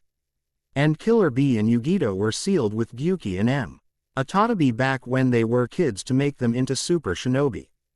People took other living things and tried to turn us into weapons with them. The worst thing was though, that it had worked. Fu had been an effective guardian for Kakuzu's treasure. She could have and would have been worse had much more time passed before they'd found her. Killer Bee and Yugito were scary strong, and were willing to be the tip of the Alpha clan's spear. Even Naruto, while he hadn't detonated and caused mass destruction as intended, he was still the face of his father's movement from a military standpoint. They were weapons, all of them. The idea had legs, and had proven capable of shifting the balance of power one way or another for those willing to sacrifice the people needed to create a Jinchuriki. NWH. Where did the bright idea to make Jinchuriki like them even come from in the first place? Someone had to be first, because the idea didn't just come out of nowhere, nor did the concept of making it taboo, which seemed to be ignored over recent years before Naruto ever came to any kind of notoriety. But he wasn't notorious on his own merits. Not really. The first thing that anyone considered regarding him was that he contained Kurama. Anything else was secondary, or ignored altogether. Most people he engaged with looked through him until given a strong enough reason to do otherwise. Who he was didn't matter. It was what he was that counted the most out in the world. I don't know about Bee and Yugito, but I didn't matter, Naruto said. Food didn't matter. The tailed beasts didn't matter. We were our tools to people like that. Chiyuya offered up a devil's advocate take. They say shinobi are tools, spoken like the misanthropic kunoichi that she was. Naruto replied without missing a beat, then they are dumb as hell. Chiyuya smirked, drawing one from him as well. Somehow, he'd felt his burden lightened a bit and stood up. All right. Moving on now. You done with your bout of teenage angst? Chiyuya asked, perking up hopefully. You're no fun to be around when you start getting inside your own head. Yeah, I think so, Naruto confirmed, openly acknowledging that something had been bothering him had gone a long way in alleviating his sour mood. Huh. You know, we didn't solve anything, but bitching about it a bit did help. Chiyuya nodded knowingly. See, it helped. Sometimes you've just gotta let the stress out. It's therapeutic. Helps you live longer. Circumstances notwithstanding, I guarantee I'll live past 100 with as much as I complain. God help us all, Naruto shot back as he stood. He remembering the campfire gripe sessions Yuya had given while they were on watch in Mizu no Kuni. He'd been glad he could lend an ear at the time. It hadn't occurred to him that she might have wanted to return the gesture. I figure it couldn't hurt to give your advice a try. You are a master complainer. Just call me sensei, Yuya said smugly before sobering her demeanor. You aren't a tool. I mean, you are a tool, as in you're a prick. But you're not a tool, as in someone people use. Get it? She punctuated, nudging Naruto sharply with her elbow. Naruto squinted, BBing the sore area Yuya's bony elbow had damaged. I guess I do. Thank you for the insult sandwich. You're welcome, Yuya said honestly. Speaking of sandwiches, I'm hungry. Feed me. Naruto did a double take in her direction, nearly tripping down the hill. What do you mean, feed you? Yuya pouted. There's no way your mom will fucking cook for me if I'm not with you. I don't have a buns level in with her yet. Mouth agape. Naruto gestured uselessly before finding his voice again. You have money. I paid you lots of money. Spend some of that money and buy a meal at an actual restaurant. Yuya feigned confusion for the sake of further exasperating Naruto, for how they interacted with one another. Why would I do that when I could have you buy me a meal at an actual restaurant? Naruto didn't take the bait, and instead shutting her down altogether, because I can go to my mom and get dinner instead for free. Yuya changed tactics and made sure to sidle up next to the Jinchuriki. Well, in that case, can I get an invite to dinner with the inner circle? You, Naruto said, refusing to look into Yuya's direction again. Pain in my ass, which was something he'd become accustomed to people saying about him. Having the shoe be on the other foot was odd. Showing a dogged persistence, Yuya carried on. That wasn't an answer, golden boy. Fine, Naruto relented casually, though with a caveat attached, as long as you provide after-dinner entertainment. Yuya stopped mid-step and stared at him with an unreadable expression for a moment before opening her mouth again. All right. I'll give credit where it's due. That's a unique way to ask to get laid. By now, they had made it back to the village proper, and her remark had been heard by at least a dozen people nearby, all of whom fixed the pair with a look. I meant play music, Naruto roared back, turning away in embarrassment when Yuya threw her head back and started to laugh. As things started to settle down, a stray thought drifted by. Hey, kinda off topic, but can you rap? Alpha Clan headquarters. I had been in the foulest of moods ever since returning from his excursion with his brother Killer B. Namikaze. That arrogant bastard. As if one meeting between them had decided anything. Even though I hadn't been able to touch him, Namikaze couldn't damage in return. I hadn't had enough. But the silver lining was that he would likely see him again as his forces descended south. He was a man with a long memory, and sooner or later there would be nowhere to hide. When angry, a simply worked that much harder. Upon reaching headquarters, he began poring over his maps and battle plans. There would be no shortage of conflict in the coming days once the ninja clans of the realm realized what was happening. They would fight back, as most did. But in the end they would be crushed and their remains brought into the fold. Keep what you kill, the law of the Alpha. In the midst of A's work, a portal opened inside of his tent. Even though he knew who it was, I couldn't help but sneer at it. He'd recently had enough of teleportation to last him a lifetime. From the swirling portal emerged another man who I couldn't seem to touch. This one concealed in a dark cloak and an orange swirl mask. At least this one was on his side. Supposedly, you're working very hard, Asama. Your subordinates are worried about you. Or so I heard them say when I arrived. You, Ace said, pushing himself away from his war table to tower over the masked man. What are you doing here? I didn't reach out for you. Have you ever? I know when I'm needed, the masked man said, but not so much in this case. Is it so wrong to want to see the progress of one of my clients? Ahumdan looked over his shoulder at the clearly visible map on the table, marking the Alpha clan's progress and the limits of their control. And what do you think? The masked man moved to A's side as he perused the maps. It's impressive how you managed to finish your father's life's work of monopolizing shinobi business in Kaminari no Kuni. But to want to expand farther. My father was a great man, and that was his legacy. Lifted a tightly clenched fist, this will be mine. And I plan on taking what he did beyond what he could have dreamed.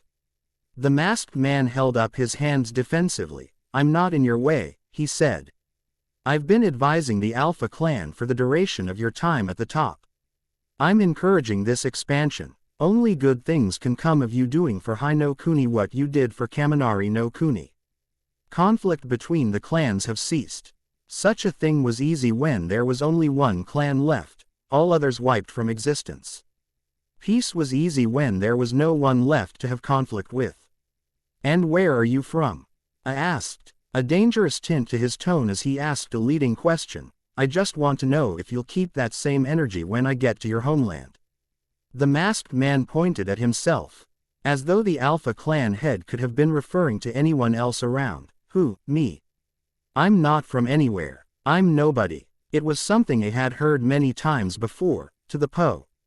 In that it had become a running joke of a cliché, still using that same old line, even after all this time, he said, a humored shake of his head. No, nobody possesses the knowledge that you have. You flatter me too much. The masked man said with a bow, my knowledge was at the disposal of the highest bidder. The Alpha clan has been the highest bidder for years. It was that simple. At the end of the day, the masked man had always been a mercenary about how he doled out his advice. It never came without a cost. And that cost wasn't always money. Still, it was never anything I hadn't been willing to pay. And it had always been worth it. It's good that you're here though, I said, maybe you do know when you're needed. The masked man changed from a cordial demeanor to a businesslike one. What's the problem? I folded his hands behind his back and turned back to the table, again analyzing the contents of the information before him. Things have changed down south since my father last tried to spread our influence.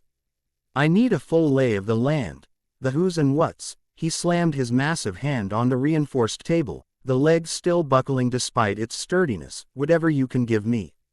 But of course, the masked man agreed. After all, we all want the same thing here. The end we will continue in next part.